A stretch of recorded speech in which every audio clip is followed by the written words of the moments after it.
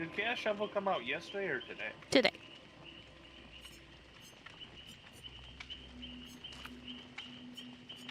I like Chaos Shuffle.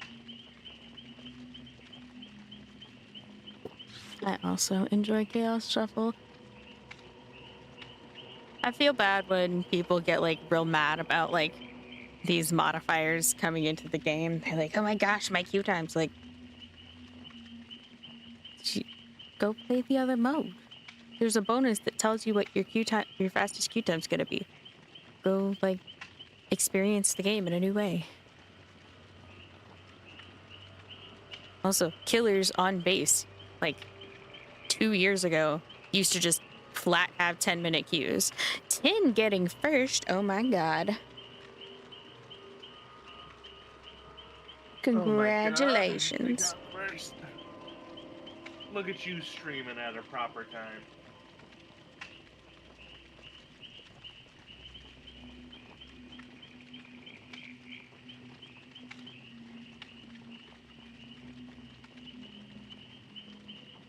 So what do you use to display your avatar when you do use your VTuber? I use VC Face.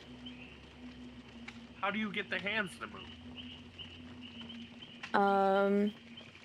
Right now I don't. I do have a leap motion, but it doesn't like to work. Because I know you used to have it so your hands move. Yeah, that was for like a week.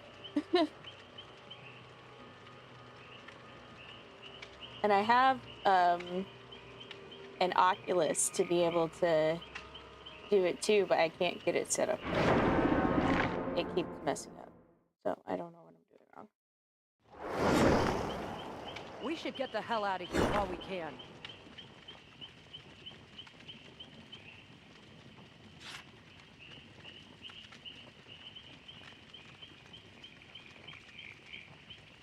Because every time I think I've got it all set up, then my hands end up behind my back and I can't fix it. Pretty much the same. Like 10, still sick, still getting worse, but any closer to a diagnosis? nope. Neurological Institute is fairly confident that it's a neurological issue. That's about it. I'm gonna be calling the doctor's office that I saw last week tomorrow and ask them about the paperwork that I had my mom bring them on Monday, because it needs to be sent in by Thursday. But I'm going to tell them it needs to be sent in tomorrow so that they just get it done. You're very sweet. Wow. What is that? I don't know. I see ponies on it. My favorite. Which was your favorite? Pony pie. Pinkie Pie?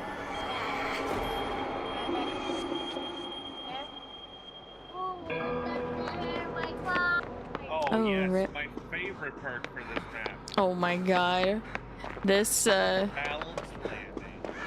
this Dwight is gonna have a hell of a time because I have Boone Expo. Well, that was quick. Yeah.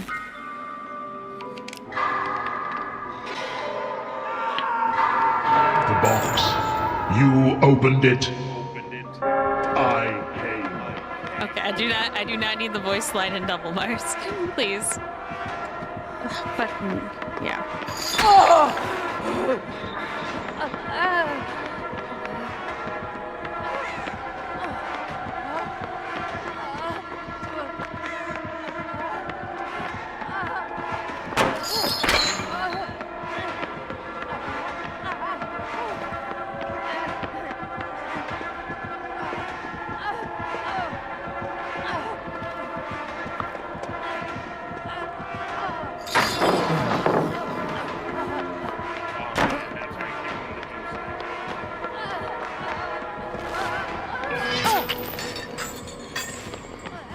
Oh, oh, buddy.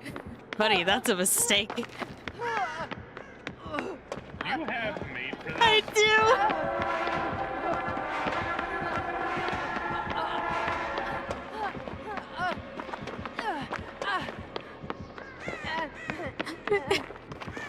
I also have chemical trap, but I'm not gonna be able to use it. Oh, he's still on my ass though.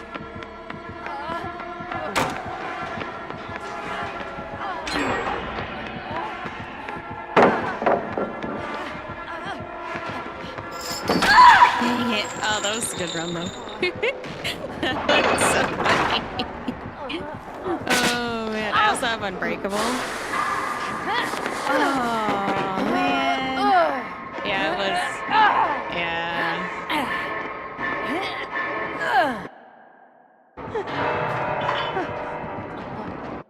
Oh my goodness.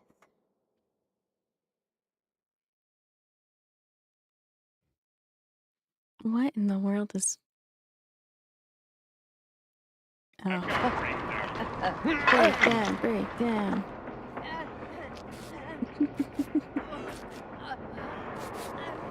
I need to get this boon up because it's gonna be really funny. I just gotta find a central-ish totem.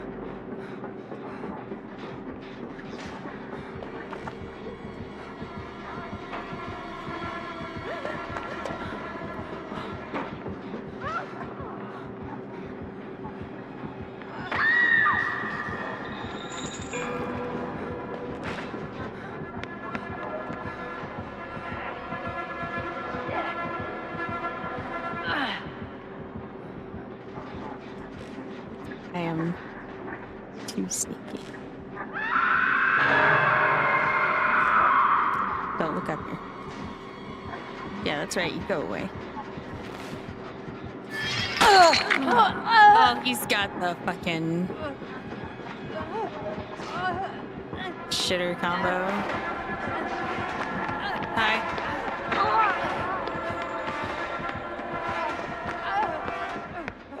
I was just trying to put a totem up. Cycle back around. Oh, never mind. You got it.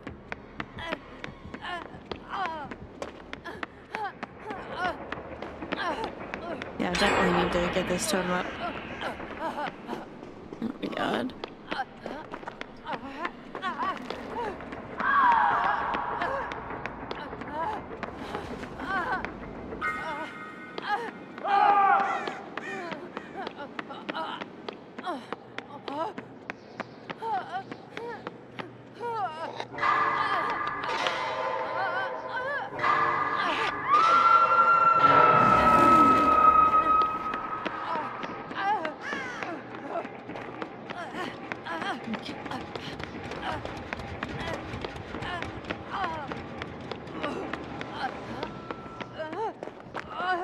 Dude, I cannot find a single totem.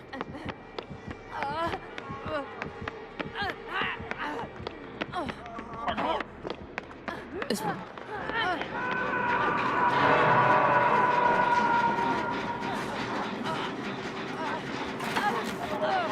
Back to her game.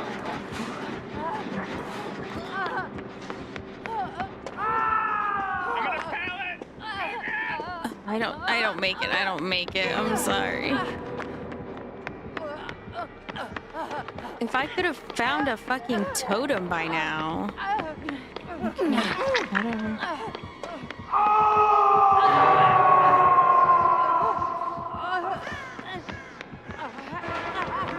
Really? Oh my god. What a fucking hit tank. Oh, there's nothing here. Now I'm under a pallet. He knows he's looking. No.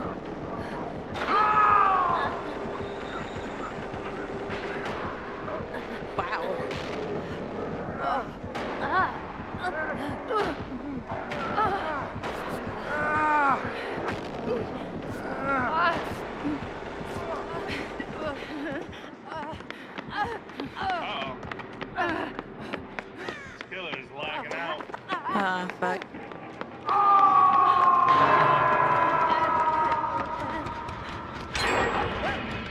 Okay.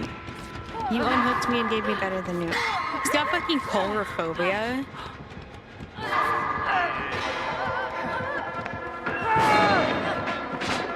Dwight. What in the goddamn... Dude, I've literally not seen a single totem this entire game. What the hell? What is happening?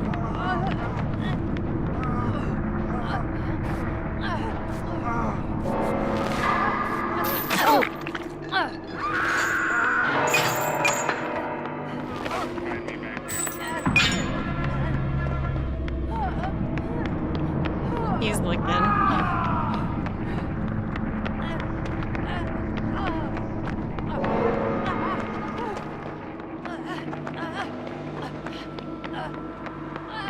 Good luck, Neko.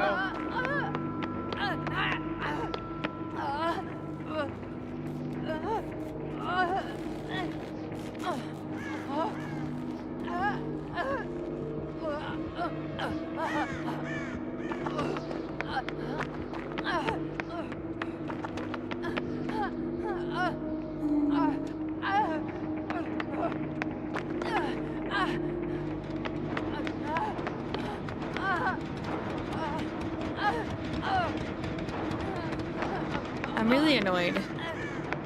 Literally, I've searched most of the map and found 0 totems. Not like I haven't found a good totem spot, like I've just found no totems. Is he camping your body? Okay. Well, praise be. Fucking finally.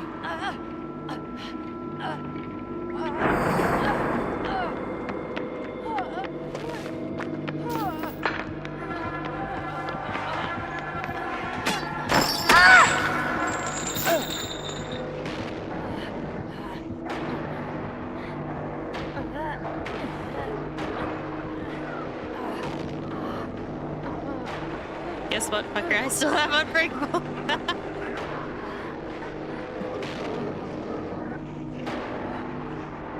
Is he on your trail? Make a noise out of it. No, he's grabbing me. I don't know why he like decided he wanted me and not you. That was weird.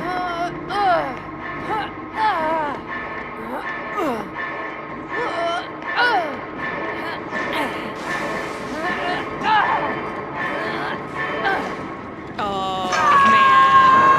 If he didn't get vacuumed, I was totally out. There we can.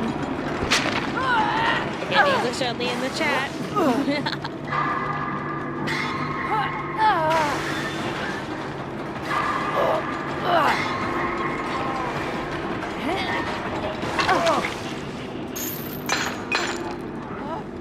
I'm gonna pretend like I've got DS. Gonna go straight for the box. Make him think that he can slug me for free. Oh shit. Oh god, Neko, he's picking me. I'm gonna be a little shit. Yoink.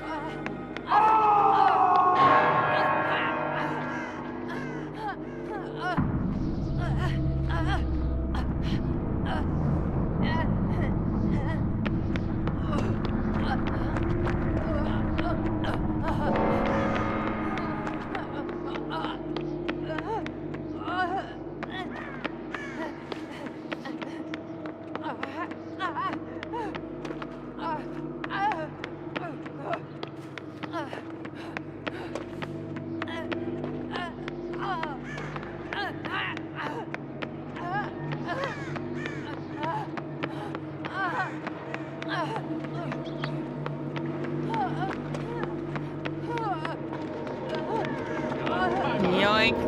I love stealing the box so much. It is my favorite thing. How am I today? Still worse, as every day seems to be, but, you know. Let me just get the meatball out of the bag.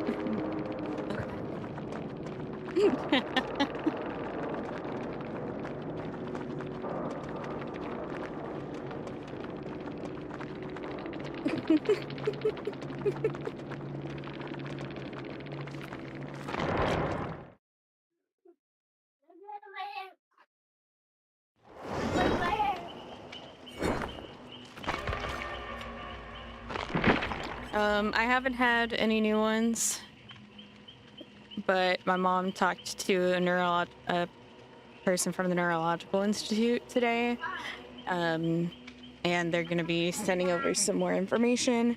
I got paperwork for the doctor that I saw last week. Hey man, welcome back. And I'm going to call them tomorrow to follow up on that. So, basically just looking into short-term disability for now, just so that I can keep going. So. That was a good meatball. Nice. As I ate like 8 of them. Jesus. Hey, meatballs are delicious. What can I say? It doesn't mean you have to like get up and go get 8. You just Shut have up. one. You're not my supervisor. Spaghetti and meatballs. What's there not to love? Tomatoes. Huh? Tomatoes. You don't like tomatoes? No. Why not? I don't like them at all. Because of the squishy when you bite them. Just bleh. No, thank you. A lot of things are squishy when you bite them.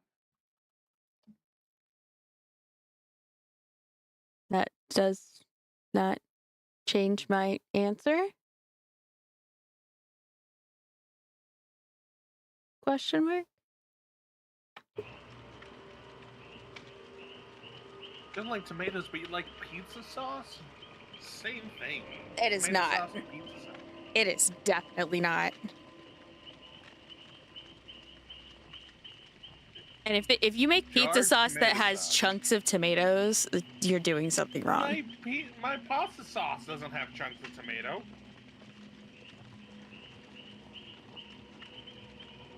Well, then you're arguing about nothing.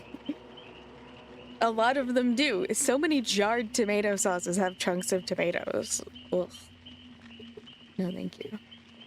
Also, tomatoes on pizza are pretty good. No. No. Also, I actually do prefer pizza with light or no sauce. Like, I will order cheese sticks with toppings instead of ordering pizza. Sure. Because it's just better. I would rather have more cheese. I have 2 blisters on my hand, and I'm trying so hard not to pop them. They're so much more painful after they're popped. It's not good. I don't think I've ever not popped a blister in my... Put a Oh my Band-Aid God, over not them. 4 TTVs. Put a Band-Aid. No. Pizza extra sauce? Oh my god. Mm-mm. All sauce. So you probably wouldn't like deep dish. No. Although with deep dish, it would be easy to just scrape the tomato sauce off the top and then eat it. That's heresy. I know. The highest order. Mm-hmm. Thanks, Swag. I mean, hey, to each their own. I don't like tomato chunks. Just bleh.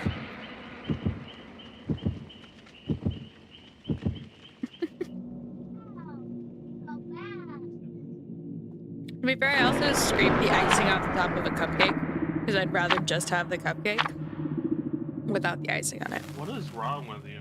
I like Who hurt muffins. Cupcakes and muffins are not the same thing. Don't throw things at me. Also, Walmart icing is what hurt me on that front. Just, if your It depends. cupcake Their is cream cheese frosting is good. Stop throwing things at me. I mean it, little girl. I do like sweet things, but not Things that are like just straight sugar. Like shitty Walmart icing. It's probably a mistake. It's a mistake. I feel it in my bones. It's a mistake. I can't believe that hit. Holy. No.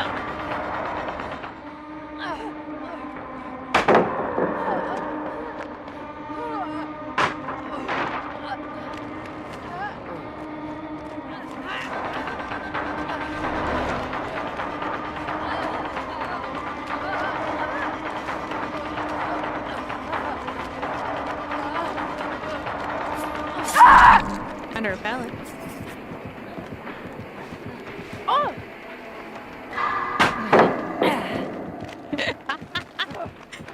Oh man.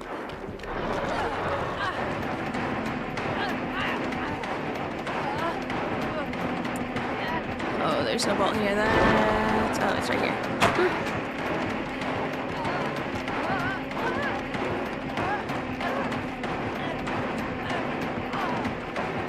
Oh, I got stuck. No. Ah, shit. I don't make it to the pallet.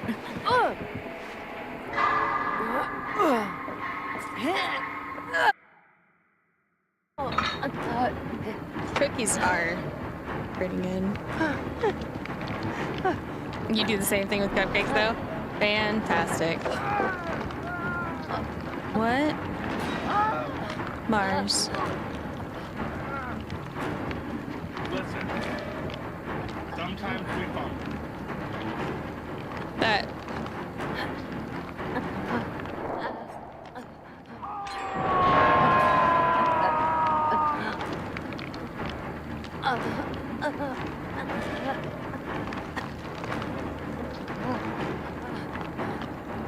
Oh, they got up the ante. I have up the ante.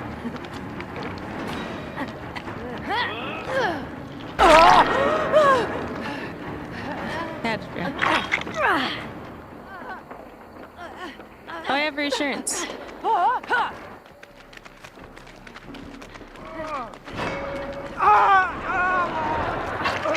Probably should have let the reassurance run since he was right there, but you know.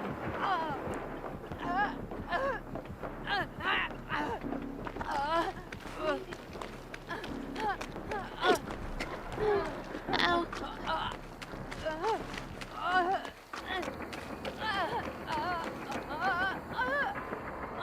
Like, most cake is sweet enough that icing's just not super necessary. Not like a carrot cake, sure.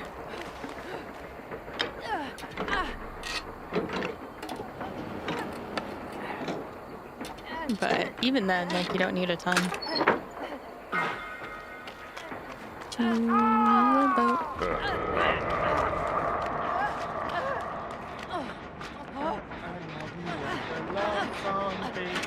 Oh God, why?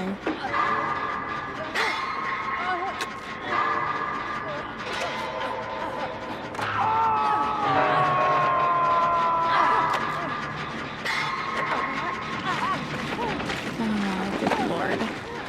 That's gotta be barbecue. Ah! Jesus Christ, that was fast. I can't believe how quickly he caught up to me.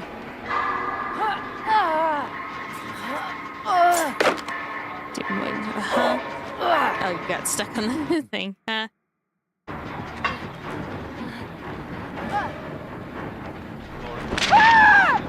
You're getting sweaty.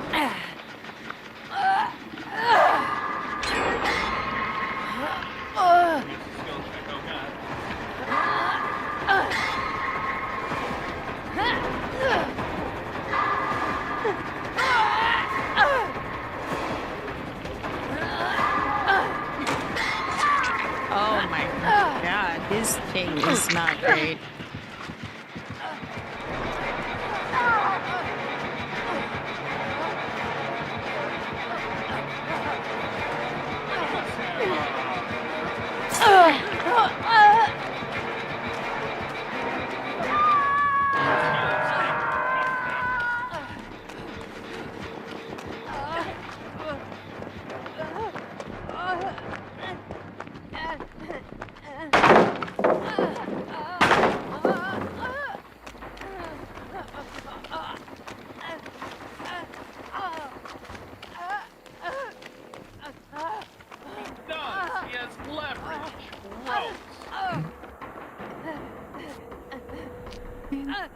And he's just.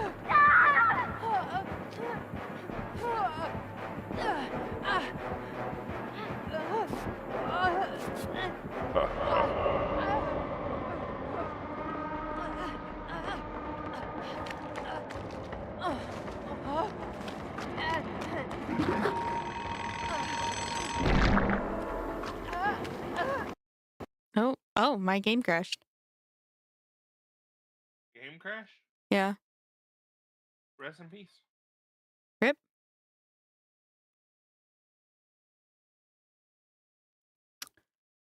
Well.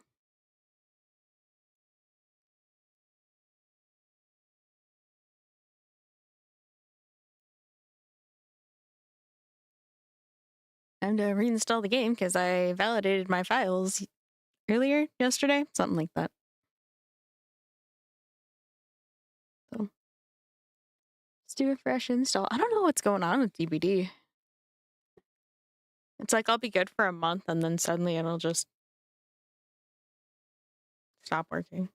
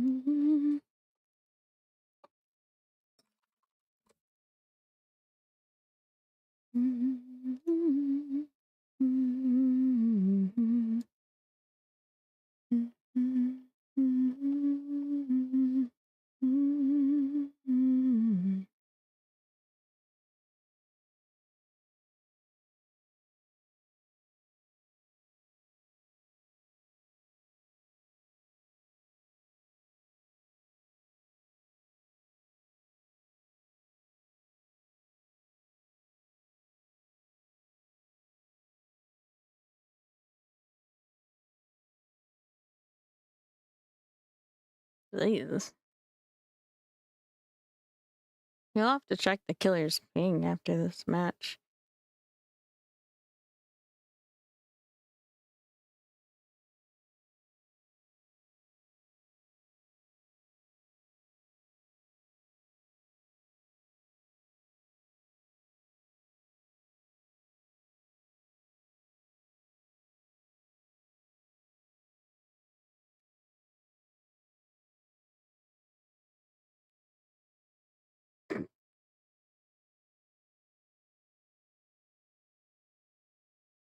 Yeah, you're gonna have to break that, buddy. Oh, Jesus Christ. I don't know why that made me jump so hard.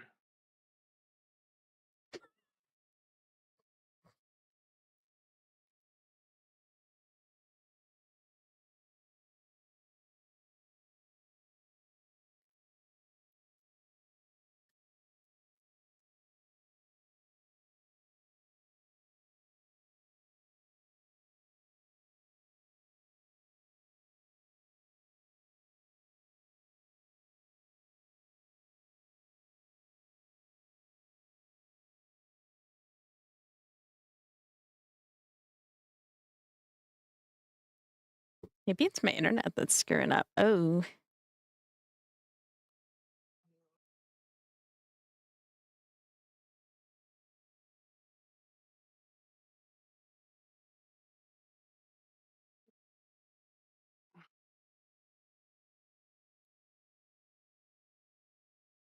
So how long is it gonna take you to reinstall the game?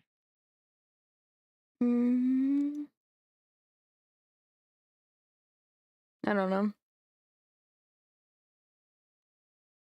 It normally would only take like a minute or two, but it's being slow as shit. A minute or two? What kind of terabyte internet do you have?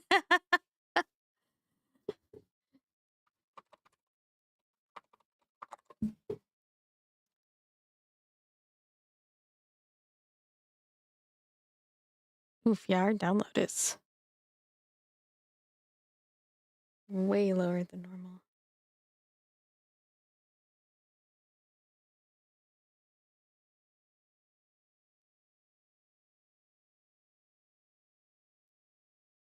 Because we normally have like 600 down, but for some reason it's at 150 right now. So I don't know. I guess we're gonna be here for a bit. So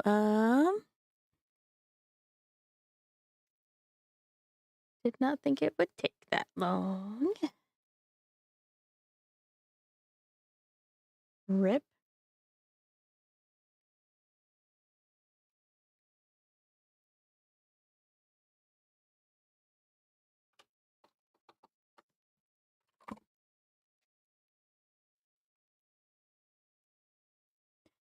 Well, I guess while I'm waiting on that, we can redo my Twitch panels.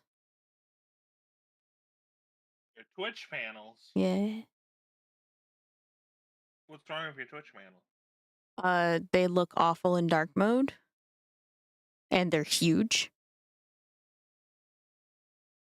I didn't think the images were gonna be that giant.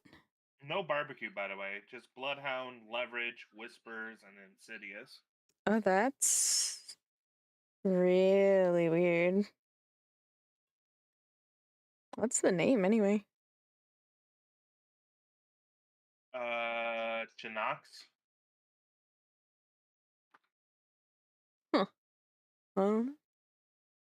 Very strange. Yeah, I don't know. But I shall. Little girl, it's time for bed. Get up, go to bed. Okay. I've got my eye on the download so that I can watch when it's done. Go to bed. I'll be back. I gotta put my kiddos to bed. Okay.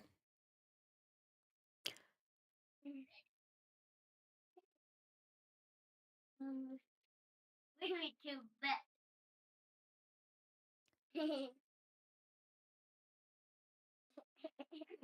Oh, I also got to figure out how. So when you put in panels, I gotta drag you all the way down. okay, I can move them around. That's so. You're too heavy to lift. I want to have Discord be the very first thing. Dude, it's bedtime. Here we go.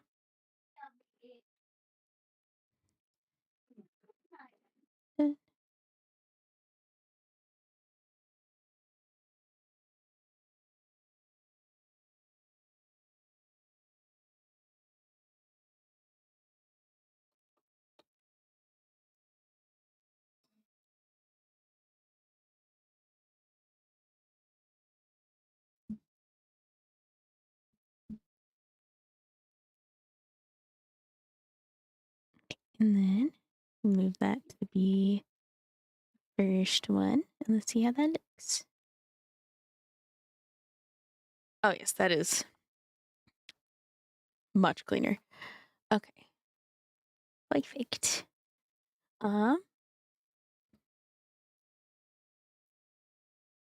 It's 5 minutes remaining from Steam, so this shouldn't take too long. What do we think? Oh, I should make a new one for commands and channel add image.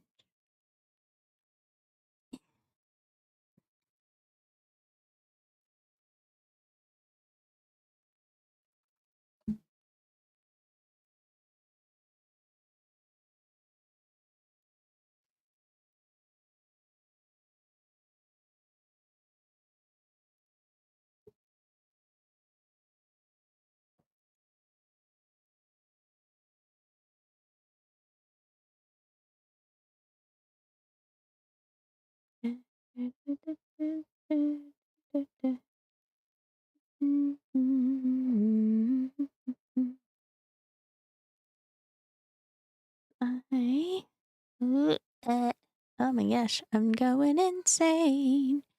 Da, da, da, da, da, da. I need this link. Gwen. She's losing her mind. Links to my commands list.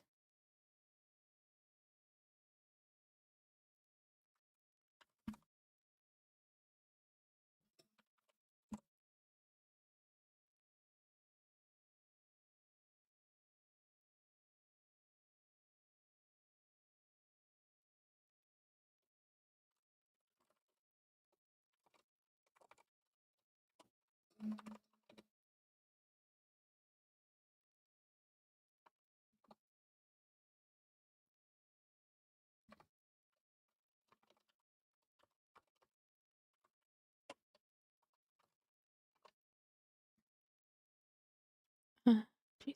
I have too many commands.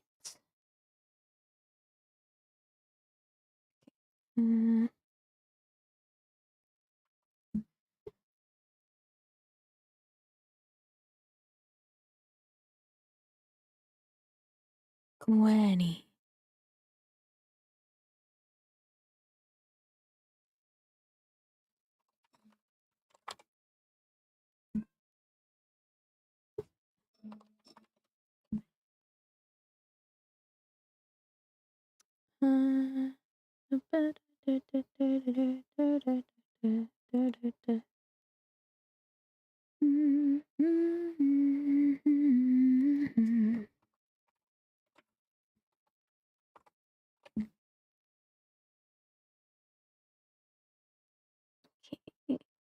We do that, and we're down to 2 minutes.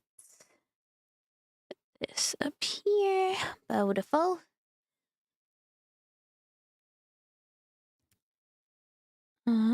But I have too many things.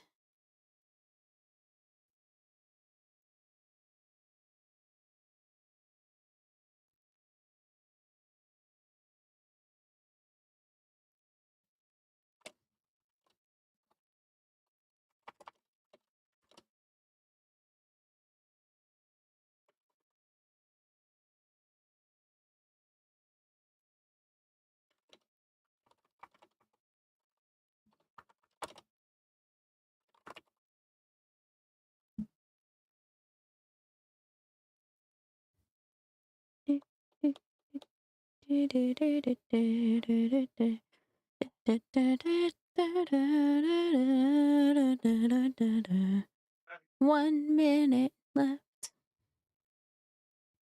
And submit. Beautiful. Hey Google, turn hallway 3 to purple.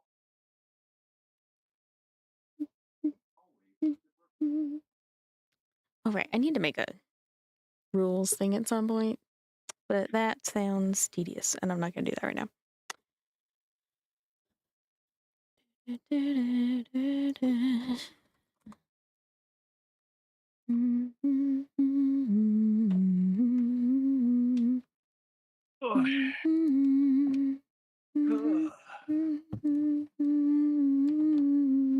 up and running?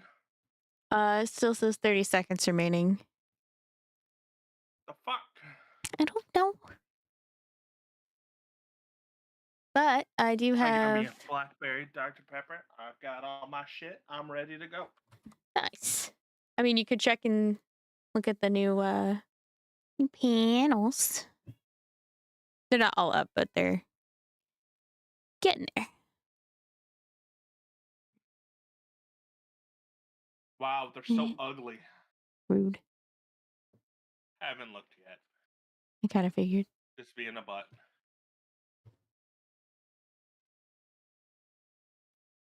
Watch TV, Neko Andromeda.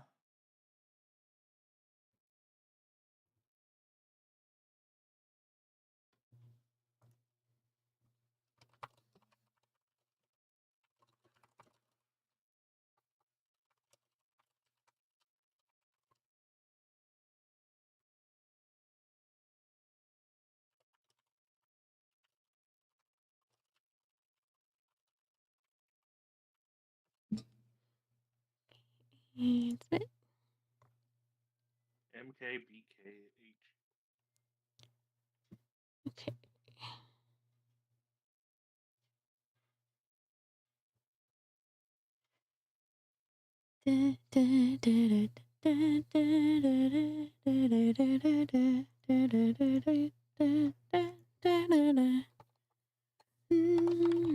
Oh my goodness, I can't type.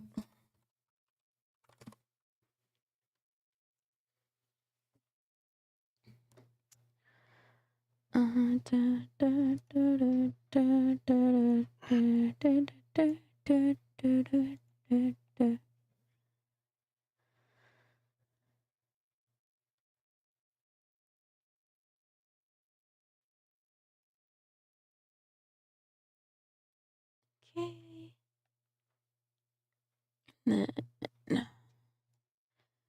The only thing I'll need to is done finally. Wait, what do you mean download failed? You hoe? What the fuck is wrong? You just said it was completed. Okay, it's like another 30 seconds. Neko's a hacker, confirmed. Booed.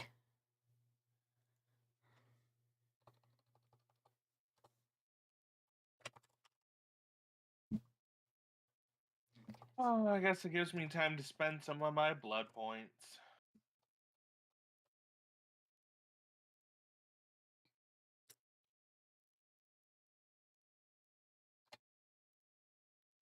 So what do you think of my basic ass model?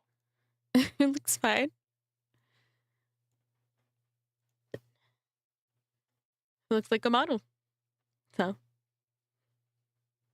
I'll probably go more in depth later, because I'm assuming there's stuff I can download for Vroid, like clothes, etc.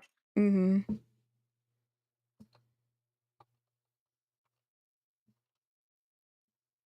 Fun fact, my model's wearing a Hawaiian shirt, and so am I. Nice.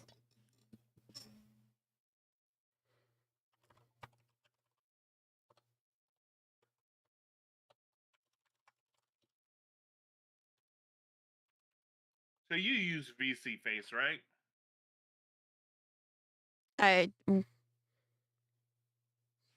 When I have the full model going. Do you ever run into latency issues? Because I ran into latency issues while I was playing Wilds. It was just like lagging. I don't know that that's a VC face thing, because I had a lag issue, a model lag issue, regardless of what I was using to run it when I was trying to play modded Minecraft, not Minecraft, modded Skyrim. You play Skyrim? When was this? I wish I could have seen it. This was years ago.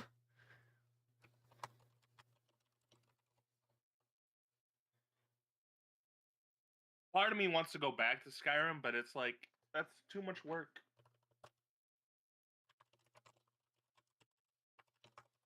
It's, you know you can't play vanilla Skyrim. You gotta mod the shit out of it. I usually don't do a ton of mods most of the time. I usually did mods that were like lore friendly. Oh, that looks like so much better. Oh my gosh. Beautiful. I only had like 2 lore breaking mods. Like the base cannons of Skyrim. I did that just for funsies. I never used them. The what? the base cannons. They were just like dubstep guns. Oh, yeah, no, that's definitely not anything I would. I only used it like a handful of times. They added like a chest and Whiterun with them. See, what and I swearing add. mudcrabs.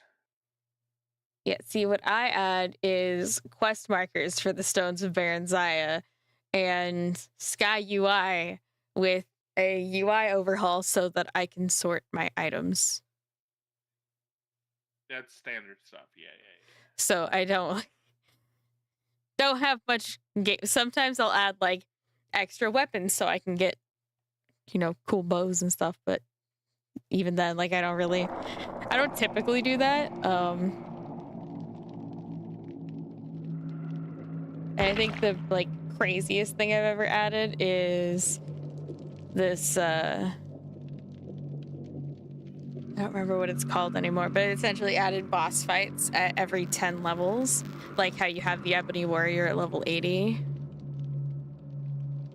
It just added them for the others, and so you just got a unique interaction each time.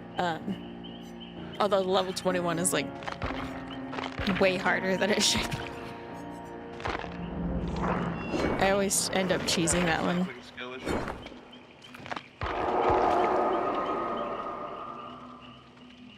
And I guess I'll accept really top me.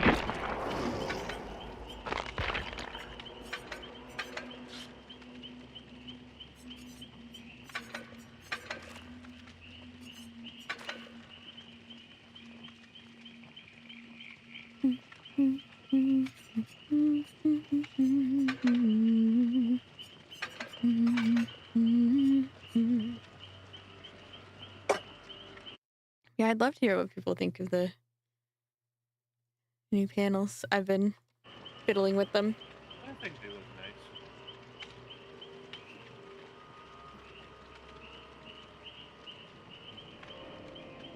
I will agree the old ones were massive.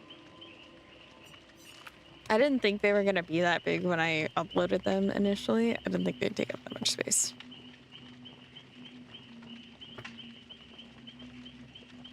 Hello, cat. Thank you for... I don't usually look at Chrome outside of dark mode. I was going to say it'd be really cool if the text was transparent. Yeah, no, on your new panels. I wouldn't even so know how to do that. I mean, I would assume if you just deleted the black, so there's just nothing there, it might be transparent. I'd rather not. That adds an entire, like, several extra steps to my current, which is just pull up the tab, change the words in the thing, save PNG. So, I like that one better. I don't want to have to... What, cat? You're being grumpy.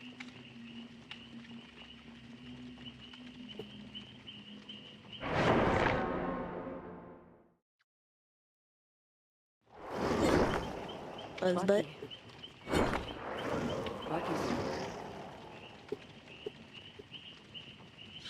Well,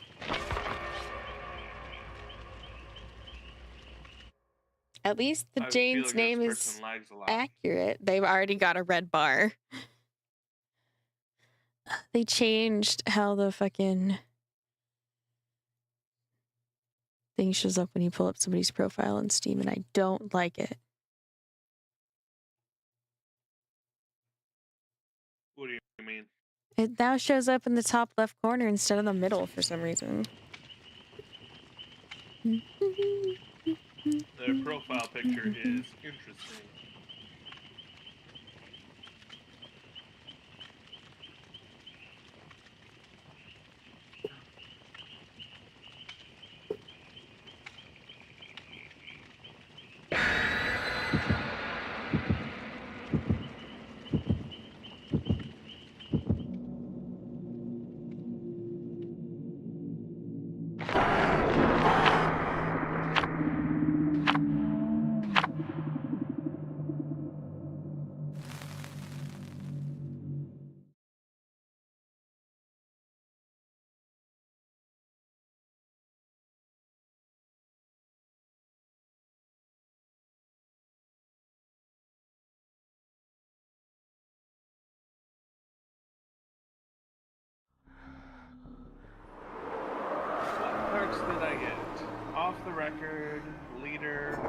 plot twist ever, and I'm winning this game. Got pebbles. I got still sight. Which is kind of cool.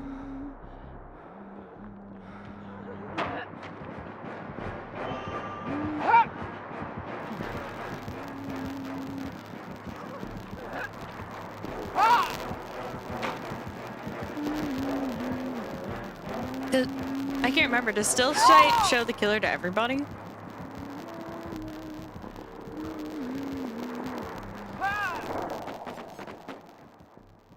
Got a firecracker save! Got a firecracker save! Oh god. Hero with the resub. 29 months. Oh my god.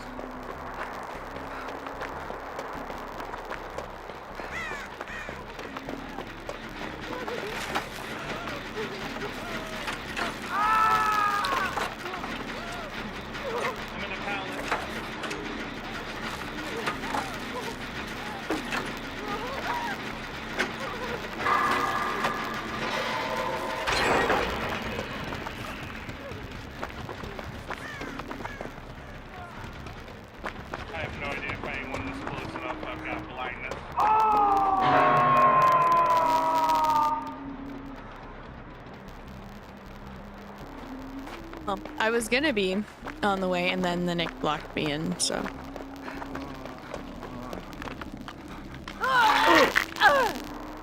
But thank you, Hero. I really appreciate it. If you want. Hero, I put in some of the new panels. I don't have everything, but I put in some.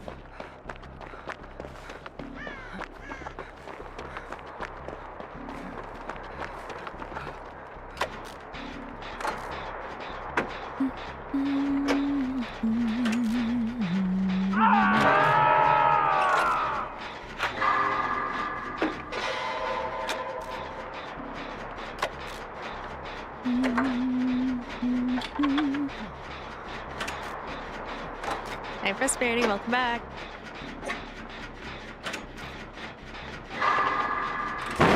Oh my gosh.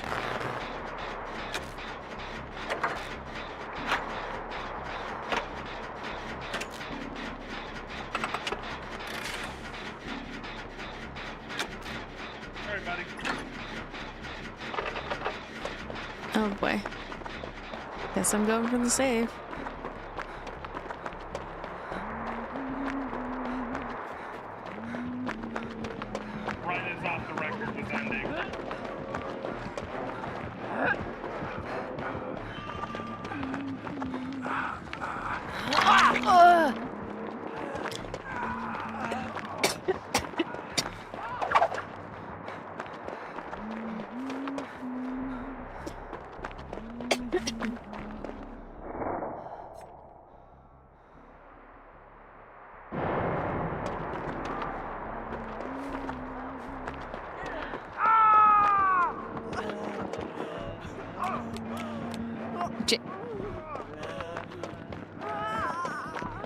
I could have had you almost healed. I could have had you healed, but instead you decided to be like a butt. Maybe I'm not living this game.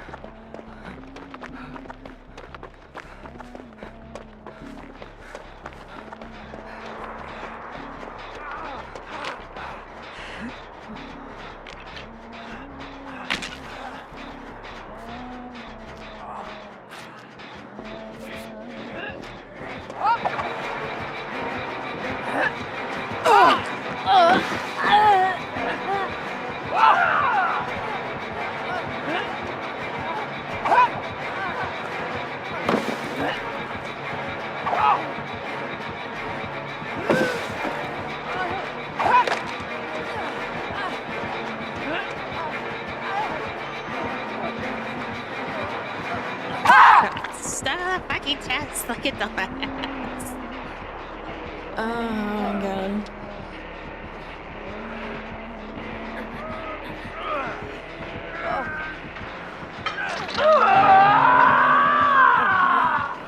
Oh.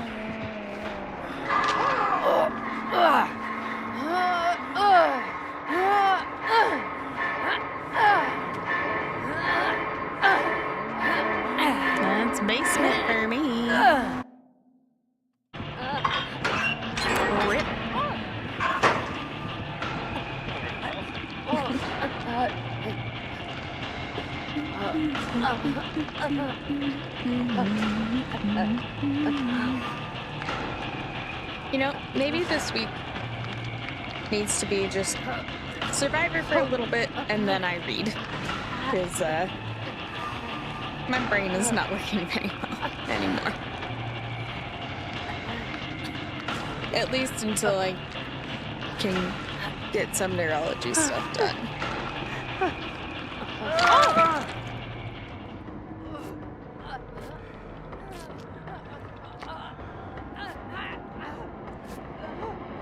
She wouldn't come back to base, would she?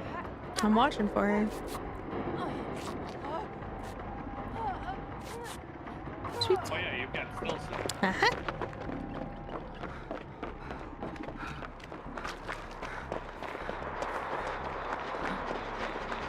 Hello, Nicolas Cage. Would you like to heal? We do need to get another gen done.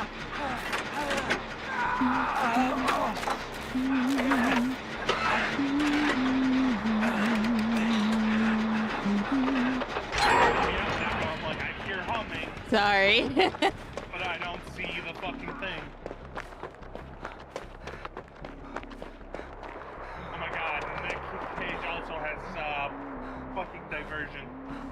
That's so funny. Oh.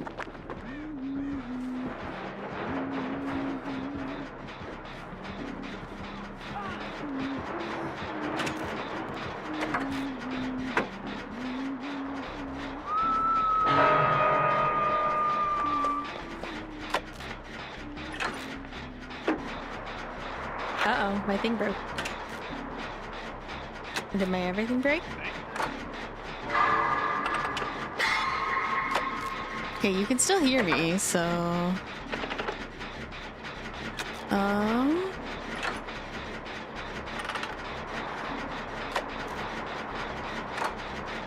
Yeah, my PNG.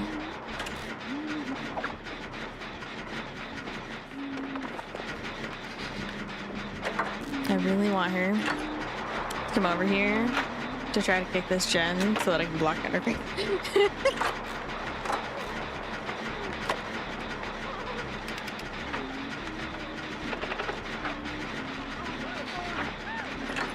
Yeah, my PNG suddenly got like my browser refreshed as well. It was really weird.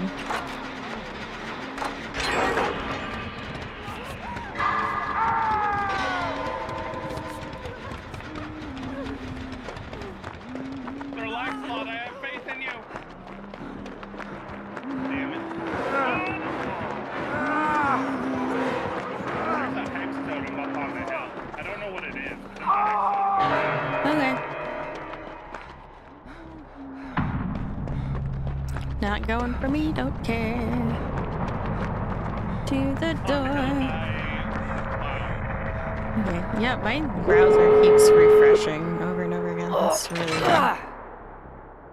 So.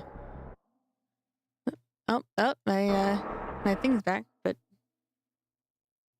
not working right yet.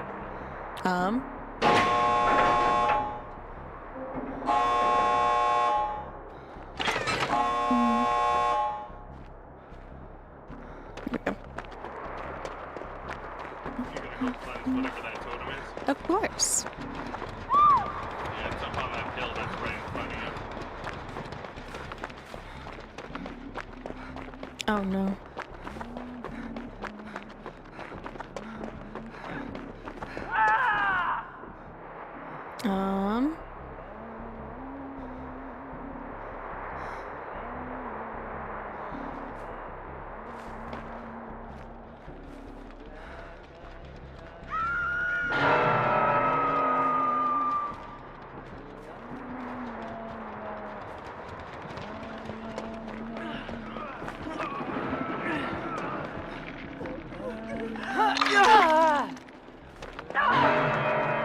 It's probably wretched fate that's about to disappear.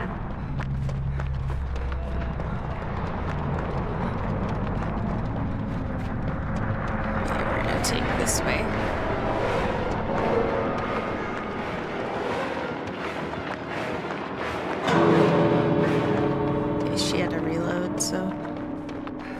okay.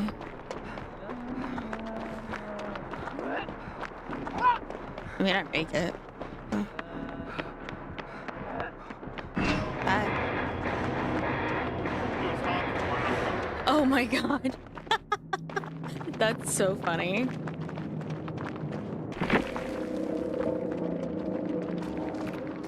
Oh man.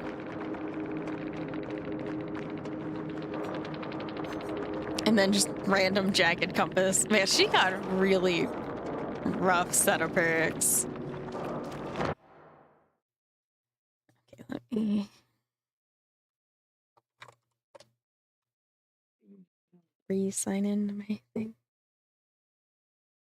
All right.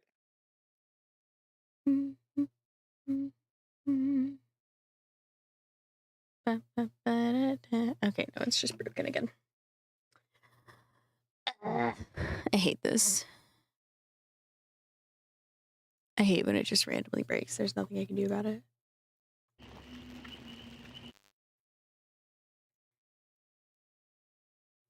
You gotta get going, don't you, Mars? Oh, yep. Well,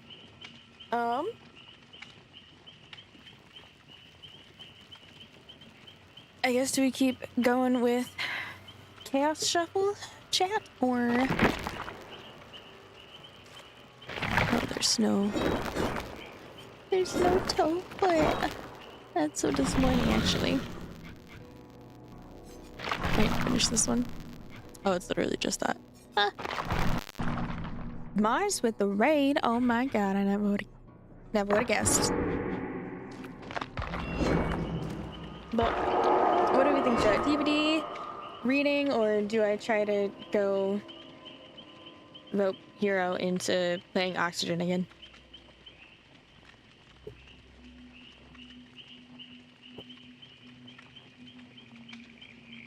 It has been a pleasure. Yeah, thanks for playing. I hope you have a good day at work. I probably will. Or I won't. I don't know. Well, hopefully you have a good time.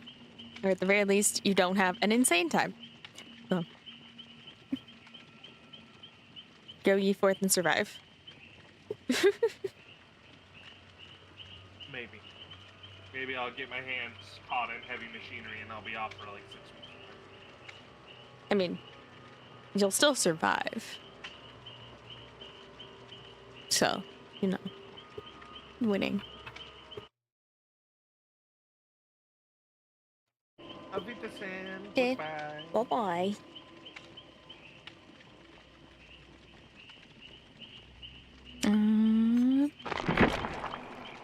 I guess we'll just run the DBD batch for now, since I am undecided.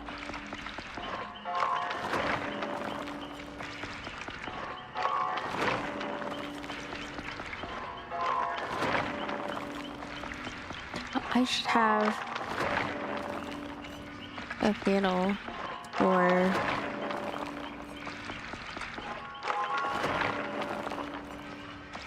the choose my prestige thing.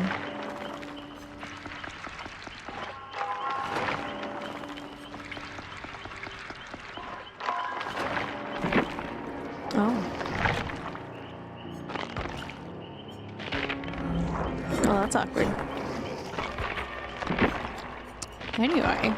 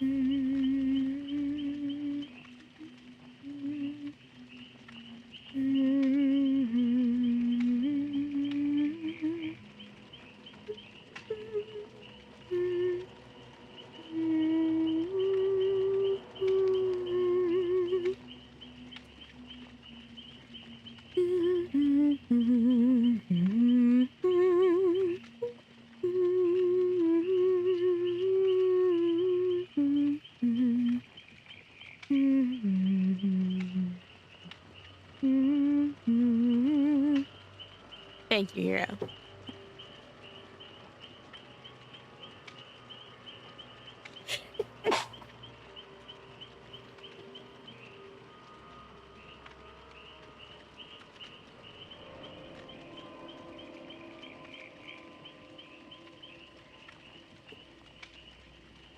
Also here, I know you probably saw my message, but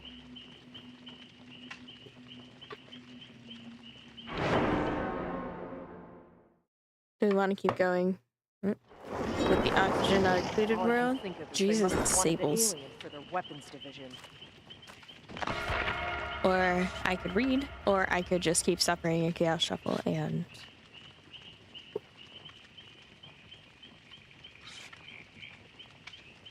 I really need to come up with a way for chat to cause more chaos. Like, give me a quest to do each match. Like, cannot escape, cannot do anything. Like, I can progress the game, probably, depending on the thing, but like, don't do anything until you've completed this thing, or you have to do this throughout the entirety of the match, and only if you finish it can you actually escape.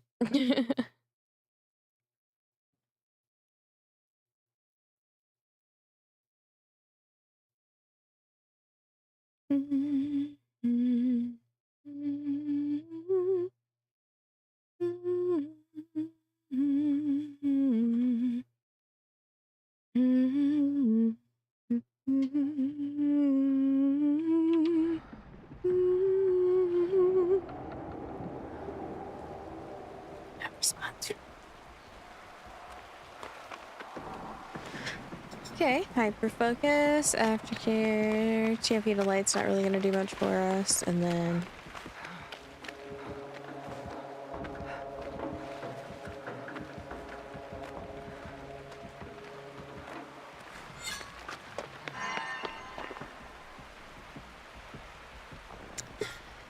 warm spirit.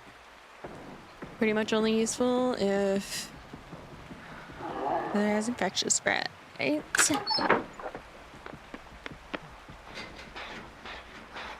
Alright.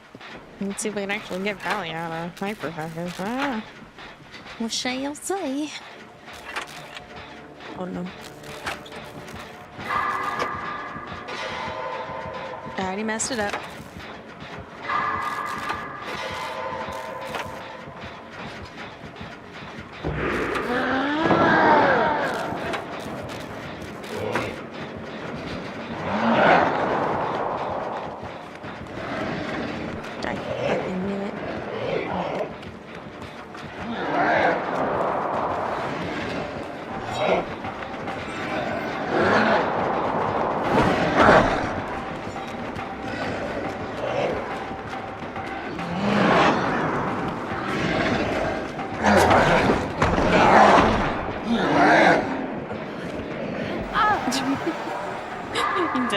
No worries.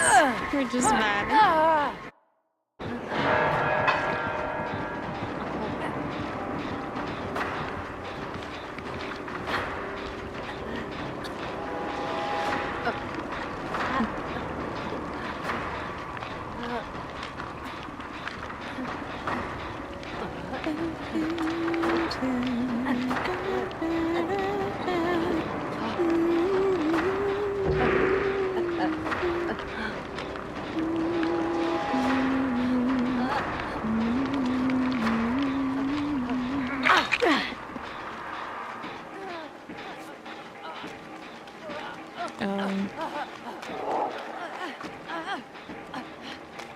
Whatever.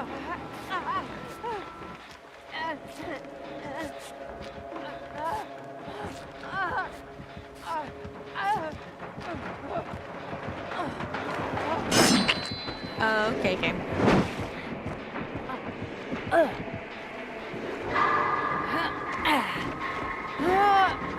I think I'm just gonna get screwed over by this 3-man.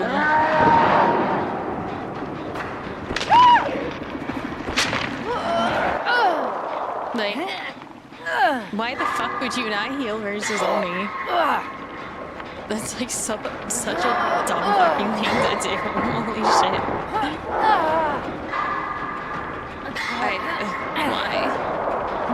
Why are we being stupid? Please. Please. Please, I don't need this temporary in my life. I swear to God, if y'all just leave me to die.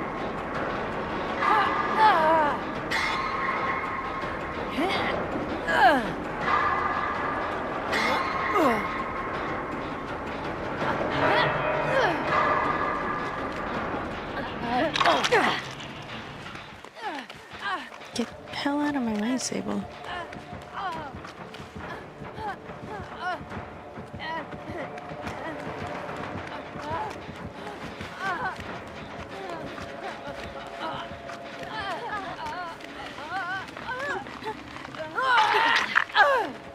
I think I'm just gonna not heal.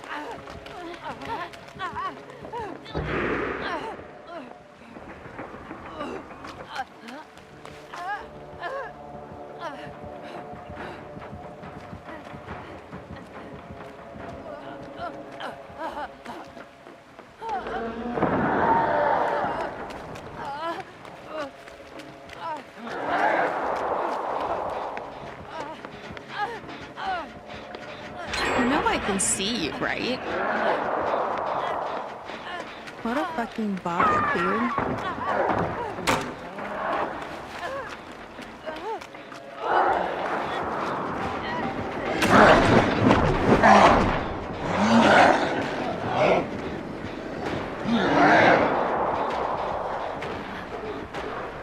Dude, you have got to be kidding me.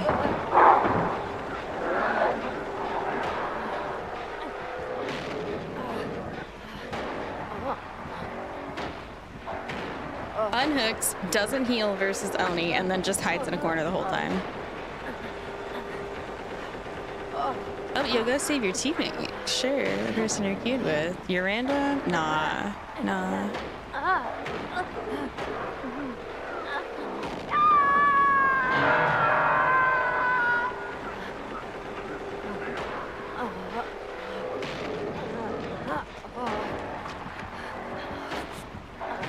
I am shocked that she actually picked me up. I was definitely sure she was just gonna leave me on the ground to be petty.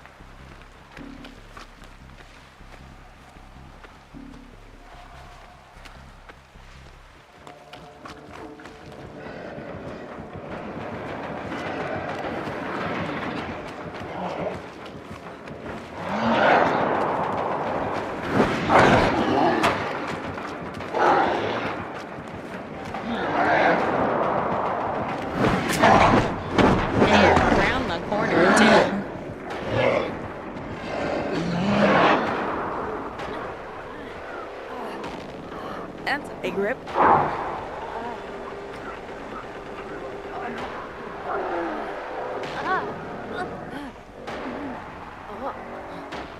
Like, seriously, what are they doing?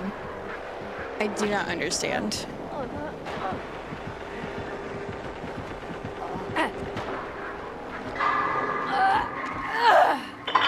Well, girl.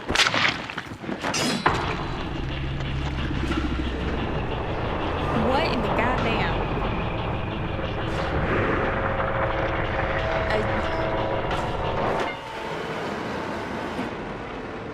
What?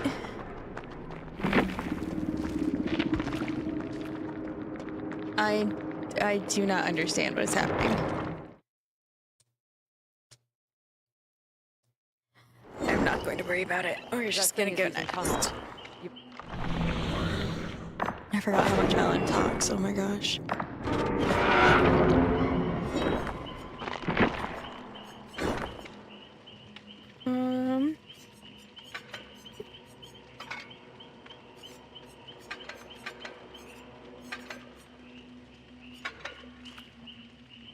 Sure. Just throw random items together.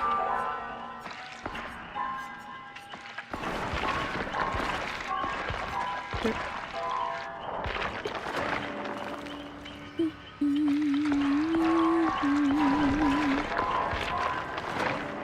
Brothers, we got company and make it clear.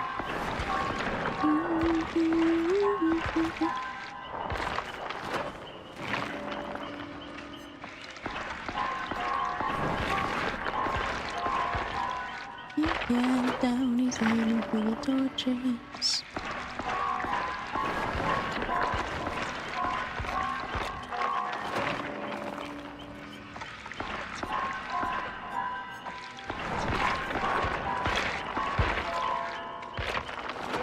Too much Epic the Musical in the brain.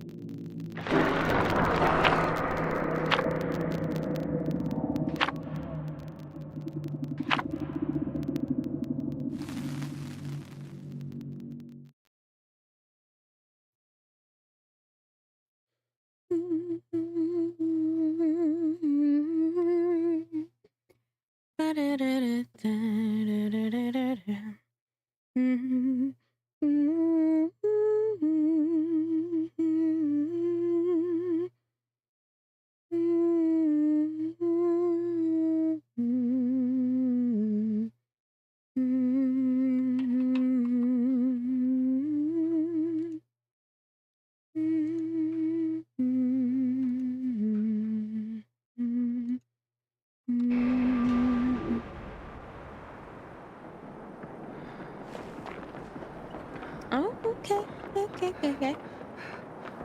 Not bad, not bad.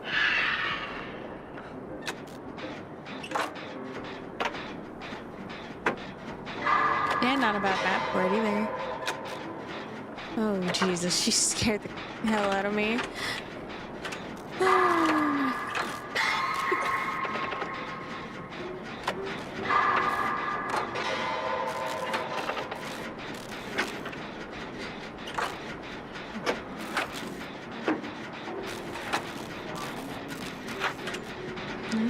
Huntress.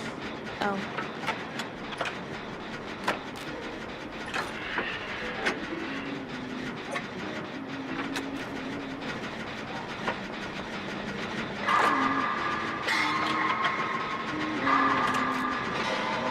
What?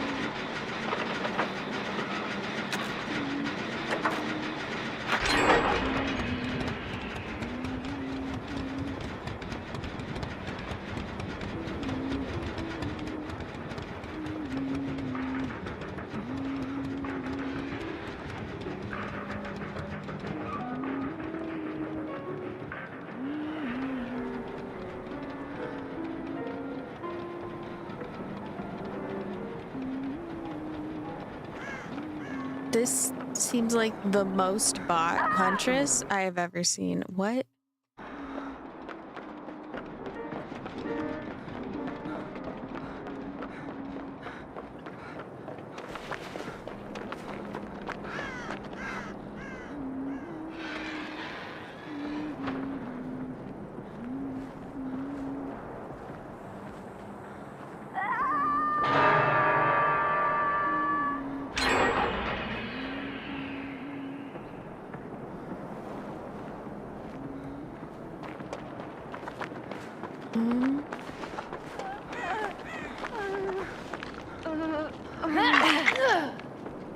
Rest Alliance. Can I?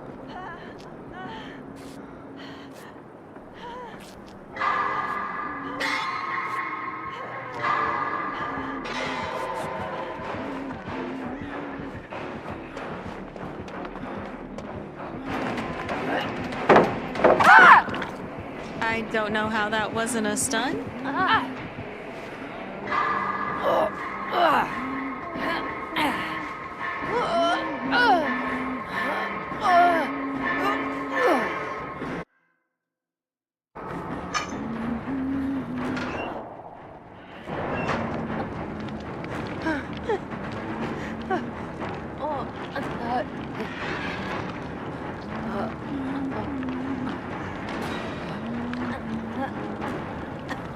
What is happening?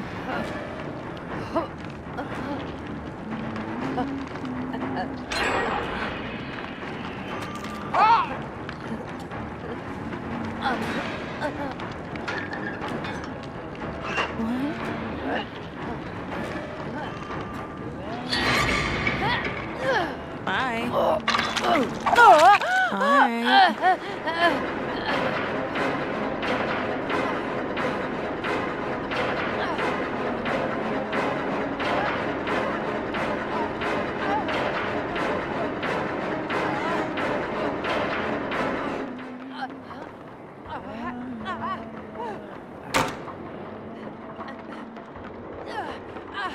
Oh, hi.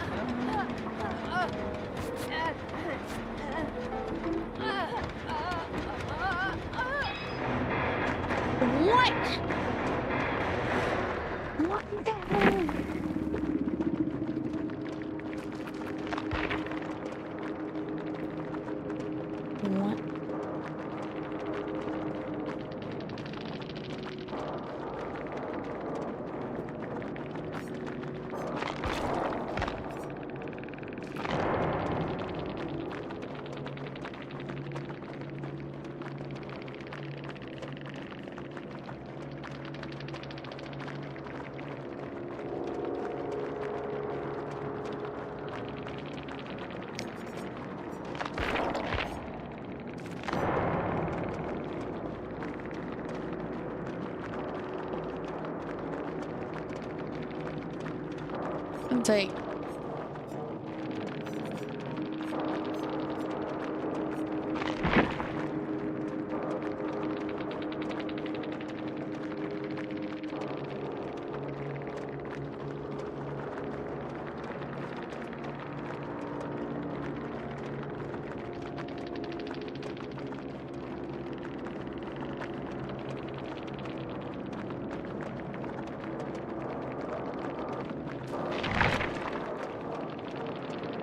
that.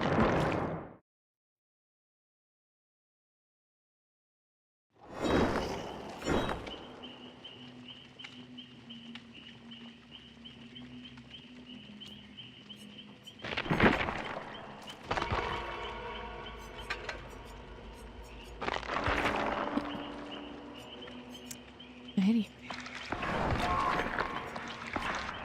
Oh.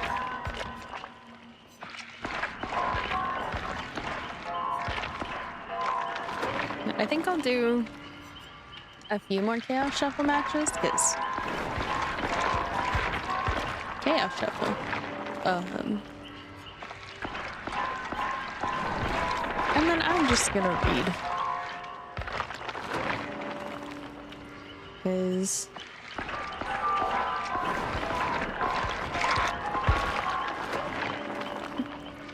I think that'll be a little easier on my brain. I just really hope I get some answers soon.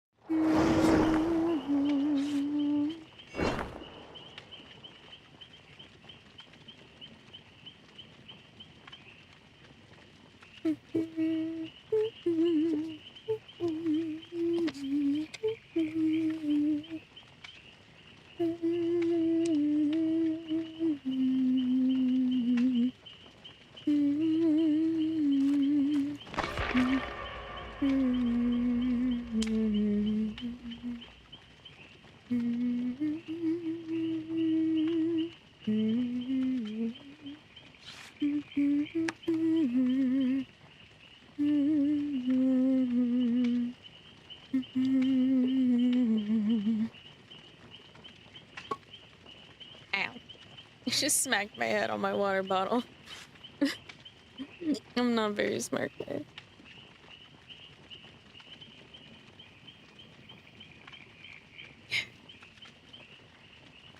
My goodness.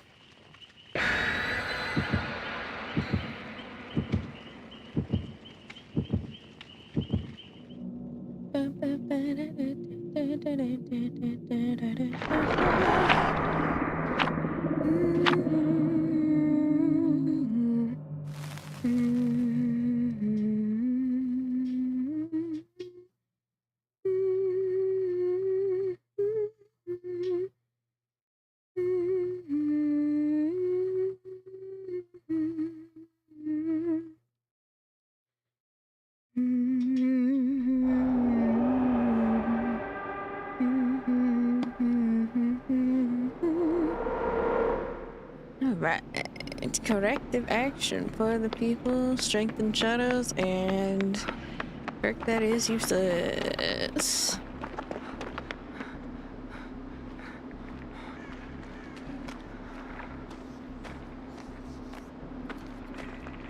What do we got? Oh, okay, twins. So for the people might not be the worst.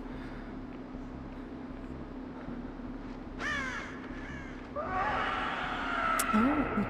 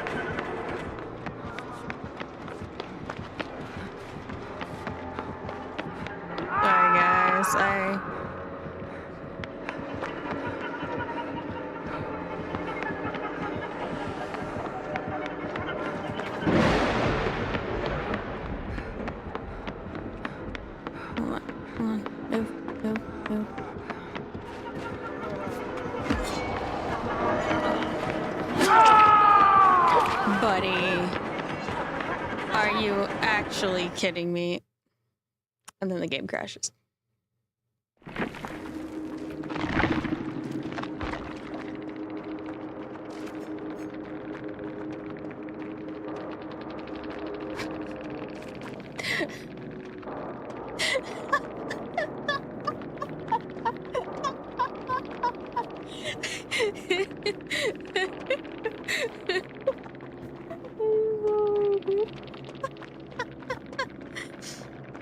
Oh my god. What in the goddamn...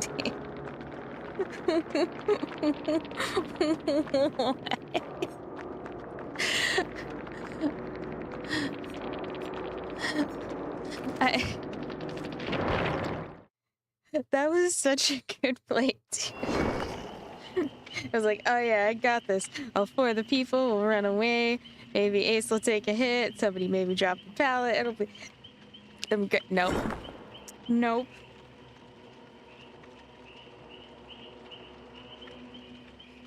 This crashes.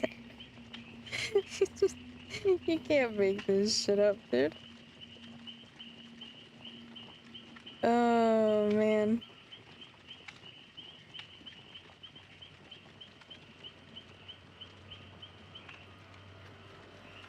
Well, guess on to the next one we go. That was an interesting time.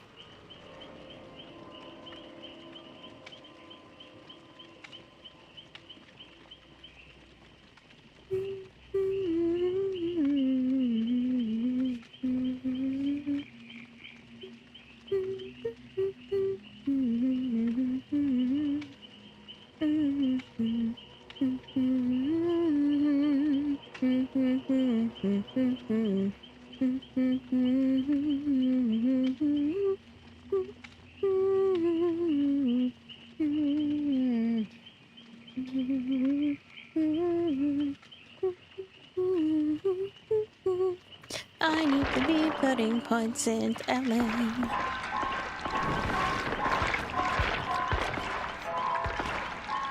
Perfect.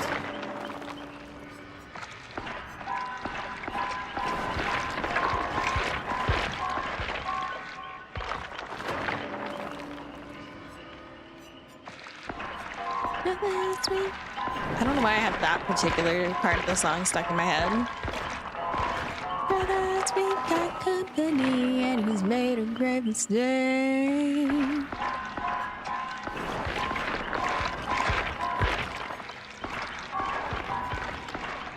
Like, just that one spot. It's just... I'm just gonna cry. I forgot what to say, God. Oh my god. Anyway.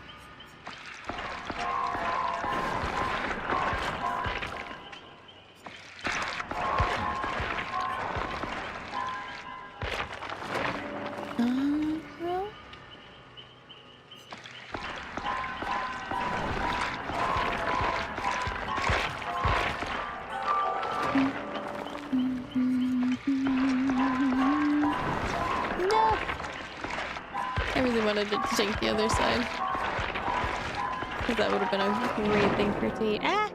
Anyway.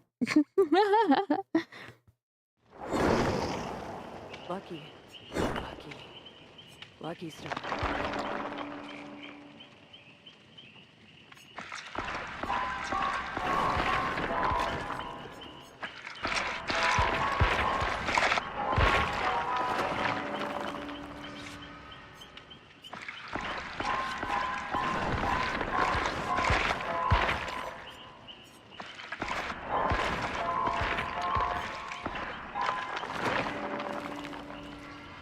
One of these times I'm gonna load into a lobby.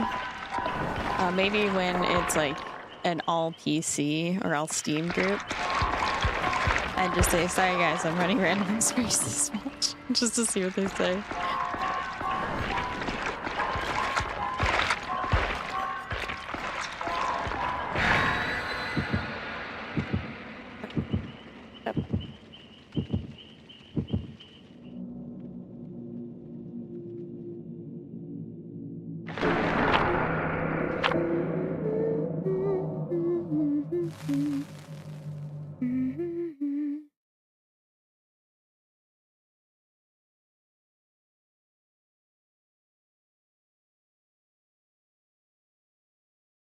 Shoulder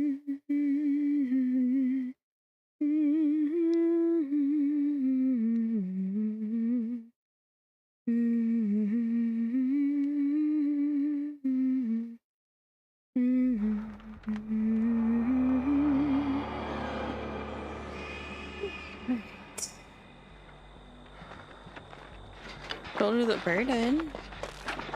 Man, this is like... Okay, bye.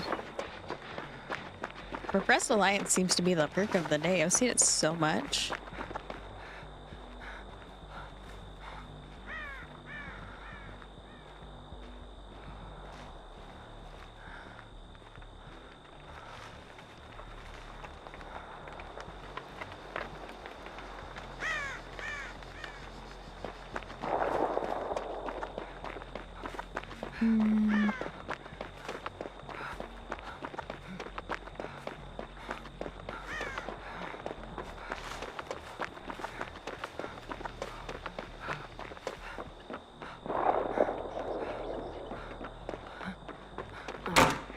Gotta be Slinger, right? Yeah.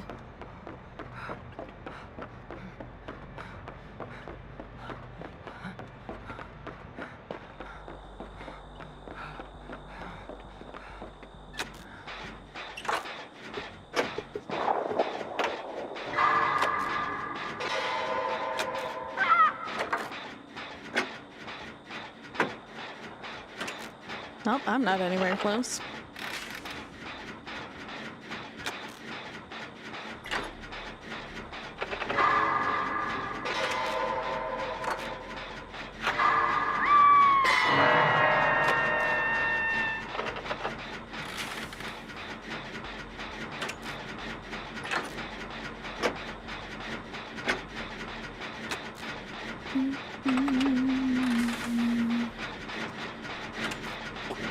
Ow. I'm just an idiot sometimes.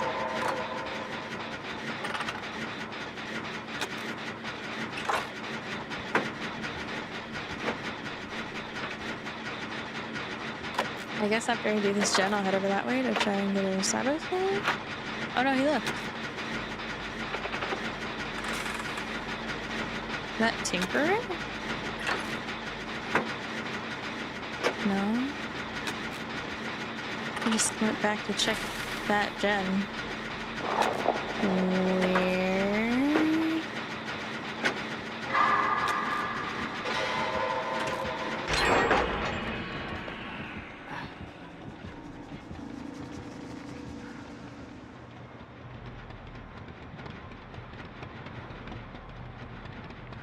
Ah! Ugh!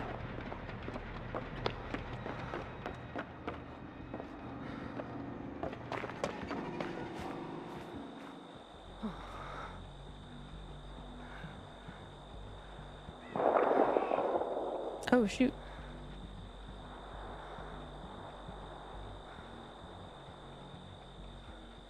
Okay, not going this way.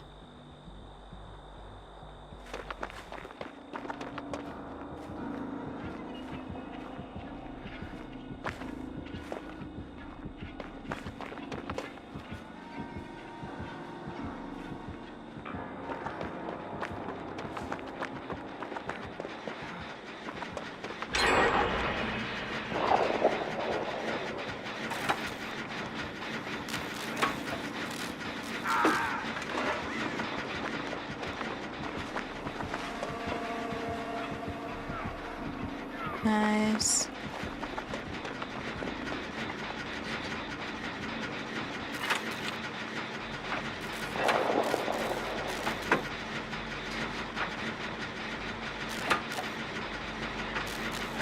I'm kind of bullying this slinger.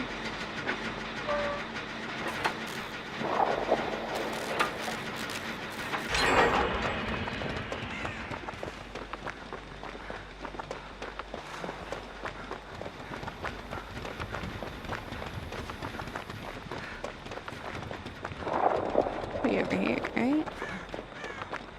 Ooh, lag?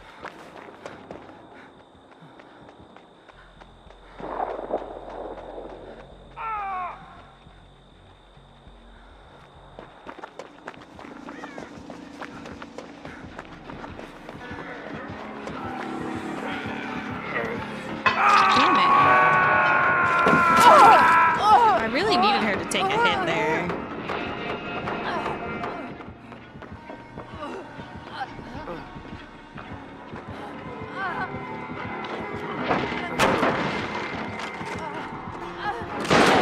Ain't no way. There's no way that caught me around the corner.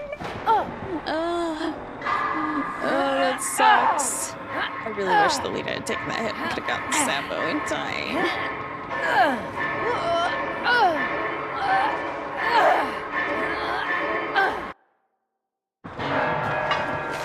Man, that's rough. It's chilly.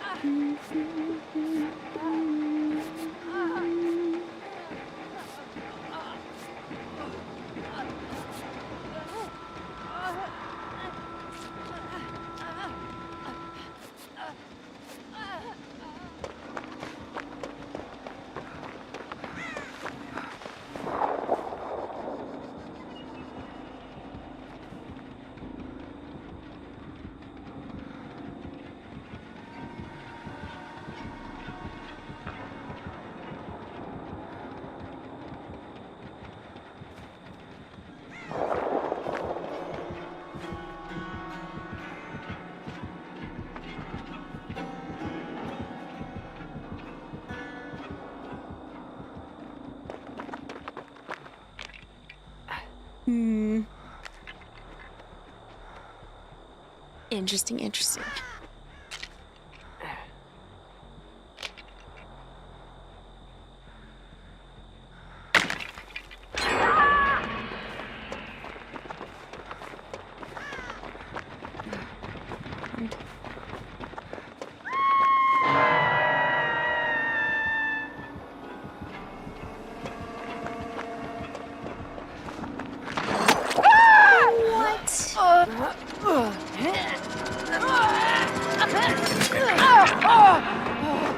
That was such an insane shot.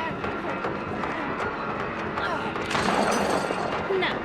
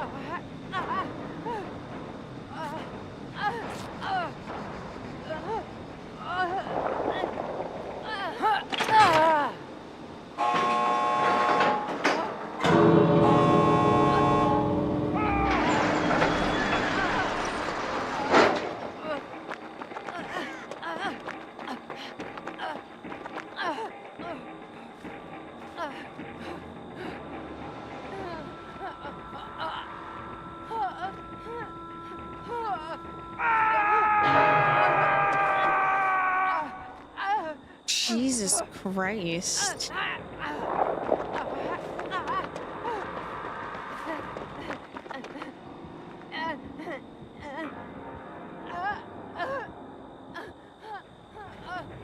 Hello, Danny. It's going okay.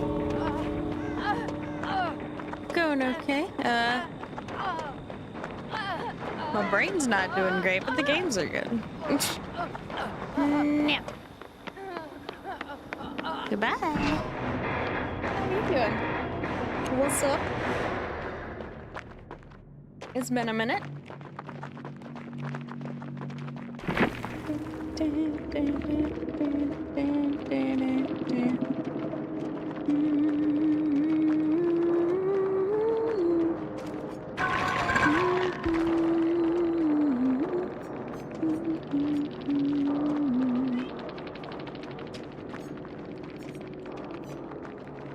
Interesting, interesting. Also, I literally wouldn't have been able to get away with saboing. That's so funny.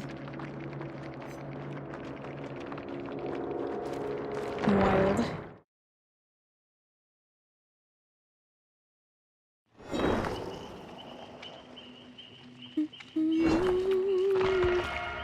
Have you been playing it all, and how have your games been going?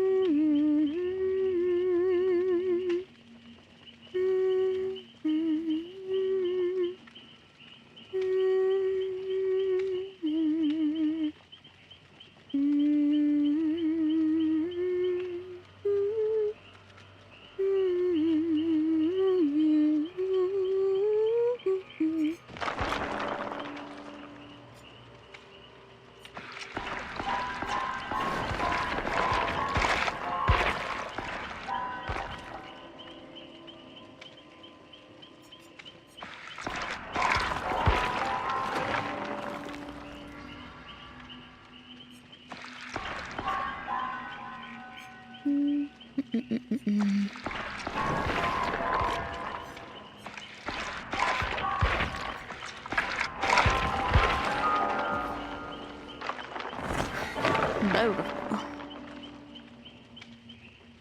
All right.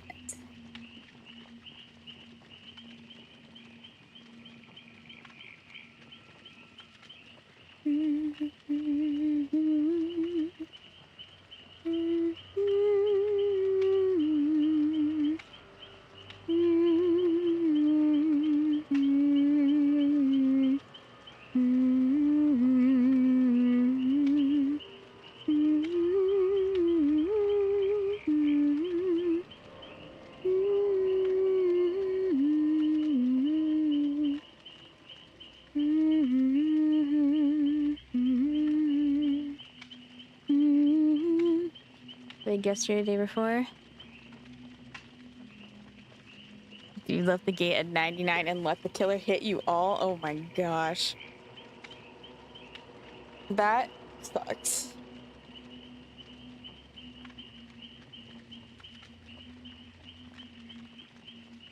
Like, it's one thing to leave at 99 and then just go and pop it, like, maybe a bit prematurely. But it's another thing to, like, not open it at all. That is just wild.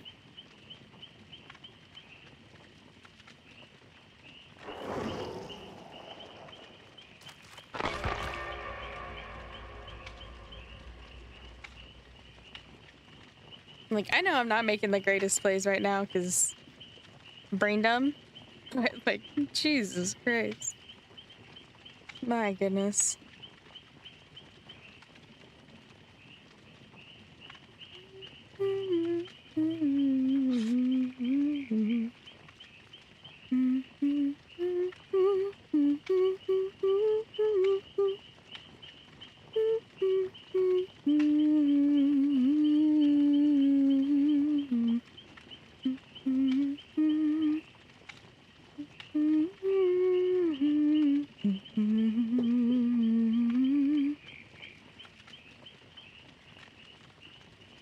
Oh my god, there's no way. That is insane. Yeah, at that point you take your escape and you just leave. Because the only thing that's gonna happen regardless of the outcome of the match is that you're gonna yell at that one person for being an idiot. And at that point, we don't need that in our lives. We don't need that in our games. In our hearts. So it's better just to fuck off and let them be stupid alone.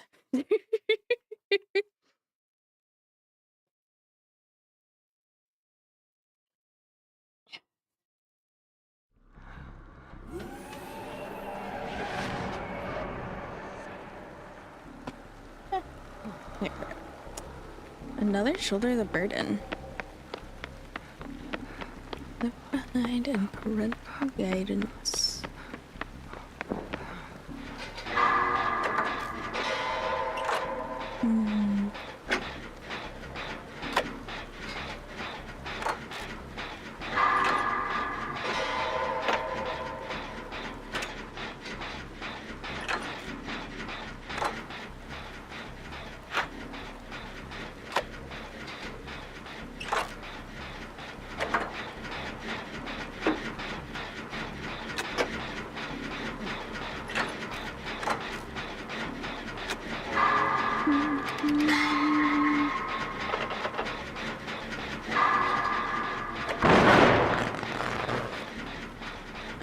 I'm so bad.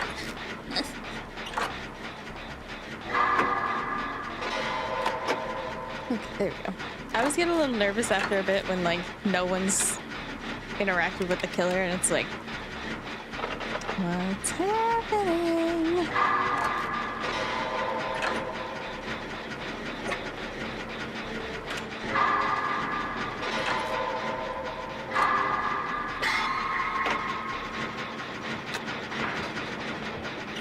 Trapper.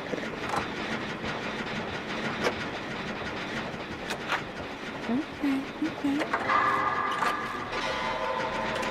Oh my god, I just about jumped out of my skin. I'm so jumpy lately, it's kind of insane.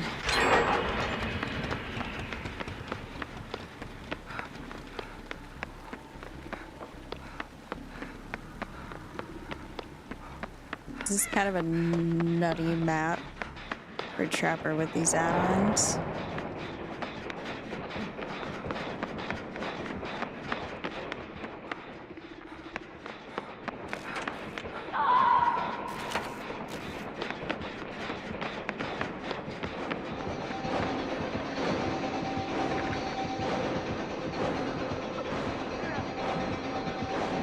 Stay there.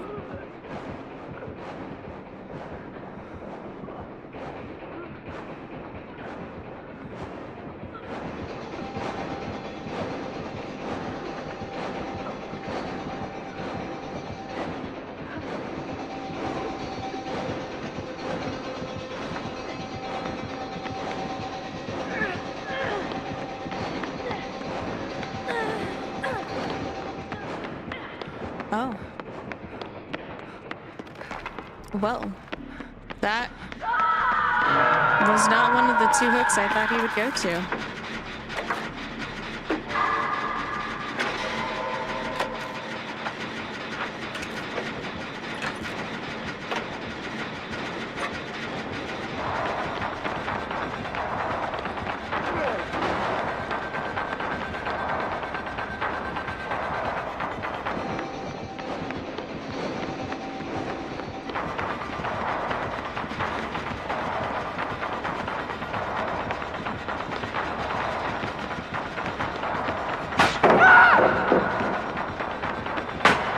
I think that's the first time I've successfully used dramaturgy to like evade a killer. Oh my god.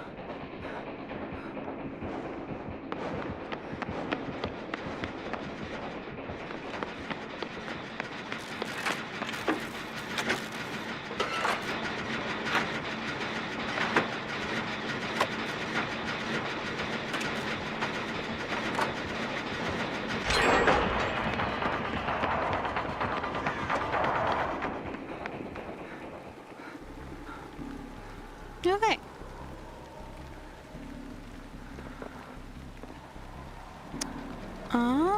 Hmm.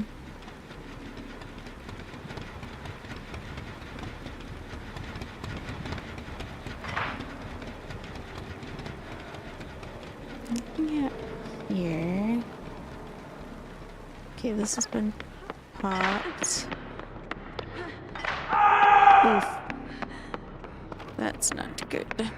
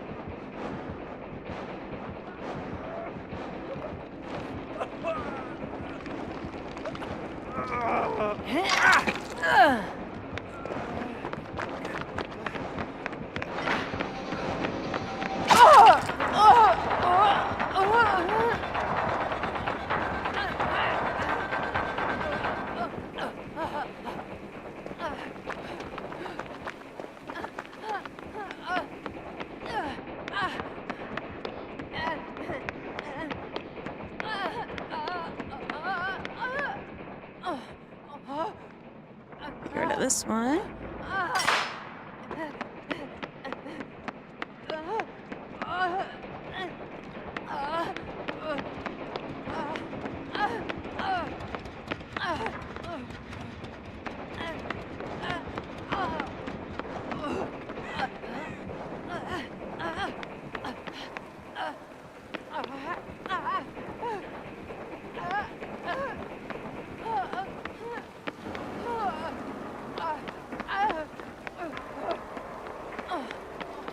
Man, he is just an instant kicker. Holy.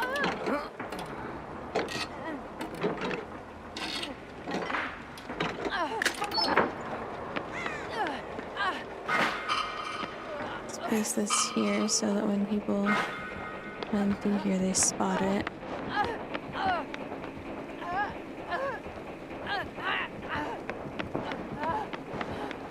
Okay.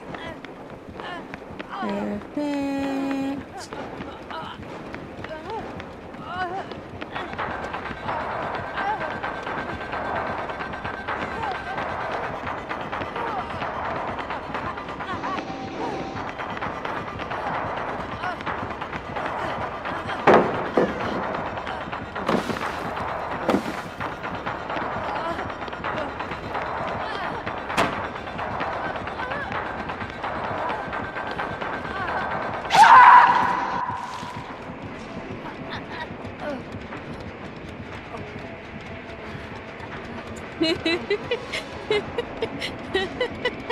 Don't tell me the killer's trying to kill you again.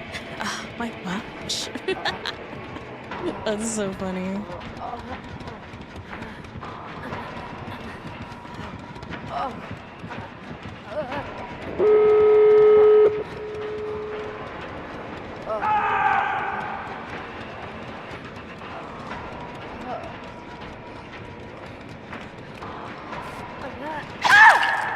Buddy, why are you undetectable? Or almost? Oh, it's fucking, I get it now. It's the fucking flag hurt. Barely run.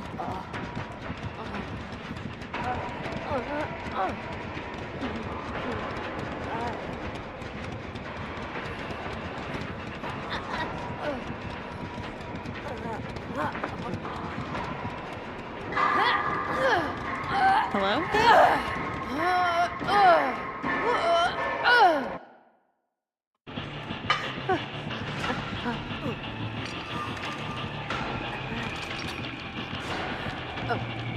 Interesting.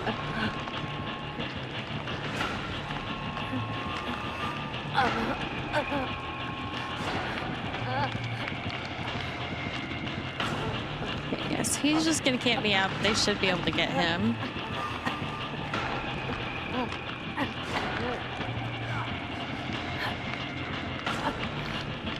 So A3 pops the trap. Oh, he just shabooped around it. Alright.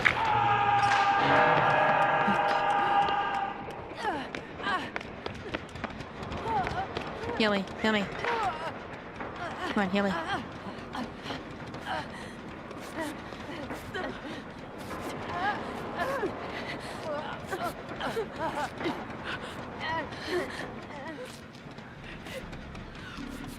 Trust.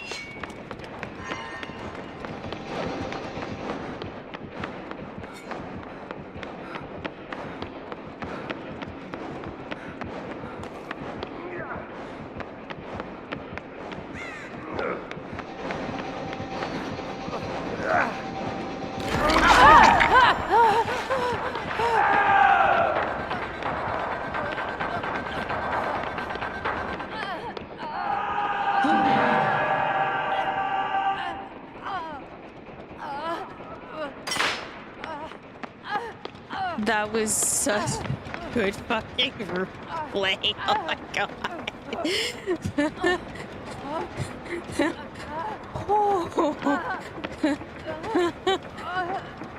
Need the FNAF update.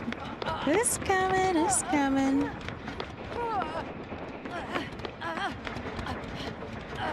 Okay, let's see.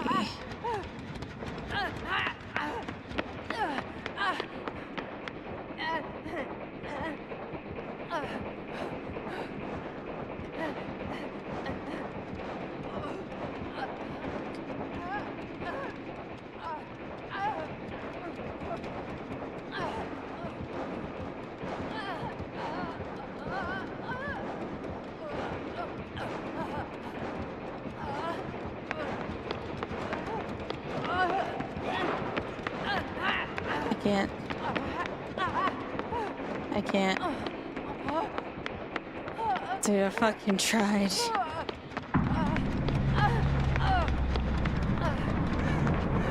I did as much as I could. Literally. Oh my gosh, I even took the extra hood. Still wasn't enough. I mean, only so much we can do, and I can't communicate with the others.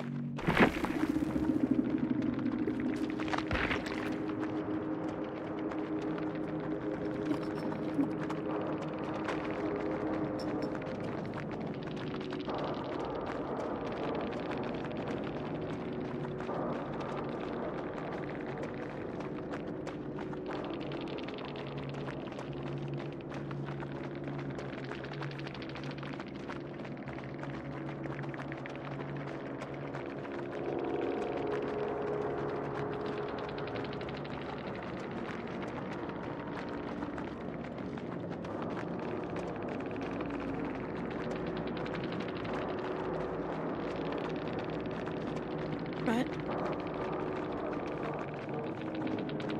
I'm just gonna go next because that was weird.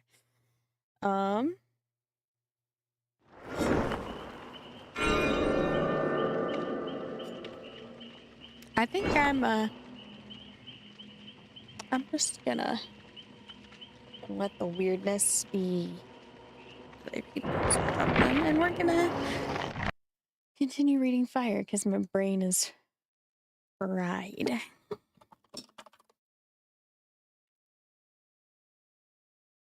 We're gonna do that. Oh, that's not turned off over here. Whoopsie. Okay. I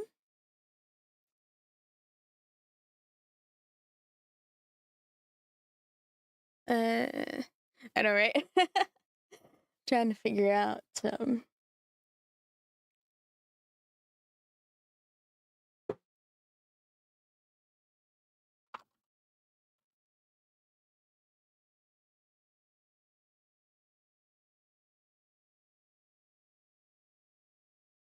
is this working? No.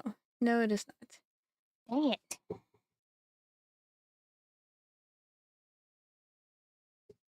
Okay, well, we are. Look at that.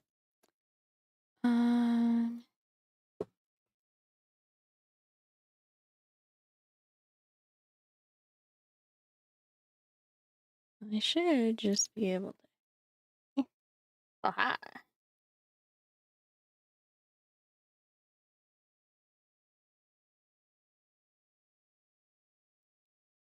And then.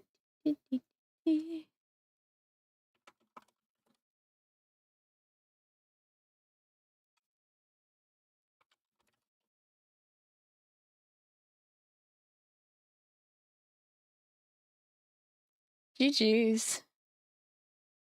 That was enough insanity for me for the night. we're gonna read a book now. Oop. There we go. I normally. Okay, perfect. Chippies. Alright, Spotify. Let's snag some piano music. That is very loud.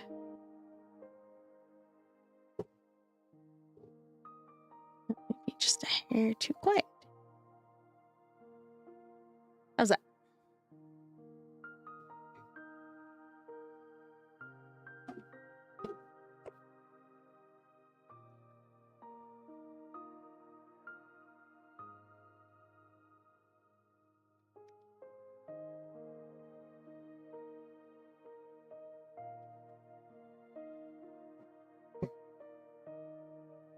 Music good?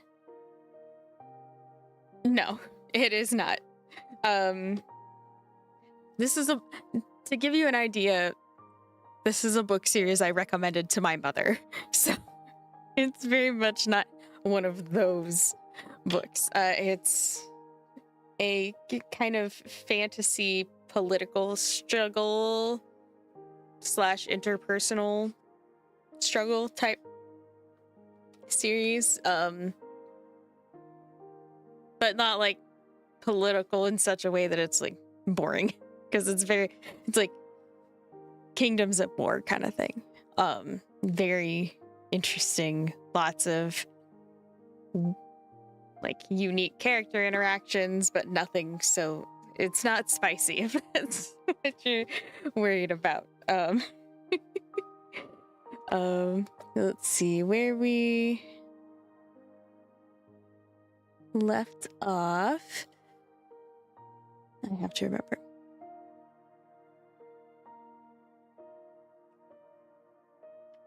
Right, Firehead, our main character. Good job, hero.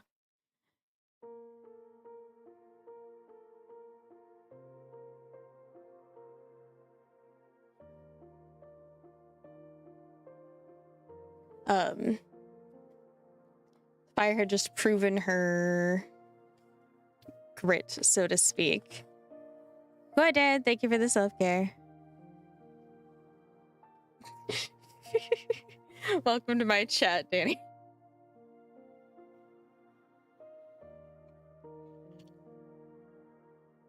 I might roll back a chapter just because I kind of don't remember where we left off.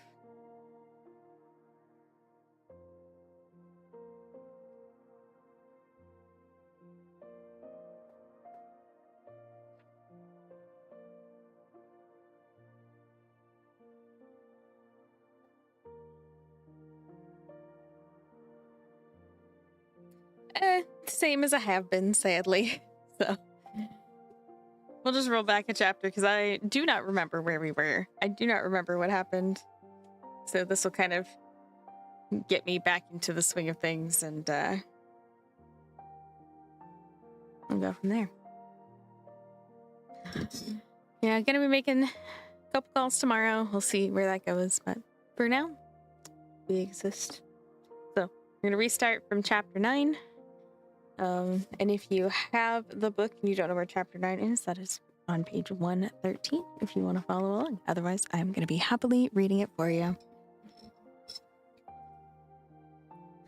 It happened again. Only days after Fire and Archer returned home, another man was found trespassing in Archer's forest, a stranger. When the soldiers brought him in, Fire sensed the same mental fog she'd sensed with the poacher.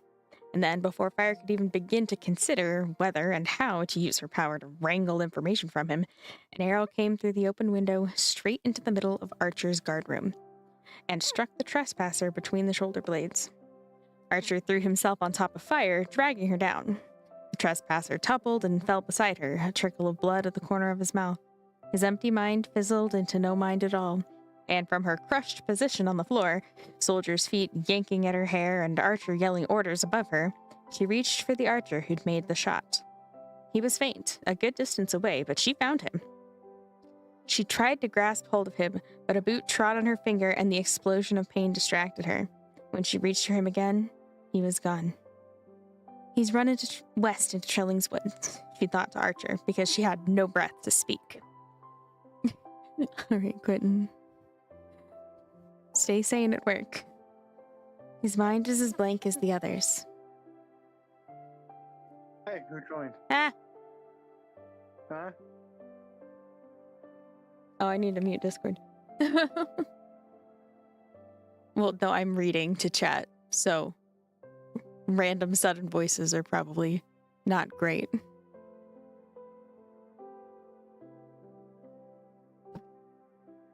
I'm going to continue reading because we literally just got started. Her finger was not broken, only beastly sore when she moved it. It was the second finger on her left hand, so she put off playing harp and flute for a day or two, but she refused to spare herself when it came to her fiddle. She'd been without the instrument for too long. She simply tried not to think of the pain, because every stab of pain was accompanied now by a stab of vexation. Claire was tired of being injured. She sat in her bedroom one day, playing a cheerful tune, a song for dancing, but something in her mood slowed the tempo and discovered sad parts in it. Eventually, she found herself switching to a different song altogether, one that was manifestly sorrowful, and her fiddle cried out its feeling. Fire stopped and lowered the instrument to her lap. She stared at it, then hugged it against her chest like a baby, wondering what was wrong with her. She had an image in her head of Cancerel in the moment he had given her this fiddle. "I'm told this has a nice sound, darling," he said, holding it out to her almost carelessly, as if it were an inconsequential bit of rubbish that had not cost him a small fortune. She'd taken it, appreciative of its handsomeness, but knowing that its real value would depend on its tone and feeling, neither of which Cancerel could be any judge of. She'd drawn her bow across its strings as an experiment. The fiddle had responded instantly. Wanting her touch, speaking to her in a gentle voice that she'd understood and recognized.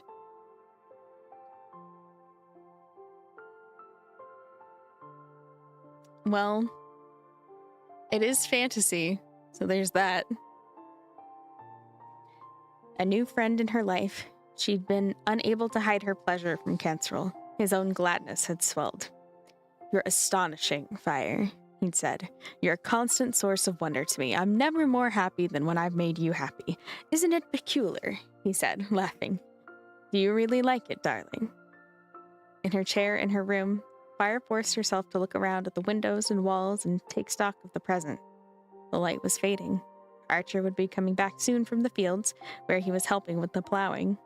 He might have some news about the ongoing search for the Archer, or Brocker might have a letter from Rowan with updates about My Dog and Murgda, or Genshin, or Briggan, or Nash. She found her longbow and quiver and, shaking off memories like loose hairs, left her house in search of Archer and Brocker. There was no news. There were no letters. One monthly bleeding past for Fire with all its attendant aches and embarrassments.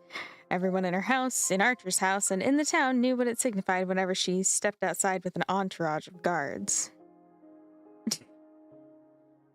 Well, it is Gentian, so, not quite. Eventually, another passed like the first. Summer was near. The farmers were willing potatoes and carrots to take hold in the rocky ground. Her lessons progressed much as usual. "Stop, I implore you," she said one day at Trilling's, interrupting an ear-splitting clamor of flutes and horns. "Let's begin at the top of the page, shall we? And Trotter," she begged the eldest boy, "try not to blow so hard. I guarantee you that shrieking noise is from blowing too hard. All right? Ready?" The enthusiastic massacre began once more. She did love the children. Children were one of her small joys, even when they were fiends to each other, even when they imagined they were hiding things from her, like their own idleness or, in some cases, their talent. Children were smart and malleable.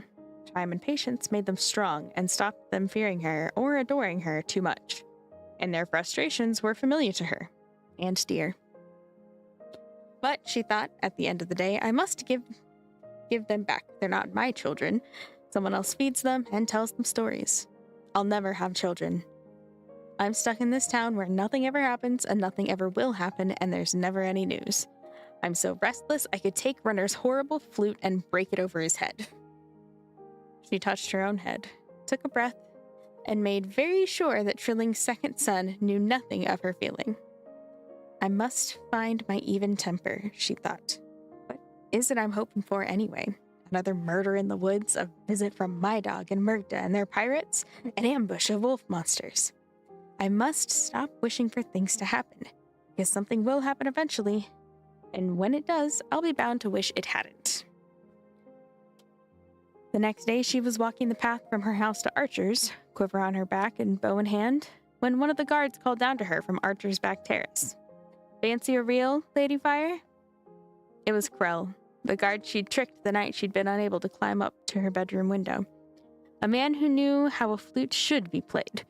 And here he was, offering to save her from her own desperate fidgets. "Goodness, yes," she said. "Just let me get my fiddle." A reel with Krell was always a game. They took turns, each inventing a passage that was a challenge to the other to pick up and join, always keeping in time, but increasing tempo gradually, so that eventually it took all their concentration and skill to keep up with each other. They were worthy of an audience, and today, Brocker and a number of guards wandered out the back terrace for the show. Fire was in the mood for technical gymnastics, which was fortunate because Krell played as if he were determined to make her break a string. Her fingers flew, her fiddle was an entire orchestra, and every note beautifully brought into being struck a chord of satisfaction within her. She wondered at the unfamiliar lightness in her chest and realized she was laughing. So great was her focus, it took her a while to register the strange expression that crept to Brocker's face as he listened. Finger tapping the armrest of his chair, his eyes were fixed behind Fire and to the right, in the direction of Archer's back doorway. Fire comprehended that someone must be standing in Archer's entrance. Someone Brocker watched with startled eyes. And then everything happened at once. Fire recognized the mind in the doorway. She spun around, fiddle and bow screeching apart. She stared at Prince Brigand leaning against the doorframe. Behind her, Krell's quick piping stopped. The soldiers on the terrace cleared throats and turned, falling to attention as they recognized their commander.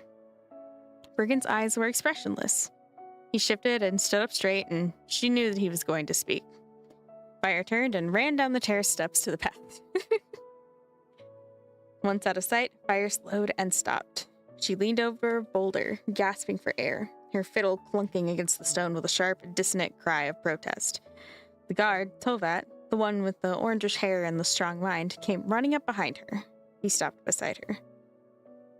"Forgive my intrusion, lady," he said. "You left unarmed. Are you ill?" She laid her forehead against the boulder, ashamed because he was right. In addition to fleeing like a chicken from a woman's skirts, she'd left unarmed. "Why is he here?" she asked Tovat, still pressing the fiddle and bow and forehead into the boulder. "What does he want?" "I left too soon to know," Tovat said. "Shall we go back? Do you need a hand, lady? Do you need the healer?" She doubted Brigand was the type to make social calls, and he rarely traveled alone. Fire closed her eyes and reached her mind over the hills. She couldn't sense his army, but she found 20 or so men in a group nearby, outside her front door, not Archer's.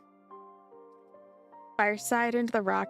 She stood, checked her headscarf, and tucked the fiddle and bow under her arm. She turned toward her own house. "Come, Tovat. We'll learn soon enough, for he's come for me." The soldiers outside her door were not like Rowan's men or Archer's, who admired her and had reason to trust her.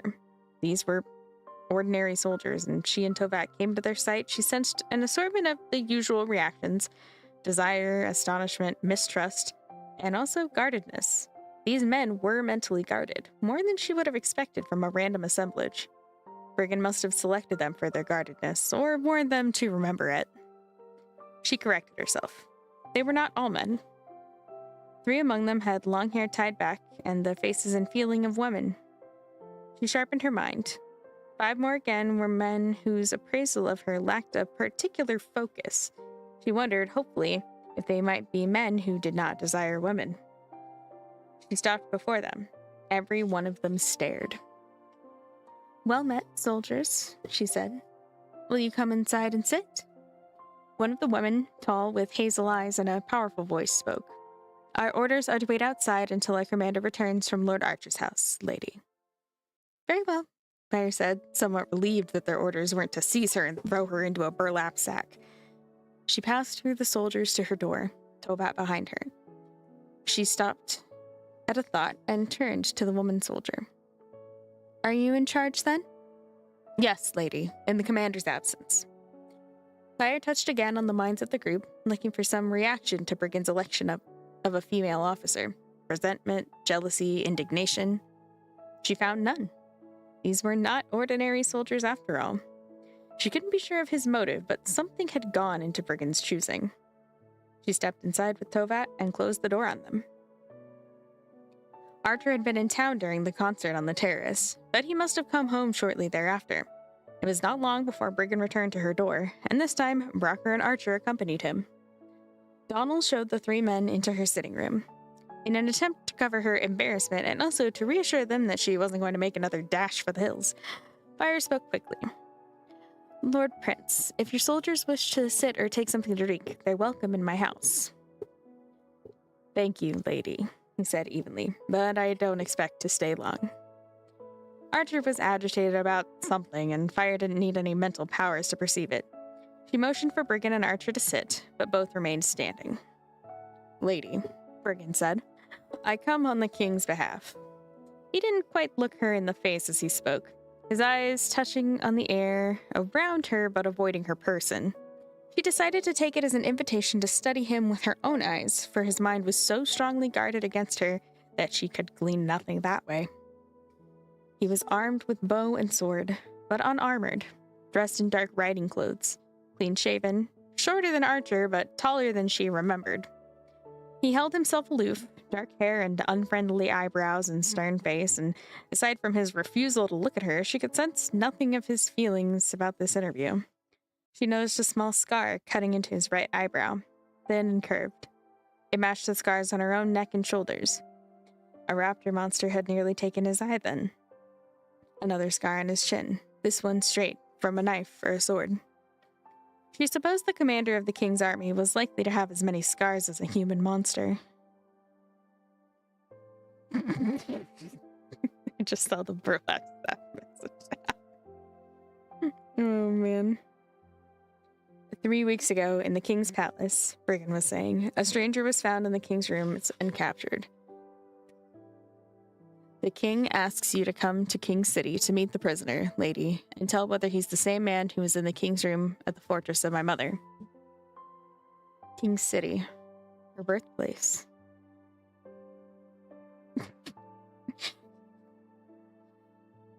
Mon, I am not going to ask any follow-up questions, and I suggest that chat doesn't either.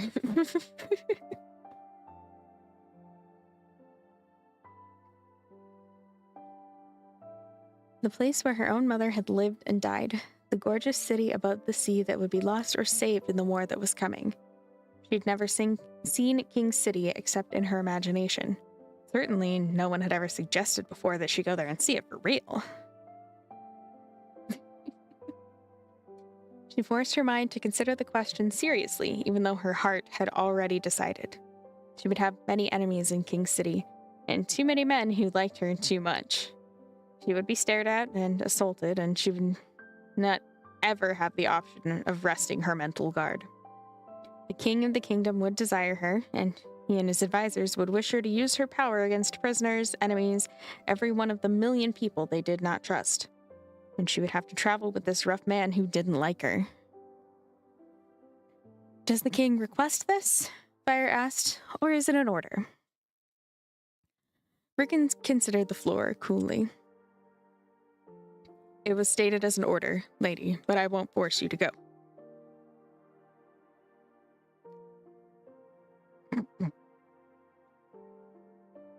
Okay, but to be fair on that one, Mun, that's you doing something to yourself, not to her.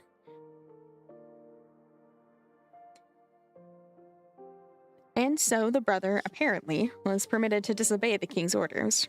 Or perhaps it was a measure of how little Brigand wanted to deliver her to his weak-headed brother, that he was willing to refuse the command.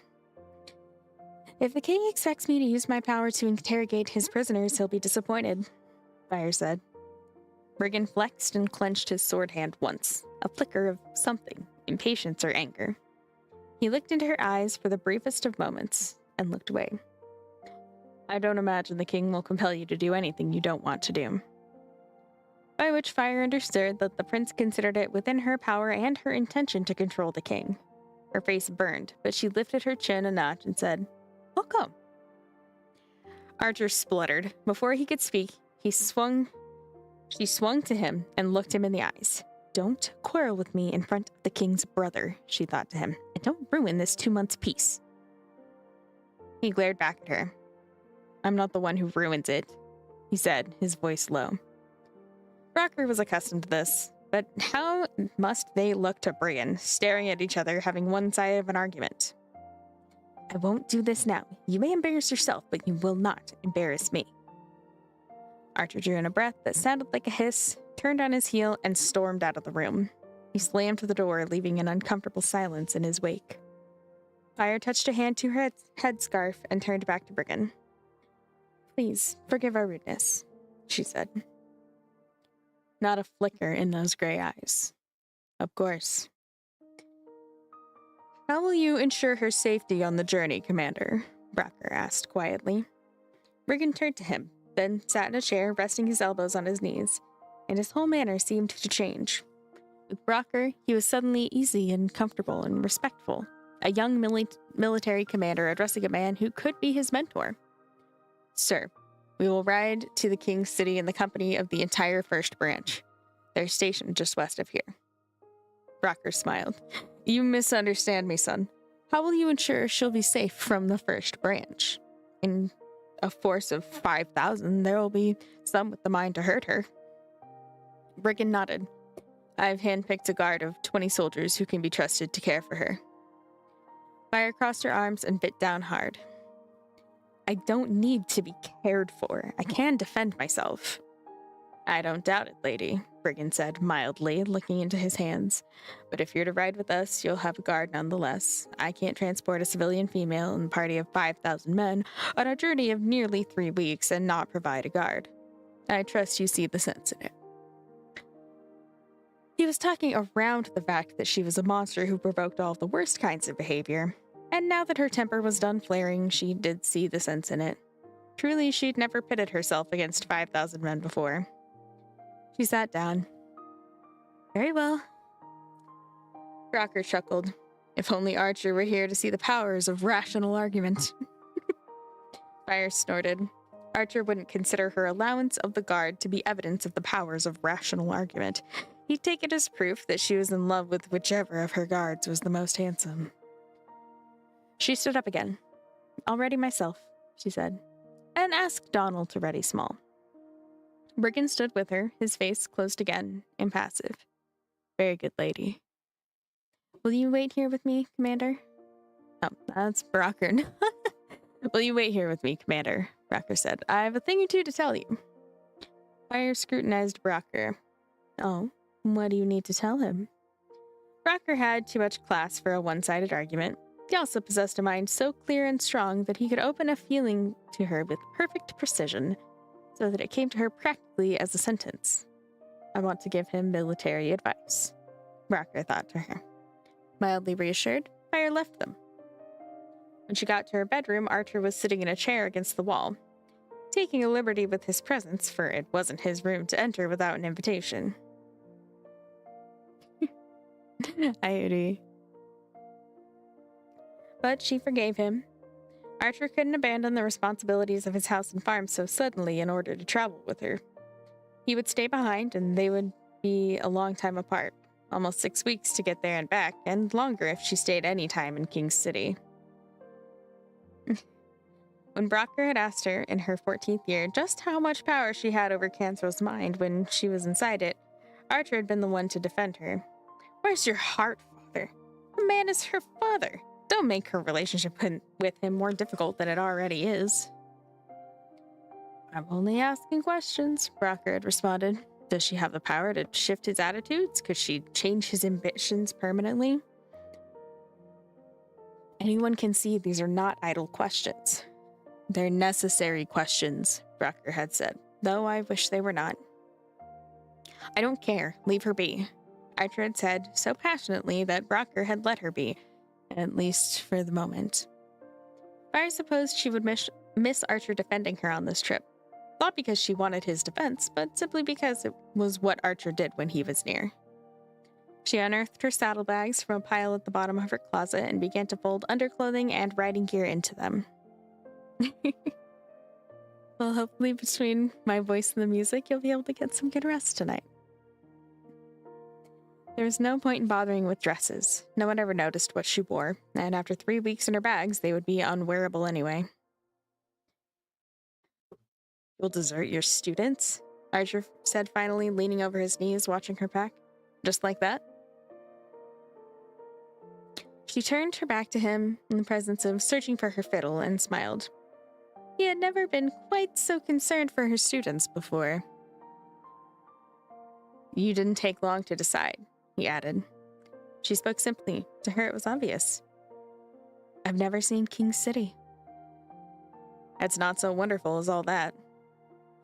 It was a thing she'd like to determine for herself.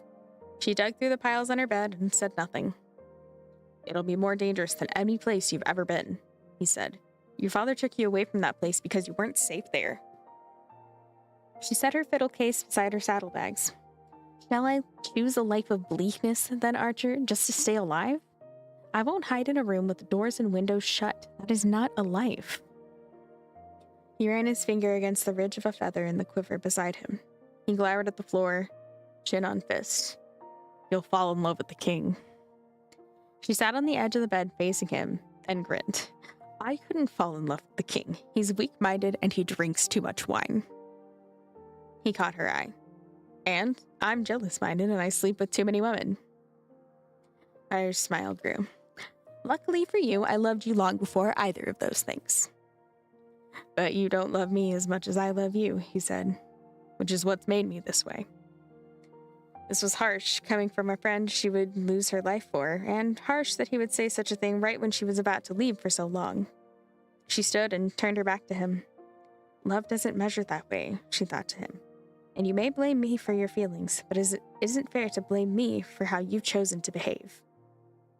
I'm sorry, he said. You're right. Forgive me.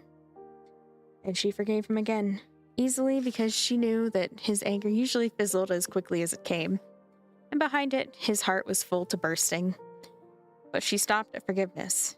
She could guess what Archer wanted here in her bedroom before she departed, and she wasn't going to give it to him. It had been easy once, taking Archer into her bed. Not so long ago it had been simple. And then somehow the balance had tipped between them, the marriage proposals, the love sickness, more and more. The simplest thing was to say no. She would answer him gently. She turned to him and held out her hand. He stood and came to her. I must change into riding clothes and pull a few more things together, she said. We'll say our goodbyes now. You must go down and tell the prince I'm coming. He stared at his shoes, then into her face, understanding her. He tugged at her headscarf until it slid away and her hair fell around her shoulders. He collected her hair in one hand, bent his face to it, and kissed it. He pulled fire to him and kissed her neck and her mouth so that her body was left wishing that her mind were not so stingy. Then he broke away and returned to the door, his face the picture of unhappiness. She had been afraid the army would move too fast for her, or that every one of the 5,000 soldiers would have to slow down for her sake, and that the army did ride fast above ground, when the land underfoot was smooth enough to allow it, but most of the time the pace was more moderate. It was partly the restrictions of tunnels and terrain, and partly the objectives of an armed force, which, by nature, seeks out the very troubles that other traveling parties hope to avoid. The first branch was a wonder of organization, a moving base divided into sections, divided again into small units that broke off periodically, sped to a gallop, disappeared into caves or up mountain paths, then reappeared sometime later. Scout units rode fast ahead of them, and patrol units to every side, and they sent sub-units racing back, sometimes to make reports, or in the case of trouble found, request support. Sometimes the soldiers who returned were bloody and bruised, and Fire came to recognize the green tunics of the healer units that rushed to their aid. Then there were the hunting units, which moved in rotation, circling back now and then with their game. There were the supply units, which handled the pack horses and figured the inventories. The command units delivered messages from Brigand to the rest of the force. The artillery units kept eyes open for animals and monster predators foolish enough to prey on the main column of riders. Fire's own guard was a unit, too. It created a barrier between her and the thousands as she rode and assisted her with everything she needed, which at first consisted mainly of answers to her questions about why half the army seemed to always be coming or going. Is there a unit to keep track of all the other units? She asked the leader of the guards, a hazel-eyed woman whose name was Musa. Musa laughed. Most of Fire's questions seemed to make Musa laugh. The commander doesn't use one, lady. He keeps track in his head. Watch the traffic around the stand bearer. Every unit that comes or goes reports first to the commander. Fire had been watching the standard bearer and his horse with considerable sympathy, actually, because he seemed to ride twice as far as most of the rest of the army. The standard bearer's sole charge was to stay near the commander so that the commander could always be found, and the commander was forever doubling back, breaking off, bursting forward, depending. Fire assumed on matters of great military import, whatever in the dells that meant. The standard bearer always turning circles with him, chosen for that duty, Fire supposed, because he was a fine horseman. Then, the prince and the standard bearer came closer, and once again, Fire corrected herself. A fine horsewoman.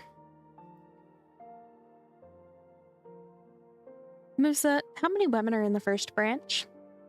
Some 500, lady, perhaps 2,500 in all 4 branches, and the auxiliaries together. Where are the auxiliaries when the rest of the army is patrolling? In the forts and signal stations spread throughout the kingdom, lady. Some of the soldiers manning those parts are women. 2,500 women who had volunteered to live on a horse's back and fight and eat, dress, sleep in a mob of males. Why would a woman choose such a life? Were their natures wild and violent, as some of the men had already proven theirs to be?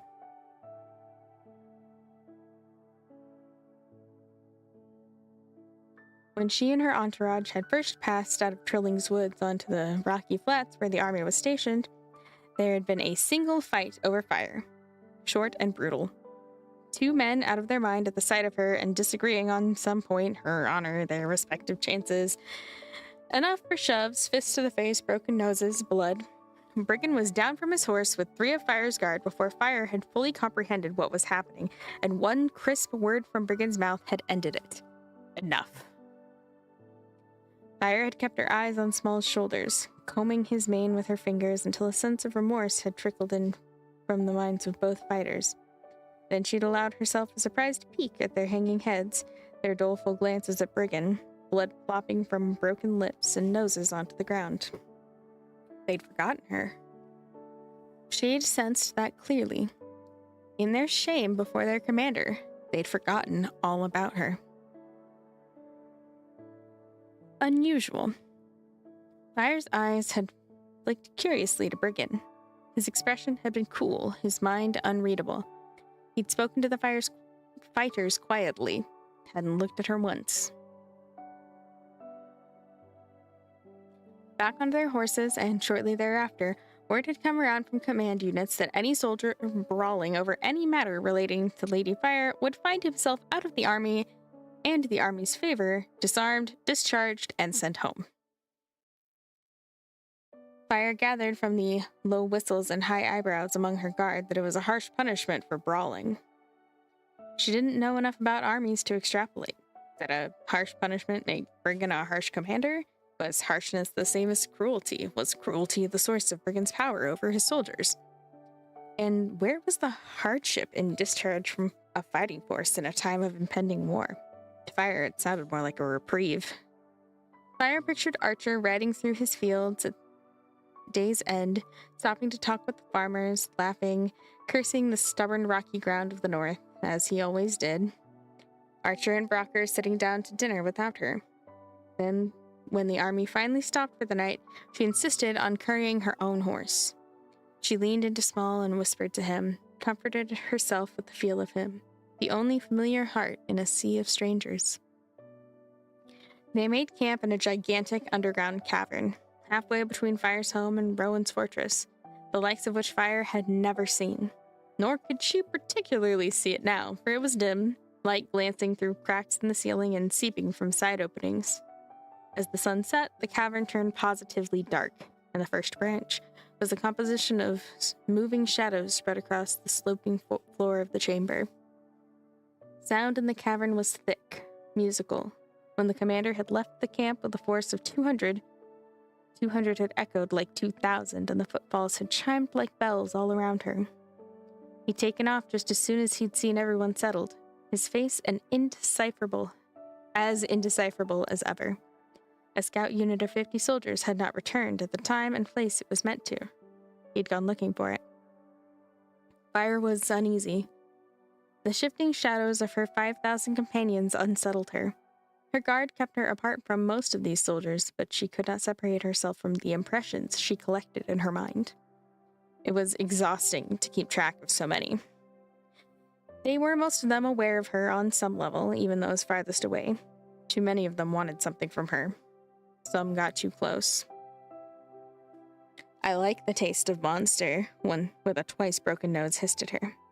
"I love you, you're beautiful," another 3 or 4 breathed to her, seeking her out, pressing themselves against the barriers of her guard to reach her. Briggan had given her guard strict orders before he'd ridden away. The lady was to be housed in a tent, even though the army was under a cavern's roof, and 2 of her female guards were to accompany her always inside the tent. Am I to never have privacy? She'd put in, overhearing Briggan's order to Musa. Briggan had taken a leather gauntlet from a young man Fire supposed was his squire, and pulled it over his hand. "No," he said. "Never." And before she'd even been able to take a breath to protest, he'd pulled on his other gauntlet and called for his horse. The hoofbeat music had swelled and then disappeared. In her tent, the smell of roasting monster meat came to her. She crossed her arms and tried not to glare at the 2 female guard companions whose names she couldn't remember. She tugged at her headscarf. Surely in the presence of these women she could have some relief from the tight wrapping of her hair. They didn't want anything from her. The strongest emotion she could sense from both of them was boredom. Of course, once she'd uncovered her hair, their boredom lessened. They watched her with curious eyes. She looked back wearily. "I forget your names. I'm sorry." "Margot, lady," said one with a broad, pleasant face. "Mila, lady," said the other, delicate-boned, light-haired, and very young. Musa, Margot, and Mila. Fire bit off a sigh. She recognized the feel of almost every one of her 20 guards at this point, but the names would take her some time. She didn't know what else to say, so she fingered the case of her fiddle. She opened the case and inhaled the warm smell of varnish. She plucked a string, and the answering acoustics, like the reverberation of a bell struck underwater, focused her disorientation. The flap of the tent was open, and the tent itself was set in a niche against the side of the cavern, a low, curving roof curling above it. Not unlike the shell of an instrument. She tucked the fiddle under her chin and tuned it, and then, very quietly, she began to play. A lullaby, soothing, to calm her own nerves. The army faded away. Sleep didn't come easily that night, but she knew it would be pointless to seek out the stars. Rain seeped through cracks in the ceiling and trickled down the walls to the floor. The sky tonight would be black. Perhaps a midnight storm would batter away her dreams. She threw back her blanket, found her boots, slipped past the sleeping forms of Margot and Mila, and pushed open the tent flap. Outside, she took care not to trip over the other sleeping guards, who were arranged around her tent like some kind of human moat. 4 of the guards were awake. Musa and the 3 men whose names she couldn't remember. They played cards in the light of a candle. Candles flickered here and there all across the cavern. Fire supposed that most units kept some kind of watch throughout the night. She pitied the soldiers currently on guard outside this haven in the rain, and Brigand search party, and the scouts for whom they searched, all of whom had yet to return. The 4 guards seemed a bit dazed at the sight of her. She touched her hand to her hair, remembering that it was unbound. Musa recollected herself. "Is anything wrong, lady?" "Is there an opening in this cavern to the sky?" Fire asked. "I want to see the rain." "There is," Musa said. "Will you show me the way?" Musa set her cards down and began to wake the guards at the farthest edges of the human moat. "What are you doing?" Fire whispered. Musa, it's not necessary. Please, let them sleep, she said, but Musa continued to shake shoulders until 4 of the men were awake. She ordered 2 of the card players to sit and keep watch. She motioned for the others to arm themselves. Her fatigue, compounded now with guilt, Fire ducked back into the tent for the headscarf and her own bow and quiver. He emerged and joined her 6 armed and sleepy companions. Musa lit candles and passed them around. Quietly, in procession, the line of 7 skirted the edge of the cavern.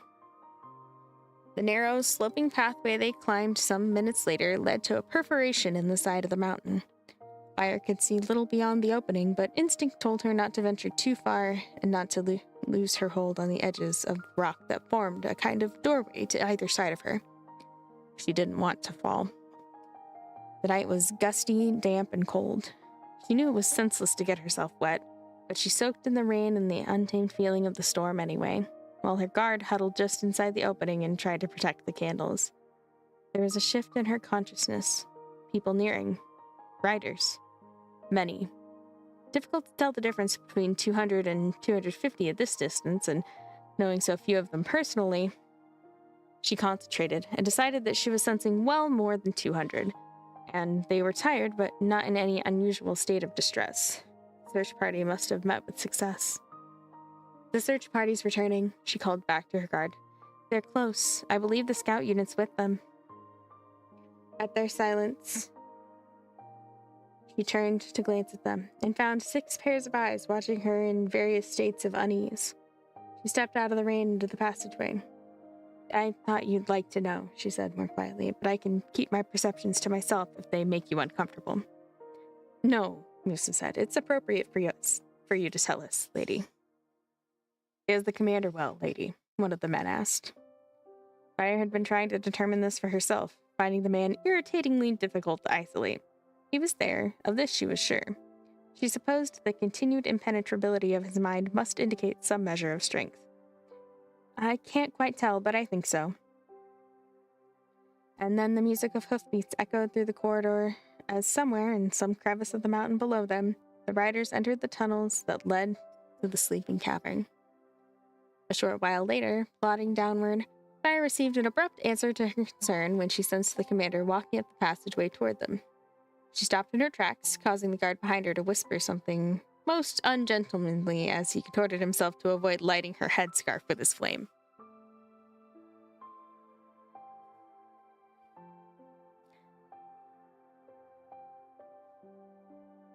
Is there any other route to the cavern from here? She blurted out, then knew the answer, then shriveled in mortification at her own display of cowardice.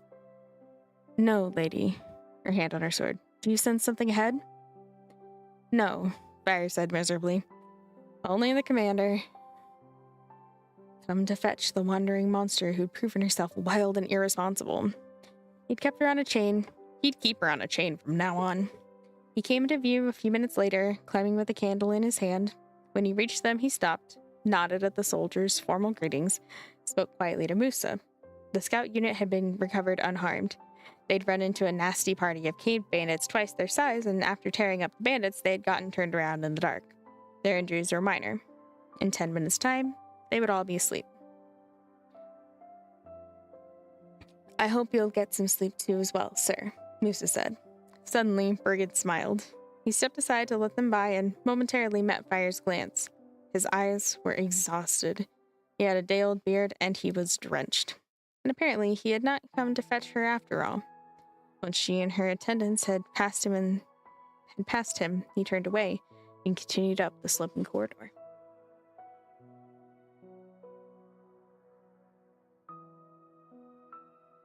She woke the next morning stiff and achy from yesterday's riding. Margot handed her bread and cheese and a basin of water to wash her face. After this, Fire reached for her fiddle and played a single reel, slowly and then with increasing speed, to wake herself up. The effort of it crystallized her mind. The commander didn't mention this advantage of our guard duty, Mila said, smiling shyly. Musa stuck her head through the flap of the tent. Lady, Musa said, the commander bade me tell you we'll be passing near Queen's Road Fortress around midday. He has business with the horsemaster. There will be time for you to take a short meal with the Lady Queen, if you like. You've been on your horse since yesterday, Rowan said, taking her hands, so I'm guessing you don't feel as lovely as you look. There, that smile tells me I'm right. I'm tight as a bowstring, Fire admitted. Sit down, dear. Make yourself comfortable. Take off that scarf. I won't let any gaping no-heads in here for the next half hour. Such a relief to release her hair. The weight of it was great, and after a morning of riding, the scarf was sticky and itchy. Fire sank gratefully into a chair, rubbed her scalp, and allowed Nax's queen to shovel vegetables and casserole onto her plate. Haven't you ever considered cutting it short? Rowan asked. Oh, cutting it short. Hacking it all off, throwing it once and for all into the fire, dyeing it black, if only monster hair would take color. When she and Archer had been very young, they'd gone so far as to shave it off once as an experiment. It had shown again on her scalp within the hour. It grows extremely fast, she said wearily, and I found it's easier to control if it's long. Short pieces break loose and escape from my scarf. I suppose they would, Rowan said. Well, I'm glad to see you. How are Brocker and Archer? Fire told her that Brocker was splendid and Archer, as usual, was angry. Yes, I suppose it's what he would be, Rowan said robustly, but don't mind him. It's right for you to be doing this. Going to King City to help Nash? I believe you can handle this court. You're not a child anymore. How is your casserole? Fire took a bite, which was very nice, actually, and brought the disbelieving expression trying to rise to her face. Not a child anymore? Fire had not been a child for quite some time. And then, of course, Brigham appeared in the doorway to say hello to his mother and to bring Fire back to her horse. And immediately, Fire felt herself revert to a child. So part of her brain went missing whenever this soldier came near. It froze from his coldness. Brigandel, Rowan said, rising from her chair to embrace him. You've come to steal my guest from me. In exchange for 40 soldiers, Brigham said. 12 injured, so I've left you a healer. We can manage without the healer if you need him, Brigham. His family's in the Little Grays, Brigham said, and I promised him a stay here when I could. We'll manage with our numbers until Fort Middle. Well then, she said briskly. Are you sleeping? Yes. Come now, a mother can tell when her son lies. Are you eating? No, Brigham said gravely. I've not eaten in 2 months. It's a hunger strike to protest the spring flooding in the south. Gracious, Rowan said, reaching for the fruit bowl. Have an apple, dear. Fire and Brigham didn't speak as they exited the fortress, together to continue their journey to King City, but Brigham ate an apple and Fire wound up her hair, and found herself a little more comfortable beside him. Somehow it helped to know he could make a joke. And then, 3 kindnesses. Fire's guard waited with Small near the back of the column of troops. As Fire and Brigham moved toward the spot, Fire began to know that something was wrong. She tried to focus, which was difficult with so many people milling around. She waited for Brigham to stop speaking to a captain who had appeared alongside him with a question about the day's schedule. I think my guards are holding a man, she told Brigham quietly when the captain had gone. His voice dropped. Why? What man?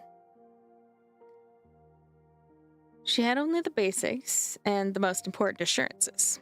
I don't know anything except that he hates me and he hasn't hurt my horse. He nodded.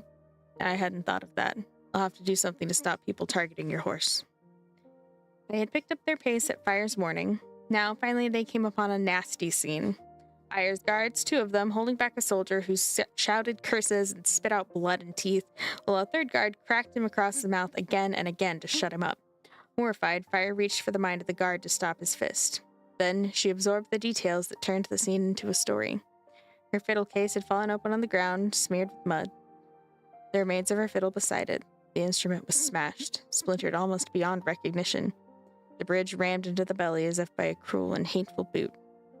It was worse somehow than being hit by an arrow. Fire stumbled to Small and buried her face in his shoulder. She had no control over the tears running down her face, and she did not want Brigham to see them. Behind her, Brigham swore sharply. Someone, Musa, laid a handkerchief on Fire's shoulder. The captive was still cursing, screaming now that he could see Fire. Horrible things about her body, what he would do to her. Intelligible even through his broken, swollen mouth. Brigham strode to him. Don't hit him again, Fire thought desperately. Brigham, please. for the sound of bone scraping bone was not aiding her attempts to stop crying. Brigand uttered an oath, then a sharp command, and Fire understood from the sudden formlessness of the soldier's words that the man was being gagged, and then dragged away, back toward the fortress. Brigand and a number of Fire's guard accompanying him. The scene was suddenly quiet. Fire became conscious of her own gasping breath and forced herself calm. A horrible man, she thought into Small's mane. Horrible, horrible man. Oh, Small. The man was horrible. Small made a snorting noise and deposited some very comforting drool on her shoulder. I'm so sorry, lady, Musa said behind her. He took us in completely. From now on, we'll let no one near us who wasn't sent by the commander. Fire wiped her face with a handkerchief and turned sideways toward the captain of her guard. She couldn't quite look at the pile of tinder on the ground. I don't blame you for it. The commander will, Musa said, as he should. Fire took a steadying breath. I should have known playing it would be provoking. Lady, I forbid you to blame yourself, truly. I won't allow it. At this, Fire smiled and held the handkerchief out to Musa. Thank you. It's not mine, it's Neil's. Fire recognized the name of one of her male guards. Neil's? The commander took it from Neil and gave it to me to give to you, lady. Keep it. Neil won't miss it. He has 1,000. Was it a very expensive fiddle, lady? Yes, of course it had been, but Fire had never valued it for that. She had valued it because of a rare and strange kindness that was gone now, suddenly. She studied Neil's handkerchief. It's no matter, she said, measuring her words. The commander didn't hit that man. I asked him not to in his mind, and he didn't. Musa accepted the apparent change of subject. I wondered at that. He doesn't strike his own soldiers, as a rule, you know, but this time I thought we might see the exception. His face was murder. And he had taken the trouble to secure another man's handkerchief, and he had shared her concern for her horse. 3 kindnesses. Fire understood then that she had been afraid of Brigand, of her heart being injured by the hatred of a person she couldn't help but like, and shy as well of his roughness and his impenetrability, and she was still shy, but she was no longer afraid. They rode hard the rest of the day. As night closed in, they made camp on a flat mass of rock. Tents and fires cropped up all around her, seeming to stretch on forever. It occurred to Fire that she had never been this far from home. Archer would be missing her, and that she knew, and knowing it soothed her own loneliness a bit. His fury, if he heard about her fiddle, would be a terrible thing. Normally, his furies were an aggravation to her, but she would welcome it now. If he were here, she could draw strength from his fire. Before too long, the eyes of the soldiers nearest her drove her into her tent. She could not stop thinking of the words of the man who destroyed the fiddle. Why did hatred so often make men think of rape?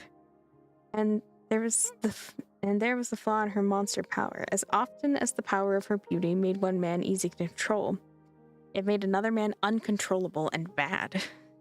A monster drew out all that was vile, especially a female monster, because of the desire, and the endless, perverted channels for the expression of malice. All weak men, the sight of her was a drug to their minds. What man could use hate or love well when he was drugged? The consciousness of 5,000 men pressed in on her. Mila and Margot had followed her into the tent, of course, and sat nearby, hands on swords. Silent, alert, and bored. Fire was sorry for being such a boring charge. She wished she could go out to Small without being seen. She wished she could bring Small into the tent. Musa looked through the flap. Pardon me, lady. A soldier has come from the scouts units to lend you his fiddle. The commander vouches for him, but says we're to ask your impressions before we let him near you. He's just outside. Yes, Fire said, surprised, finding the strange man among her guard. I believe he's harmless. Harmless and huge, Fire saw when she emerged from her tent. His fiddle was like a toy in his hands. The man's sword must look like a butter knife when he swung it. But the face that sat above this tree trunk of a body was quiet and thoughtful and mild. He lowered his eyes before her and held the fiddle out to her. She shook her head. "You're very generous," she said, "but I don't like to take it from you." The man's voice was deep. It sounded like it came from the earth. "We all know the story of what you did at Queen Rowan's fortress months back, lady. You saved the life of our commander." "Well," Fire said, because he seemed to expect her to say something. "Nonetheless."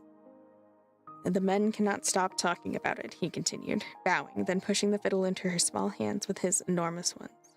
"And besides, you're the better fiddler." Fire watched the man lumber away, touched immensely, comforted by his voice, and the huge, gentle feeling of him. "Now I understand how our scout units can tear up parties of bandits twice their size," she said aloud. Musa laughed. "He's a good one to have on our side." Fire plucked the strings of the fiddle.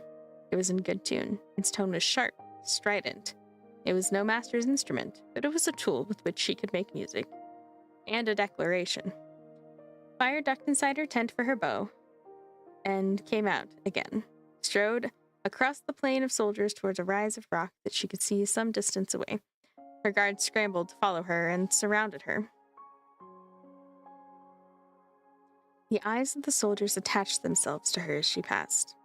She reached the mound of boulders and climbed. She sat down and tucked the fiddle under her chin. In the hearing of them all, she played whatever music it pleased her to play.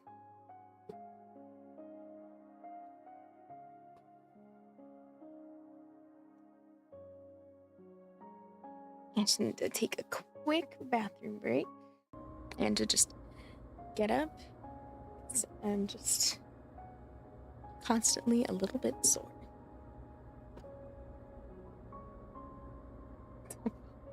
I will do my best. I'm fairly certain that I won't fall in. Dia usually accompanies me, so I think she'll make sure I'm okay. I'll be right back, guys.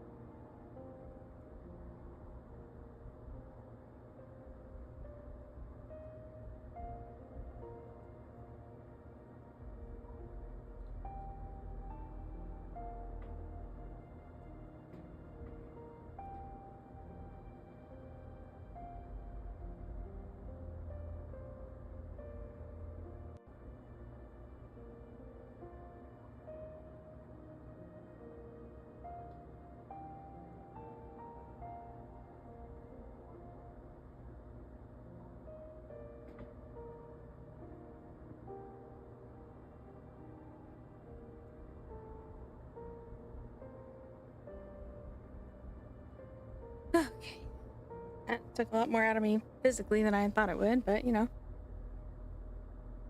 It is what it is.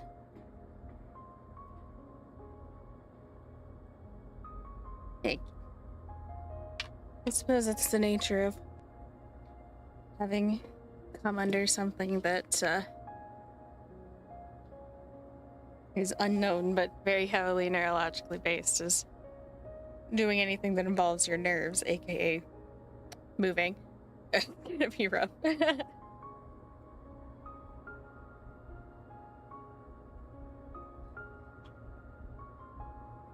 Alright.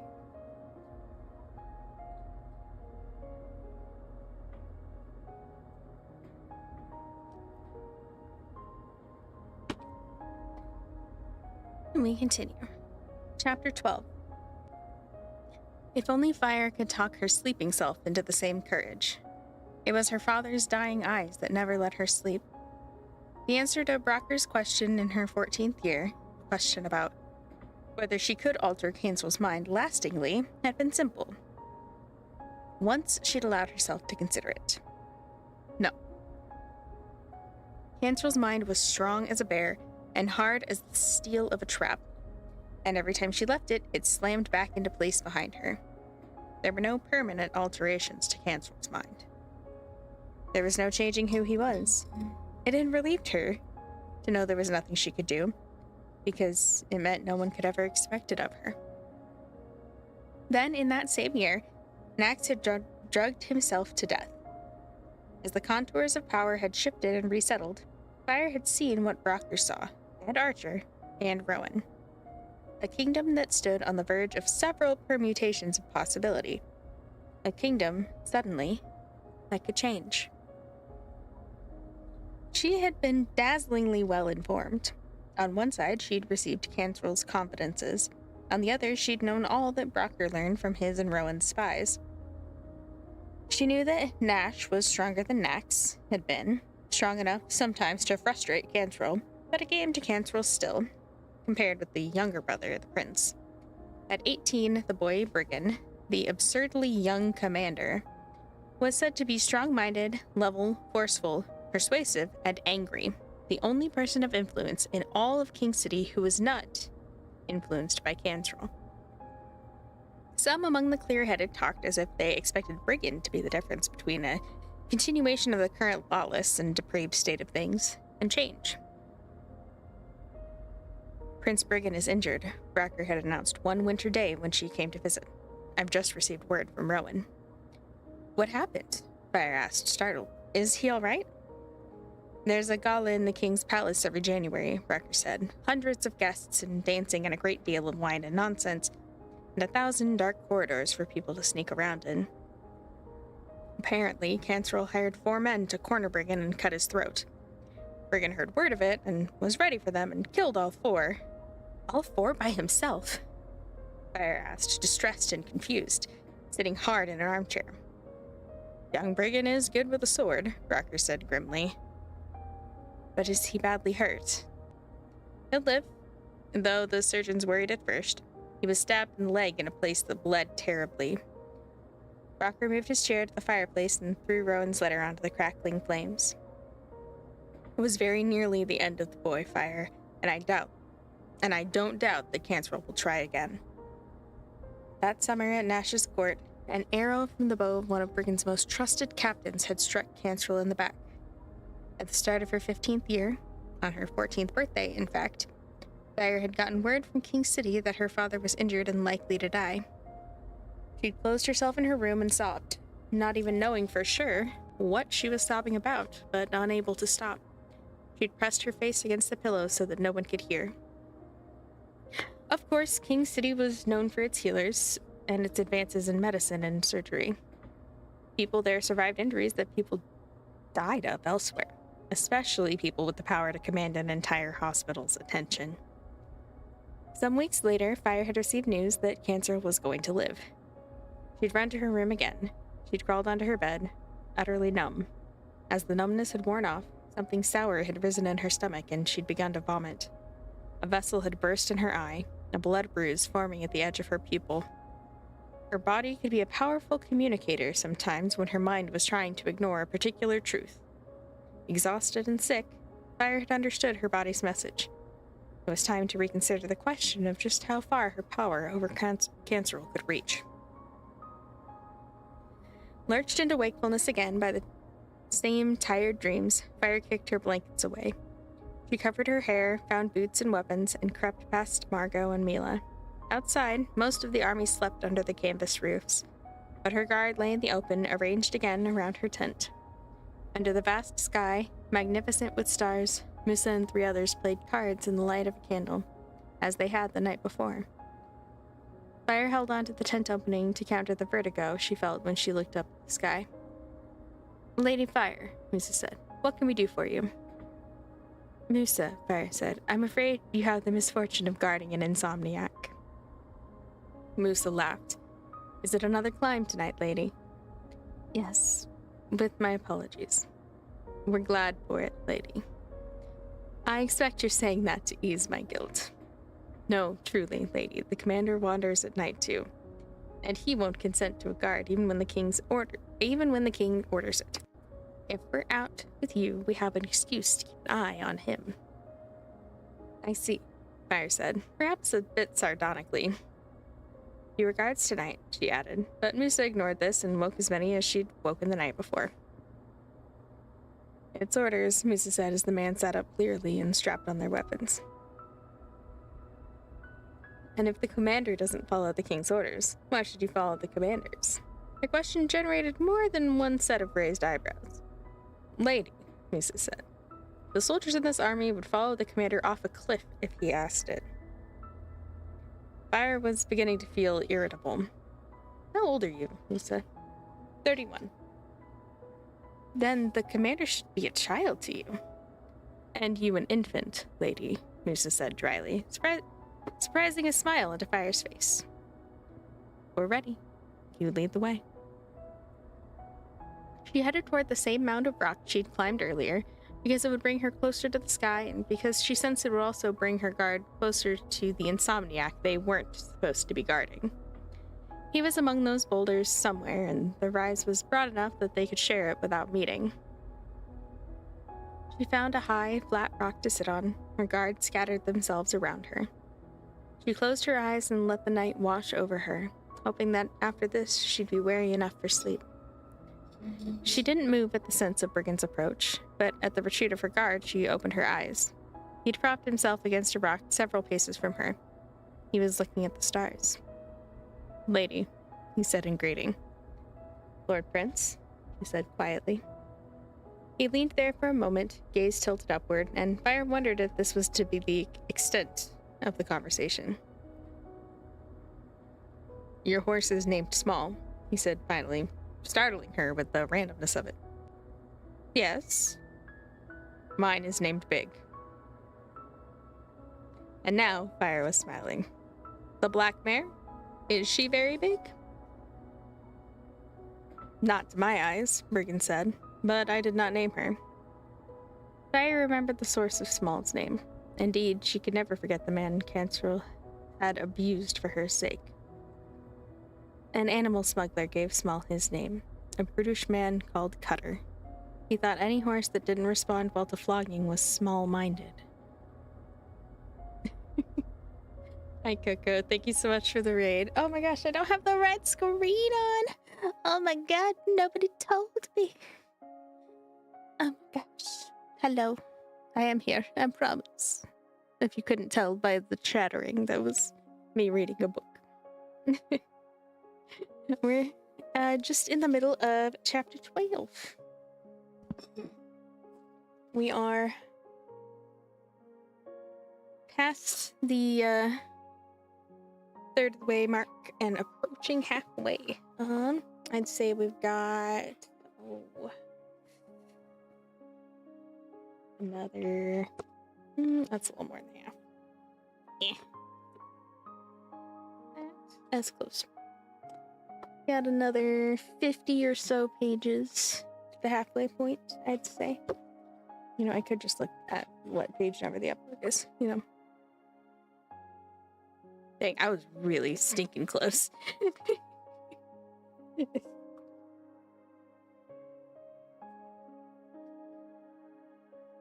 It's 461 pages, and my guesstimation for the halfway point was 205.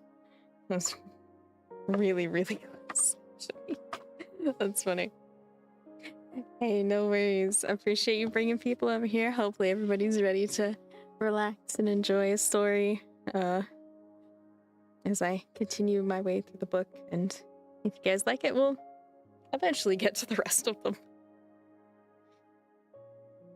But for now, we're only just at the beginning of the first. But get some good sleeps. And feel free to leave it on in the background. There's not going to be anything exciting going on.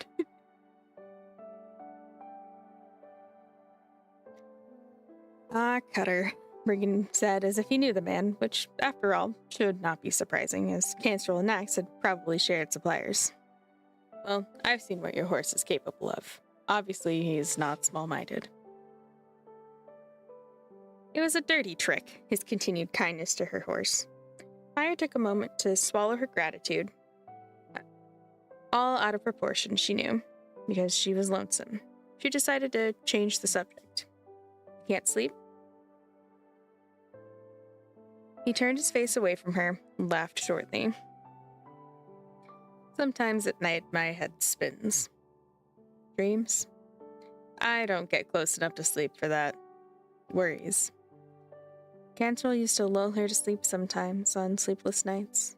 If Brigham would ever let her, if he would ever in a million years, she could ease his worries for him. She could help the commander of the king's army fall asleep. It would be an honorable use of her power, a practical one, but she knew better than to suggest it. And you? Brigham said. You seem to do a lot of nighttime rambling. I have bad dreams. Dreams of pretend horrors or things that are true. True, she said. Always. I've always had dreams of horrible things that are true. He was quiet. He rubbed the back of his head. It's hard to wake from a nightmare when the nightmare is real. He said, his mind giving her nothing still of what he was feeling, but in his voice and his words she heard a thing that felt like sympathy. Good night to you, lady, he said a moment later. He turned and retreated to the lower ground of the camp. Her guard trickled in to place around her. She raised her face to the stars again, then closed her eyes. After about a week of riding with the first branch, Fire fell into a routine. If a continuum of unsettling experiences could be called a routine. Watch out, she thought to her guards one morning at breakfast as they wrestled a man to the ground who'd come running at her with a sword. Here comes another fellow with the same idea. Oh dear, she added. I also sense a pack of wolf monsters at our western side.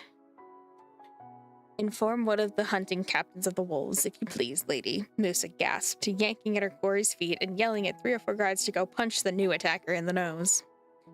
It was hard on Fire never to be allowed to be alone. Even on nights when sleep felt near, she continued her late walks with her guard, because it was the closest she could get to solitude. Most nights she crossed paths with the commander, and they exchanged a few quiet lines of conversation. He was surprisingly easy to talk to. You let some men through your mental defenses intentionally, lady, Brigham said to her one night. Don't you? Some of them take me by surprise, she said, her back resting against a rock and her eyes on the sky. Yes, all right, he said, but when a soldier marches across the entire camp with his hand on his knife and his mind wide open, you know he's coming. And in most cases, you could change his intentions and turn him around if you wanted to. If that man tries to attack you, it's because you've allowed it. The rock on which Fire sat fit the curve of her body. She could fall asleep here. She closed her eyes and considered how to admit to him that he was right. I do turn a lot of men around, just as you say, and the occasional woman. My guard never even knows about them. But those are the ones who only want to look or touch or tell me things. The ones who are simply overcome or think they love me and are gentle in their feelings. She hesitated. The ones who hate me and truly want to hurt me? Yes, you're right. Sometimes I let the most malevolent men attack me. If they attack me, they'll end up jailed, and jail is the only place other than death where they'll no longer be a danger to me. Your army's too big, Lord Prince. Too many people for me to manage all at once. I need to protect myself however I can. Brigham sighed. I don't disagree. Your guard is more than competent, as long as you can stomach the danger of it. I suppose I should be more used to the feeling of danger by now, she said, but it's unnerving sometimes. I understand you crossed paths with my dog and Murgda as you left my mother's fortress in the spring, he said. Did they feel dangerous to you? I remembered that unsettling double gaze. Obscurely.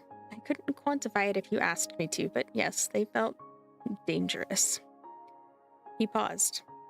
There's going to be a war, he said quietly, and at the end of it, I don't know who will be king. My dog's a cold and greedy man and a tyrant.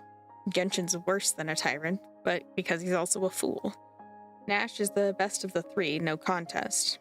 He can be thoughtless, he's impulsive, but he's fair and he's not motivated by self-interest, and he has a mind for peace and flashes of wisdom sometimes. He broke off, and then when he spoke again, he sounded rather hopeless. It's going to be a war, lady, and the waste of life will be terrible. Fire sat in silence. She hadn't expected the conversation to take such a serious turn. But it didn't surprise her. In this kingdom, no one was many steps removed from grave thoughts, and this man fewer than most. This boy, she thought, as Brigham yawned and rumpled his own hair. We should try to get some sleep, he said. Tomorrow I hope to take us far as Grey Lake. Good, Fire said, because I want a bath. Brigham threw his head back and smiled at the sky. Well said, lady. The world may be falling to pieces, but at least a lot of us can have a bath.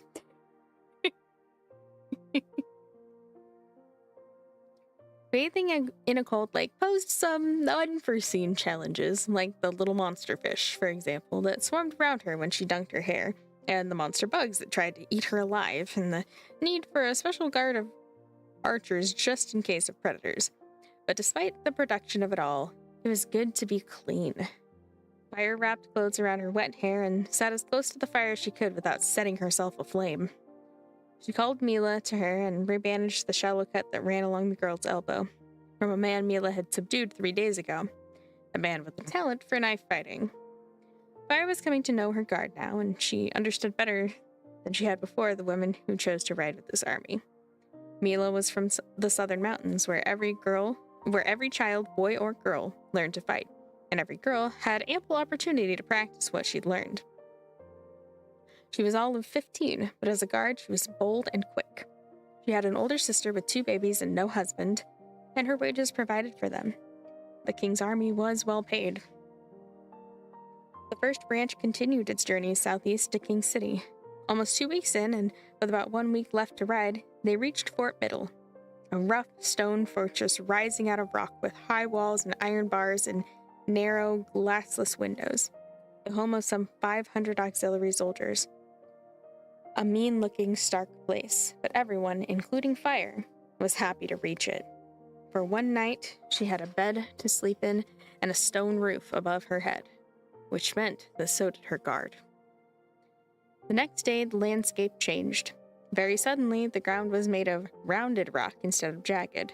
Smooth rock rolling almost like hills. Sometimes the rock was bright green with moss or with veritable stretches of grass, and even a field of tall grass once, soft to their feet.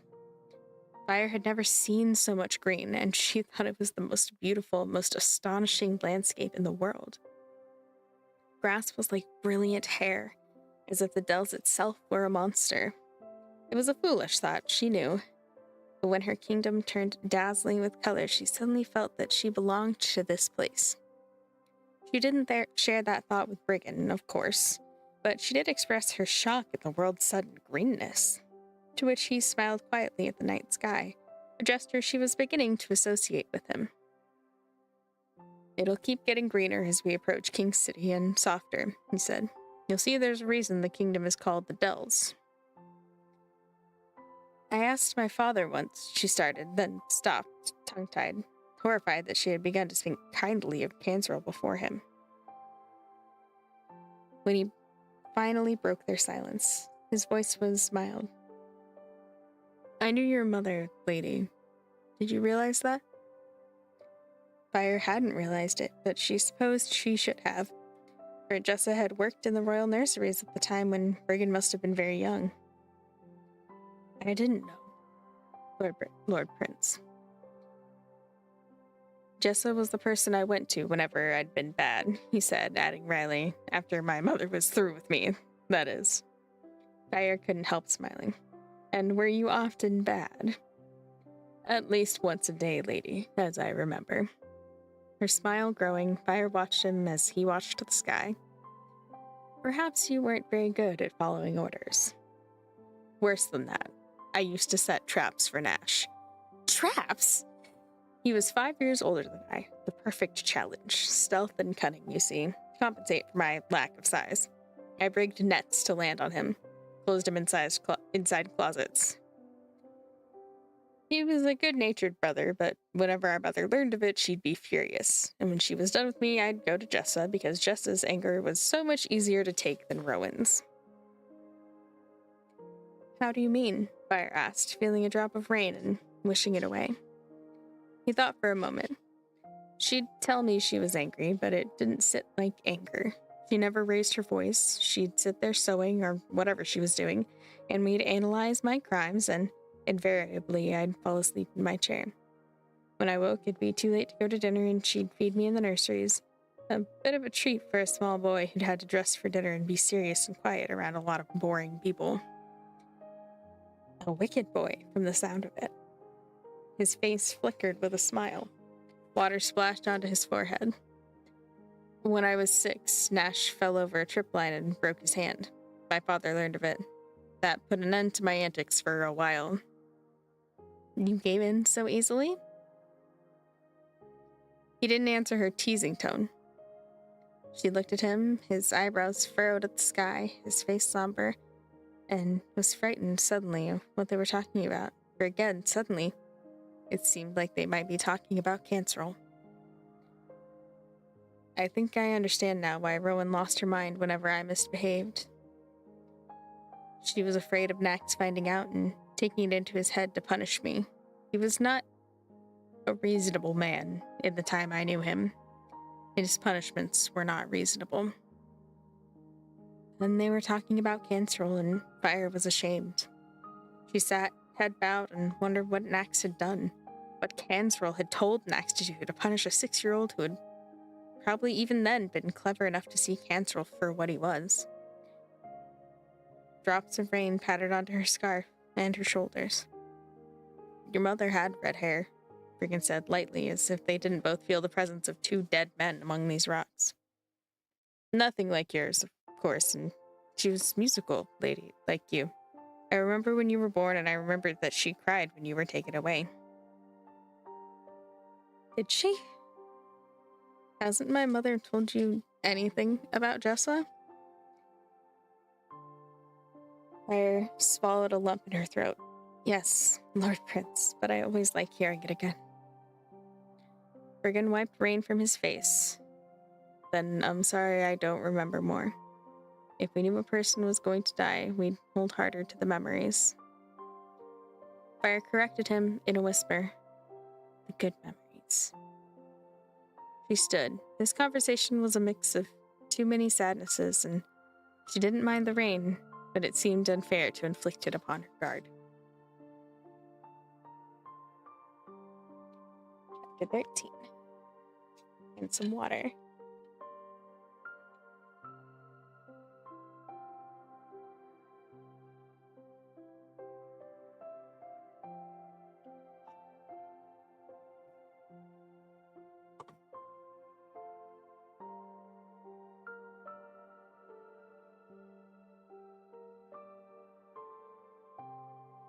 The morning of her final day of riding, Fire woke to an aching back, aching breasts, knotted muscles in her neck and shoulders. There was never any predicting how the time before her monthly bleed would manifest itself. Sometimes it passed with hardly symptoms. with hardly a symptom. Other times, she was an unhappy captive in her own body. At least she'd be under Nash's roofs by the time the bleeding began. She wouldn't have to embarrass herself with an explanation for the increase in monster attacks. On Small's back, she was bleary-minded, anxious, nervous. She wished for her own bed. She wished she hadn't come. She was in no mood for beauty, and when they passed a great rocky hill with wildflowers springing from every crack, she had to give herself a talking to keep the mist out of her eyes.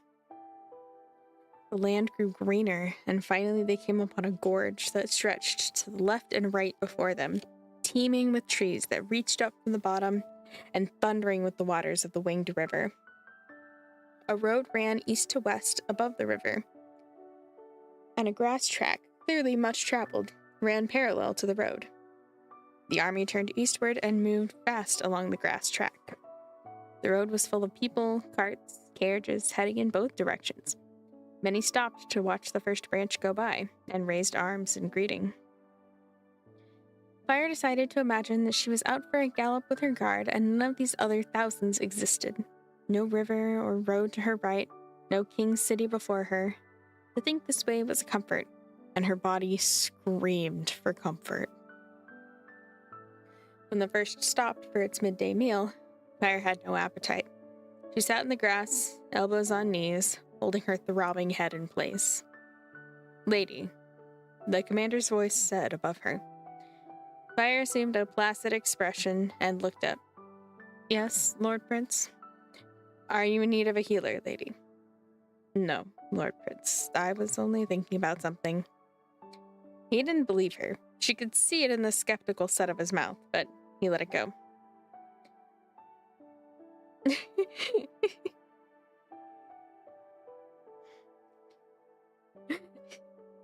Apparently Hero needed a bit of an interruption. Just like, hello?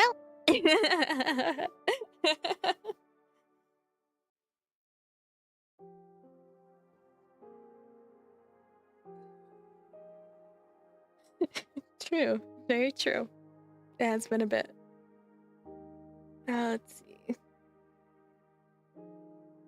Actually, no, I will have to scroll to find out.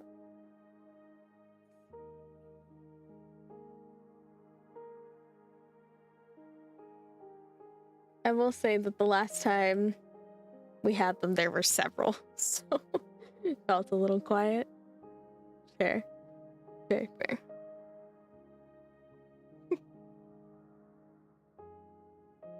I mean, I was looking a little forward to slightly less chaos.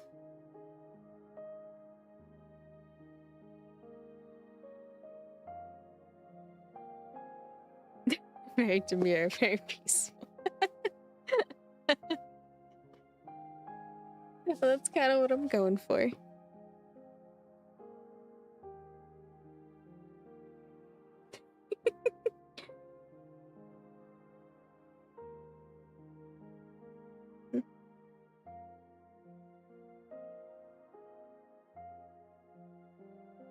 Maybe we need more exciting books to read then. Although I do enjoy these ones where it's like little moments of intensity and then everything else is just the building of character. Where it really feels like, you know, the passage of time is actually happening and not just...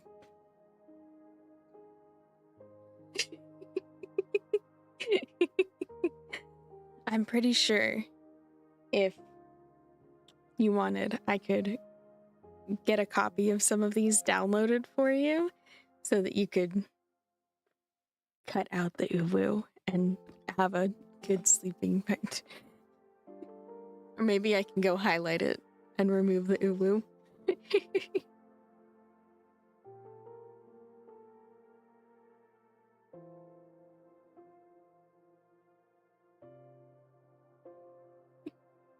Anyway.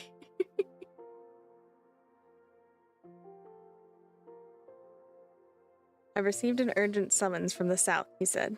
"I'll be on my way as soon as we've reached the king's court." There's a bug. You brought the bug to me. And some Wild West books.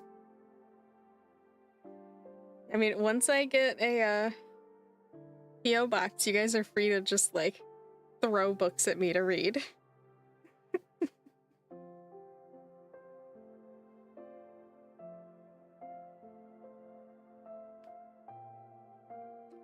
I'll be on my way as soon as we reach the King's Court. I wondered if there's anything you wanted, lady, that I could provide before I go. Fire tugged at a patch of grass and swallowed this disappointment.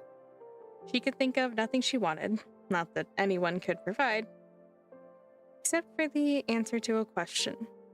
She said it very quietly. Why are you kind to me? He paused, watching her hands that pulled at the grass. He crouched down to her eye level.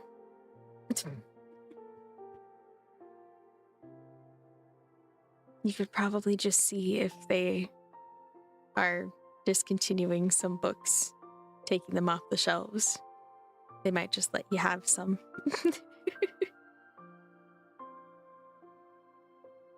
Like, I have a book right next to me that it's a copy that was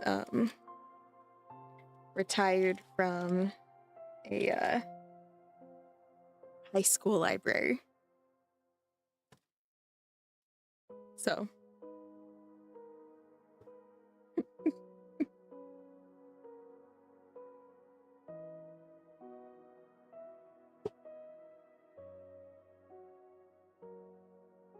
crouched down to her eye level. Because I trust you. The world went very still around her, and she stared hard at the grass. The grass, the green of it was radiant in the sun's light. Why should you trust me?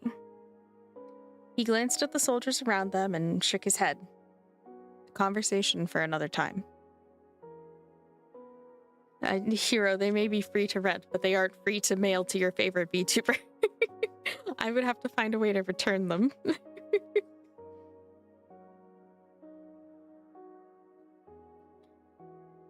I thought of a thing you can do for me, she said. I've thought of it in this very moment. Go on. You can take a guard when you go wandering at night. And then, when his eyebrows shot up and she saw him formulating his refusal.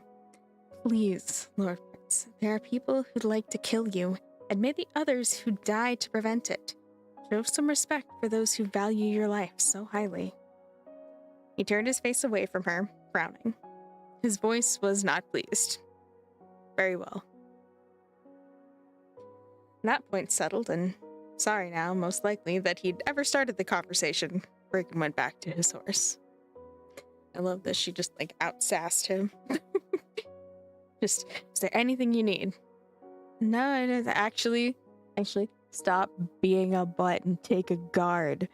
No, really gonna disrespect your people like that? Fine. So dramatic. I love these characters so much. They're so good.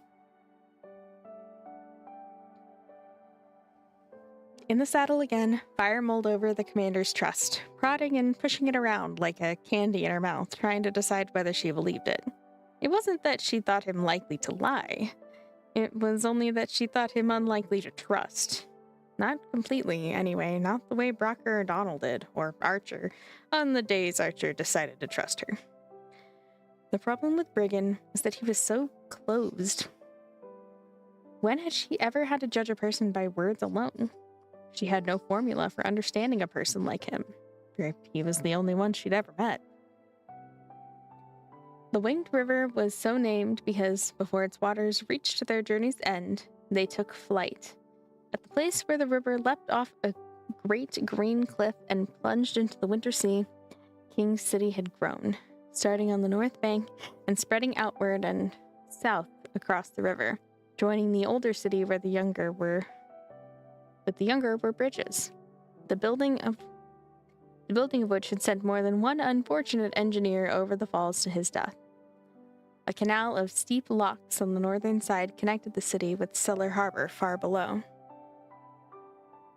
Passing through the city's outer walls with her escort of 5,000, Fire felt herself a gawkish country girl.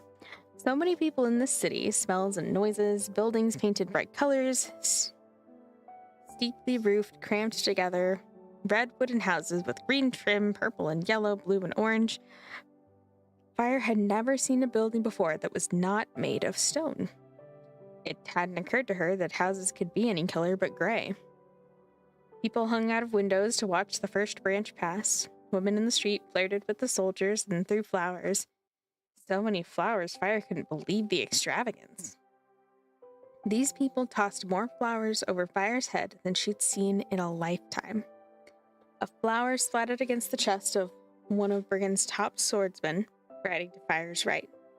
When Fire laughed at him, he beamed and handed the flower to her. On this journey through the city streets, Fire was surrounded not just by her guard, but by Brigand's most proficient fighters, Brigand himself on her left. The commander wore the gray of his troops, and he'd positioned the standard bearer some distance behind. It was all in an attempt to reduce the attention Fire drew, and Fire knew she wasn't playing her part in the charade. She should have been sitting gravely, her face bent in her hands, catching no one's eye. Instead, she was laughing and smiling and numb to her aches and pains and sparkling with the strangeness and the bustle of this place.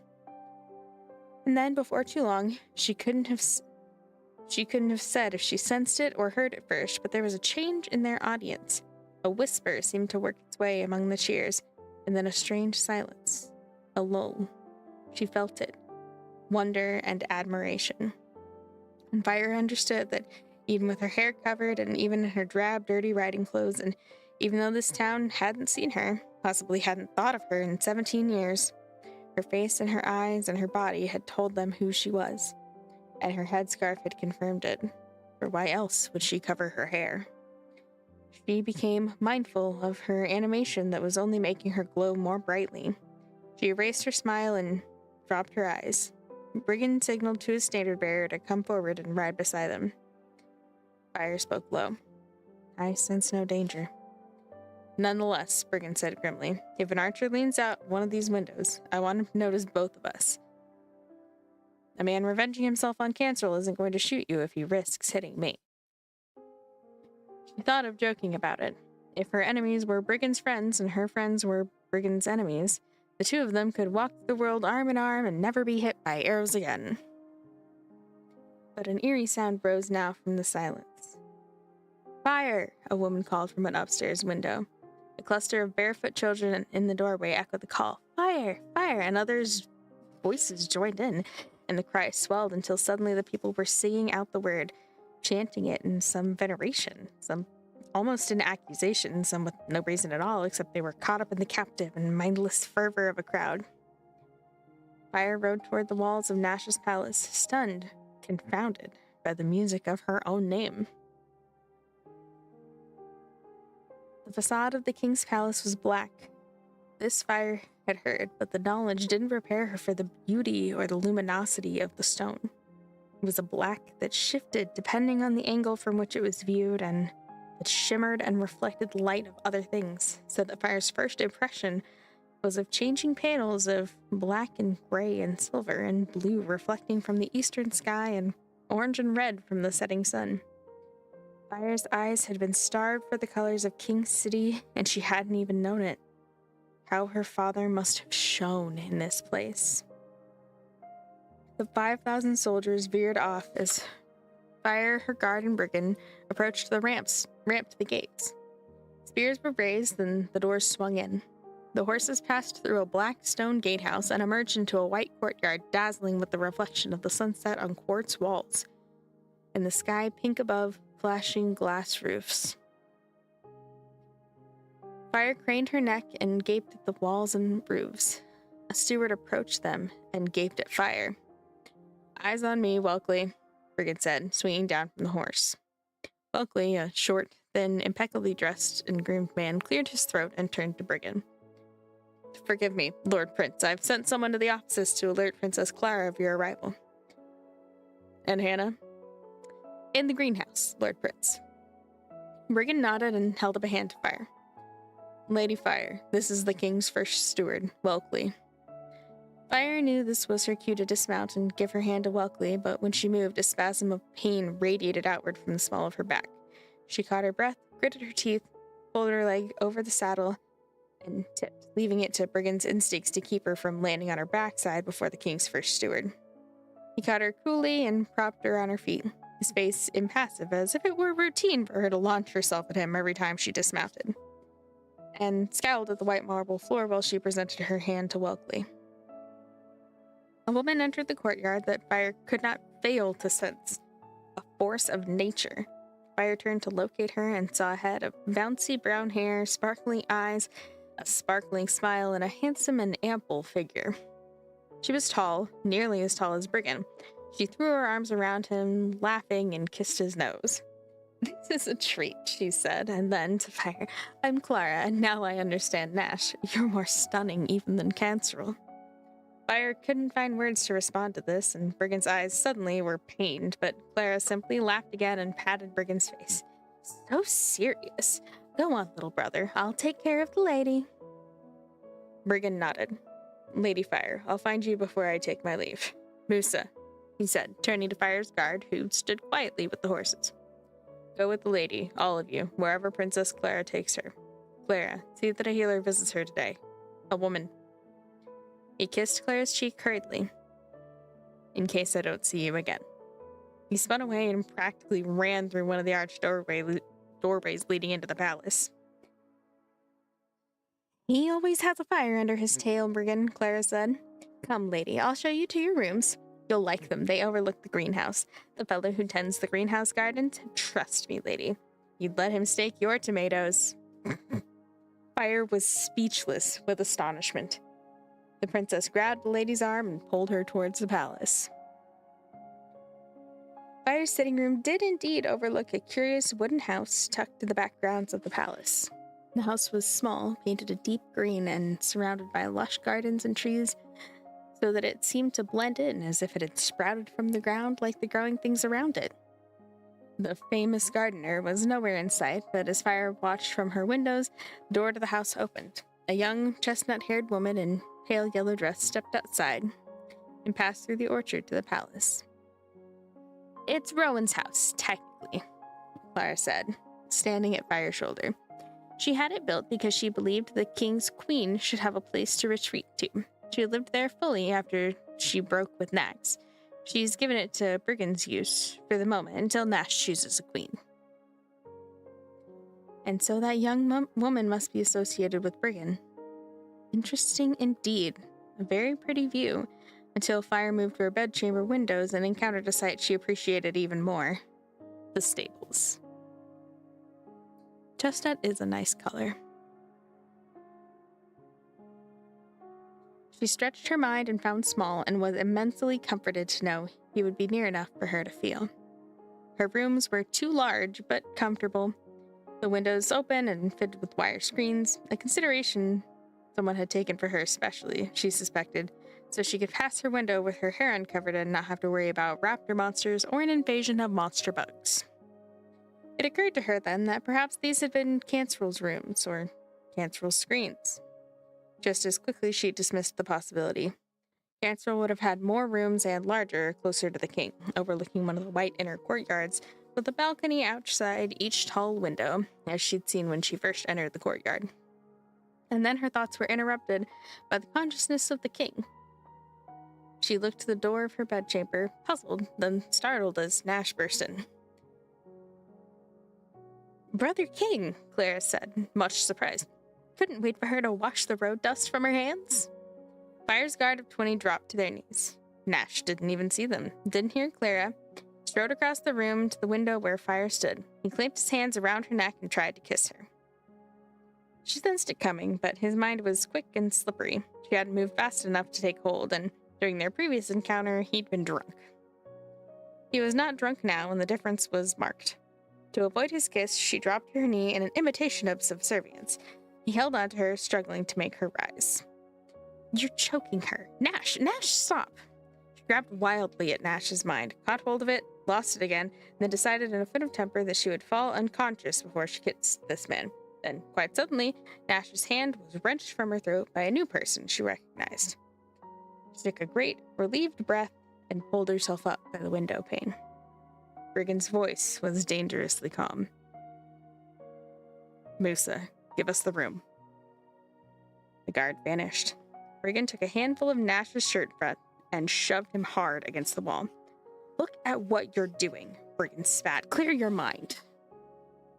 Forgive me, Nash said, sounding genuinely aghast. I lost my head. Forgive me, lady. Nash tried to turn his face to fire, but Brigand's fist tightened around his collar and pressed against his throat to stop him. If she's going to be unsafe here, I'll take her away this instant. She'll come south with me. Do you understand? All right, Nash said. All right. It's not all right. This is her bedchamber. Frogs, Nash, why are you even here? All right,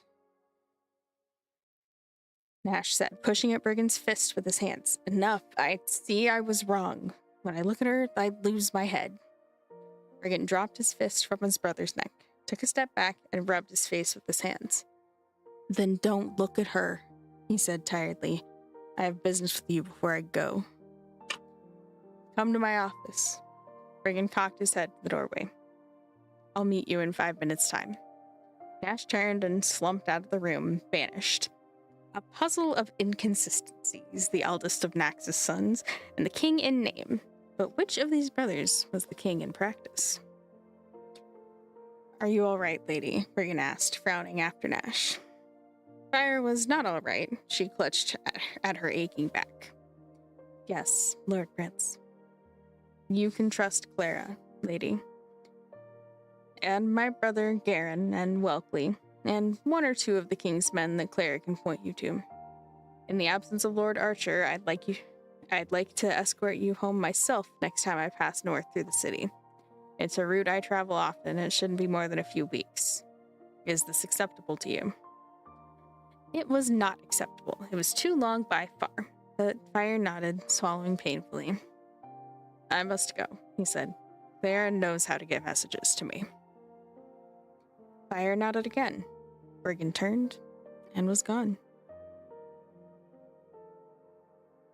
She had a bath and a massage and warm compress from a healer so skilled that Fire didn't care if the woman couldn't keep her hands out of her hair. Dressed in the plainest dress the many choices of a wide-eyed servant girl had brought her, Fire felt more like herself, as much like herself as she could in these strange rooms, and not knowing what to expect next from this strange royal family. And deprived of music, for she had returned her borrowed fiddle to its rightful owner. The first had a week's leave in King City, and then they'd take the road again under whatever Captain Brigand had left in command. Brigand, she discovered when she emerged from her bathing room, had decided to assign her entire guard to her permanently. The same rules as before. 6 guards to accompany her wherever she went, and 2 women in her bedroom while she slept. She was sorry for this, that these soldiers should have to continue such a dull charge, and sorrier still at the thought of them underfoot. It was worse than a bandage that chafed at a wound, her endless lack of solitude. At dinner time, she claimed a backache to avoid having to appear so soon before Nash and his court. Nash sent servants to her room, pushing carts bearing a feast that it could have fed all the residents in her own stone house in the north, and Archer's house as well. She thought of Archer and then cast the thought away. Archer brought tears too near. Welkley came with 4 fiddles after dinner, 2 hanging from the fingers of each hand. Astonishing fiddles, nothing modest about them, smelling wonderfully of wood and varnish and gleaming brown, orange, vermilion. They were the best he'd been able to find in such a short time, Welkley explained. She was to choose one of the 4 as a gift from the royal family. She thought she could guess which member of the royal family had spared a minute amidst his preoccupations to order a roundup of the city's finest fiddles, and again she found herself uncomfortably close to tears. She took the instruments from the steward one by one, each more beautiful than the last. Welkley waited patiently while she played them, testing their feeling against her neck, the sharpness of the strings on her fingertips, the depth of their sound. There was one she kept reaching for, with a copper-red varnish and a clarity like the point of a star, precise and lonesome, reminding her, somehow, of home. This one, she thought to herself. This is the one. Its only flaw, she told Welkley, was that it was too good for her skill. That night, memories kept her awake, and aches and anxiety. Shy of the court, bustling with people even late into the night, and not knowing the route to any quiet view of the sky, she went with 6 of her guards to the stables. She leaned on the stall door before her dozing, lopsided horse. Why have I come here? She asked herself. What have I gotten myself into? I don't belong in this place. So small, why am I here? From the warmth of her fondness for her horse, she constructed a fragile and changeable thing that almost resembled courage. She hoped it would be enough.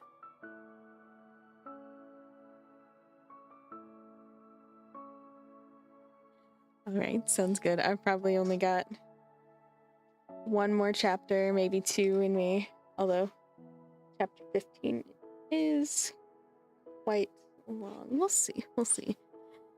I may go and push through the 2 chapters just to get us about halfway.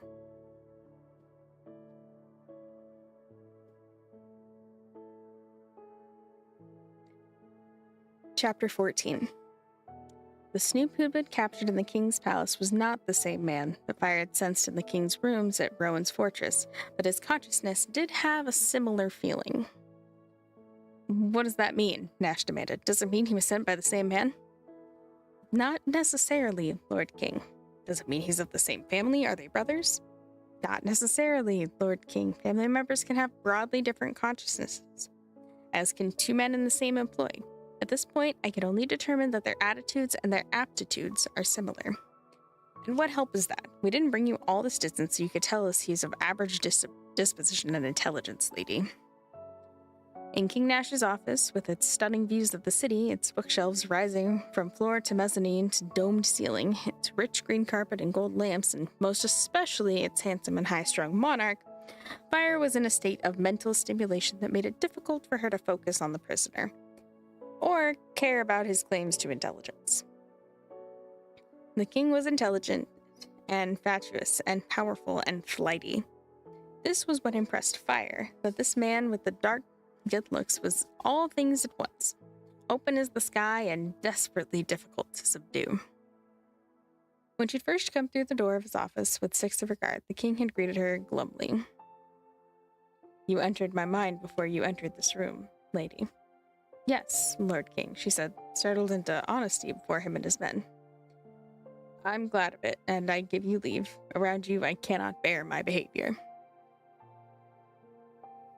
He sat at his desk, staring at the emerald ring on his finger. While they waited for the prisoner to be brought before them, the room turned to a mental battlefield. Nash was keenly aware of her physical presence. He struggled not to look at her. He was just as keenly aware of her presence inside his mind, and here was the problem, for he clung to her there, perversely, to savor the excitement of her where he could. And it did not work both ways. He could not ignore her and cling to her simultaneously. He was too weak and too strong in all the wrong places. The harder she took hold of his consciousness, the harder he pulled at her to keep taking, so that her control turned somehow into his control and his taking. And so she fought off his mental suckers, but that was no good either. It was too much like letting him go and leaving his body to his mind's volatility. She could not find the right way to hold him. She sensed him slipping away and became more and more agitated, and finally his eyes slid to her face. He stood and began pacing. And then the prisoner arrived, and her answers to Nash's questions only added to his frustration. I'm sorry if I'm no help to you, Lord King, she said now. There are limits to my perception, especially with a stranger. We know you caught trespassers on your own property, lady, one of the king's men said, who had distinct feeling to their minds. Is this man like those men? No, sir, he isn't. Those men had a kind of mental blankness. This man thinks for himself. Nash stopped before her and frowned. Take control of his mind, he said. Compel him to tell us the name of his master. The prisoner was exhausted, nursing an injured arm, frightened of the lady monster, and Fire knew she could do what the king commanded easily enough. She gripped Nash's consciousness as tightly as she could. I'm sorry, Lord King. I only take control of people's minds for the sake of self-defense. Nash struck her across the face hard. The blow threw her onto her back. She was scrambling to her feet practically before she'd hit the rug, ready to run or fight or do whatever she needed to do to protect herself from him, no matter who he was. But all 6 of her guards surrounded her now and pulled her out of the king's reach. In the corner of her vision, she saw blood on her cheekbone. A tear ran into the blood, and her cheeks smarted terribly. He'd cut her with the great square emerald of his ring. I hate bullies, she thought at him furiously. The king was crouched on the floor, his head in his hands, his men beside him, confused, whispering to each other. He raised his eyes to Fire. She sensed his mind, clear now, and understanding what he'd done. His face was broken with shame. Her fury dropped away as quickly as it had come. She was sorry for him. She sent him a firm message. This is the last time I'll ever appear before you until you've learned to guard yourself against me. She turned to the door without waiting for a dismissal. Fire wondered if a bruise and a square-shaped cut on her cheek might make her ugly. In her bathing room, too curious to stop herself, she held a mirror to her face. One glance and Fire shoved the mirror under a stack of towels. Her question answered. Mirrors were useless, irritating devices. She should have known better. Musa was perched on the edge of the bath, scowling, as she had been since her guard contingent had returned with their bleeding charge. It irked Musa, Fire knew, to be trapped between Brigand's orders and the king's sovereignty. Please don't tell the commander about this, Fire said. Musa scowled harder. I'm sorry, lady, but he asked specifically to be told if the king tried to hurt you. Princess Clara knocked on the doorframe. My brother tells me he's done an inexcusable thing, she said, and then, at the sight of Fire's face, oh my, that's the king's ring, clear as day, the brute. Has the healer been? She just left, Lady Princess. And what's your plan for your first day at court, lady? I hope you won't hide just because he's marked you. Fire realized that she'd been going to hide, and the cut and bruising were only a part of it. How relieving, the thought of staying in these rooms with her aches and her nerves until Brigand came back and whisked her home. I thought you might like a tour of the palace, Clara said, and my brother Garen wants to meet you. He's more like Brigand than Nash. He has control of himself. The king's palace and a brother like Brigand. Curiosity got the better of Fire's apprehensions.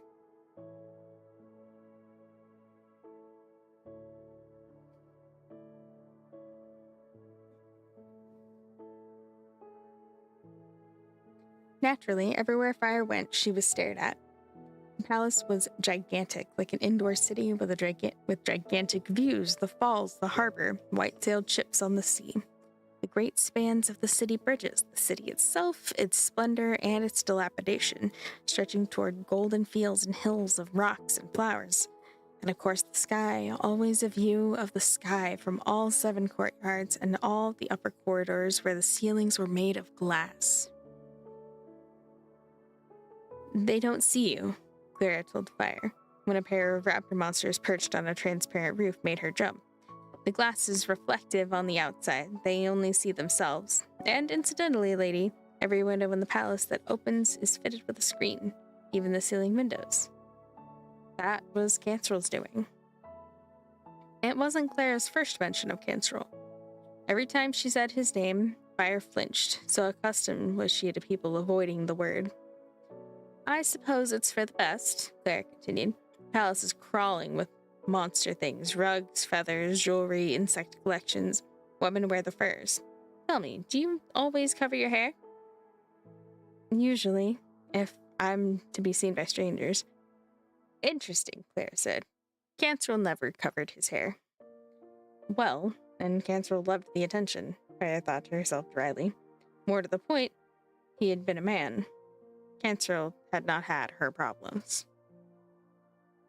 Prince Garen was too thin and didn't share his sister's obvious robustness. Despite it, he was quite good-looking. His eyes were dark and burning under a thatch of nearly black hair, and there was something furious and graceful about his manner that made him intriguing to watch. Appealing. He was very like his brother, the king. Fire knew he was ill, that as a child he'd been taken by the same fever that had killed his mother and had come out alive but with ruined health. She also knew, from Cancel's muttered suspicions and Brock's certainties, that Garen and his twin Clara were the nerve center of the kingdom's system of spies.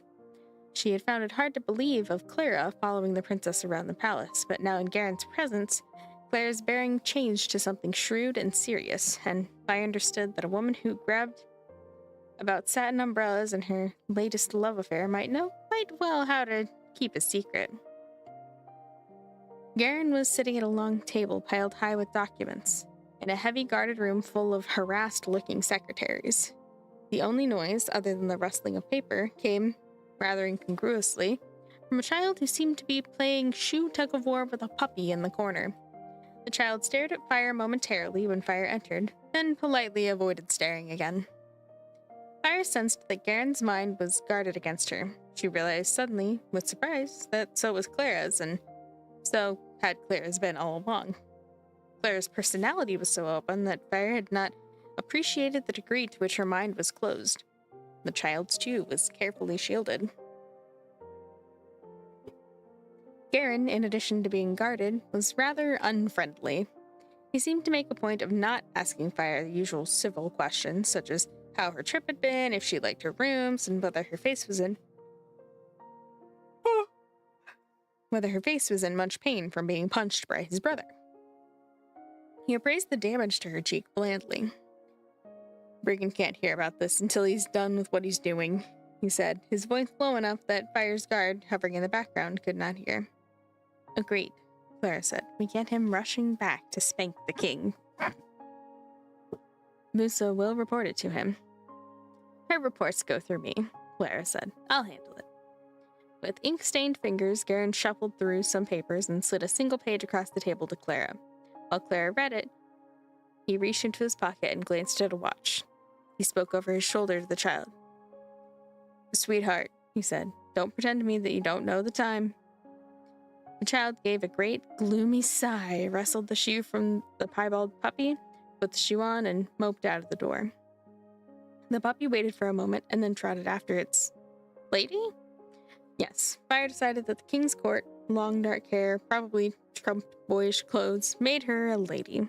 5 years old, probably, or 6, and presumably Garen's. Garen was not married, but that did not make him childless. Fire tried to ignore her involuntary flash of resentment at the majority of humanity who had children as a matter of course. Clara said, frowning at the document before her. I don't know what to make of this. We'll discuss it later, Garen said. His eyes slid onto Fire's face, and she met his gaze curiously. His eyebrows snapped down, making him fierce and oddly like Brigand. So, Lady Fire, he said, addressing her directly for the first time. Are you going to do what the king asked and use your mental powers to question our prisoners? No, Lord Prince. I only use my mental power in self-defense. Very noble of you, he said, sounding exactly like he didn't mean it. So that she was perplexed and looked back at him calmly and said nothing. It would be self-defense, Claire put it distractedly, frowning still at the paper before her. The self-defense of the kingdom. Not that I don't understand your resistance to humoring Nash when he's been such a bore, lady. But we need you. Do we? I find myself undecided on the matter, Garen said. He dipped his pen into an inkwell. He blotted carefully and scribbled a few sentences onto the paper before him. Without looking at Fire, he opened a feeling to her, coolly and with perfect control. She felt it keenly. Suspicion. Garen did not trust her, and he wanted her to know it. That evening, when Fire sensed the king's approach, she locked the entrance to her rooms. He made no objection to this, resigned, seemingly, to holding a conversation with her through the oak of her sitting room door. It was not a very private conversation, on her side at least, for her on-duty guards could recede only so far into her rooms. Before the king spoke, she warned him that he was overheard. His mind was open and troubled, but clear. If you'll bear with me, lady, I've only 2 things to say. Go on, Lord King, Fire said quietly, her forehead resting against the door. The first is an apology for my entire self. Fire closed her eyes. It's not your entire self that needs to apologize. Only the part that wants to be taken by my power. I can't change that part, lady. You can. If you're too strong for me to control, then you're strong enough to control yourself. I can't, lady. I swear to it. You don't want to, she corrected him silently. You don't want to give up the feeling of me. That is your problem. You're a very strange monster, he said, almost whispering. Monsters are supposed to want to overwhelm men. And what could she respond to that? She made a bad monster and a worse human. You said it was two things, Lord King? He took a breath as if to clear his head and spoke more steadily. The other is to ask you, lady, to reconsider the issue of the prisoner. This is a desperate time. No doubt you've a low opinion of my ability to reason, but I swear to you, lady, that on my throne, when you're not in my thoughts, I see clearly what's right. The kingdom is on the verge of something important. It might be victory, it might be collapse. Your mental power could help us enormously, and not just with one prisoner. Fire turned her back to the door and crouched low against it. She held her head up by her hair. I'm not that kind of monster, she said miserably. Reconsider, lady. We could make rules, set limits. There are reasonable men among my advisors. They wouldn't ask too much of you. Leave me to think about it. Will you? Will you really think about it? Leave me, she said, more forcefully now. She felt his focus shift from business back to his feelings. There was a lengthy silence. I don't want to go, he said. Fire bit down on her mounting frustration. Go. Marry me, lady, he whispered. I beg you. His mind was his own as he asked it, and he knew how foolish he was. She sensed plain and clear that he simply couldn't help himself. She pretended hardness, though hardness was not what she felt. Go, before you ruin the peace between us. Once he'd gone, she sat on the floor, face in hands, wishing herself alone, until Musa brought her a drink, and Mila, shyly, a hot compress for her back. She thanked them and drank, because she had no choice, eased into their quiet company.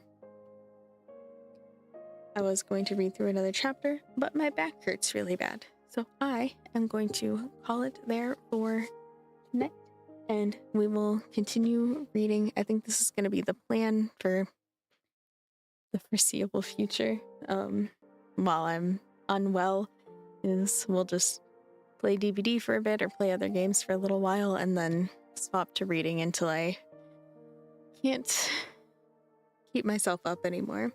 And hopefully I will be able to continue going for a while. I don't want to get worse, and hopefully I will have some answers as to what's going on. The only thing I've got right now is that we talked to a person who's kind of heavily involved with a neurology institute, and they're fairly confident that it's a neurological issue. So it's something that with enough scans and testing, they'll be able to figure out what's going on. It's just a matter of how many until we get the right answer. So that is also unfortunately going to be expensive, but that's also part of where us, having more time to spend with each other in these moments is gonna make it up. It just you guys being here and helping to grow the channel and grow Discovery is gonna be huge.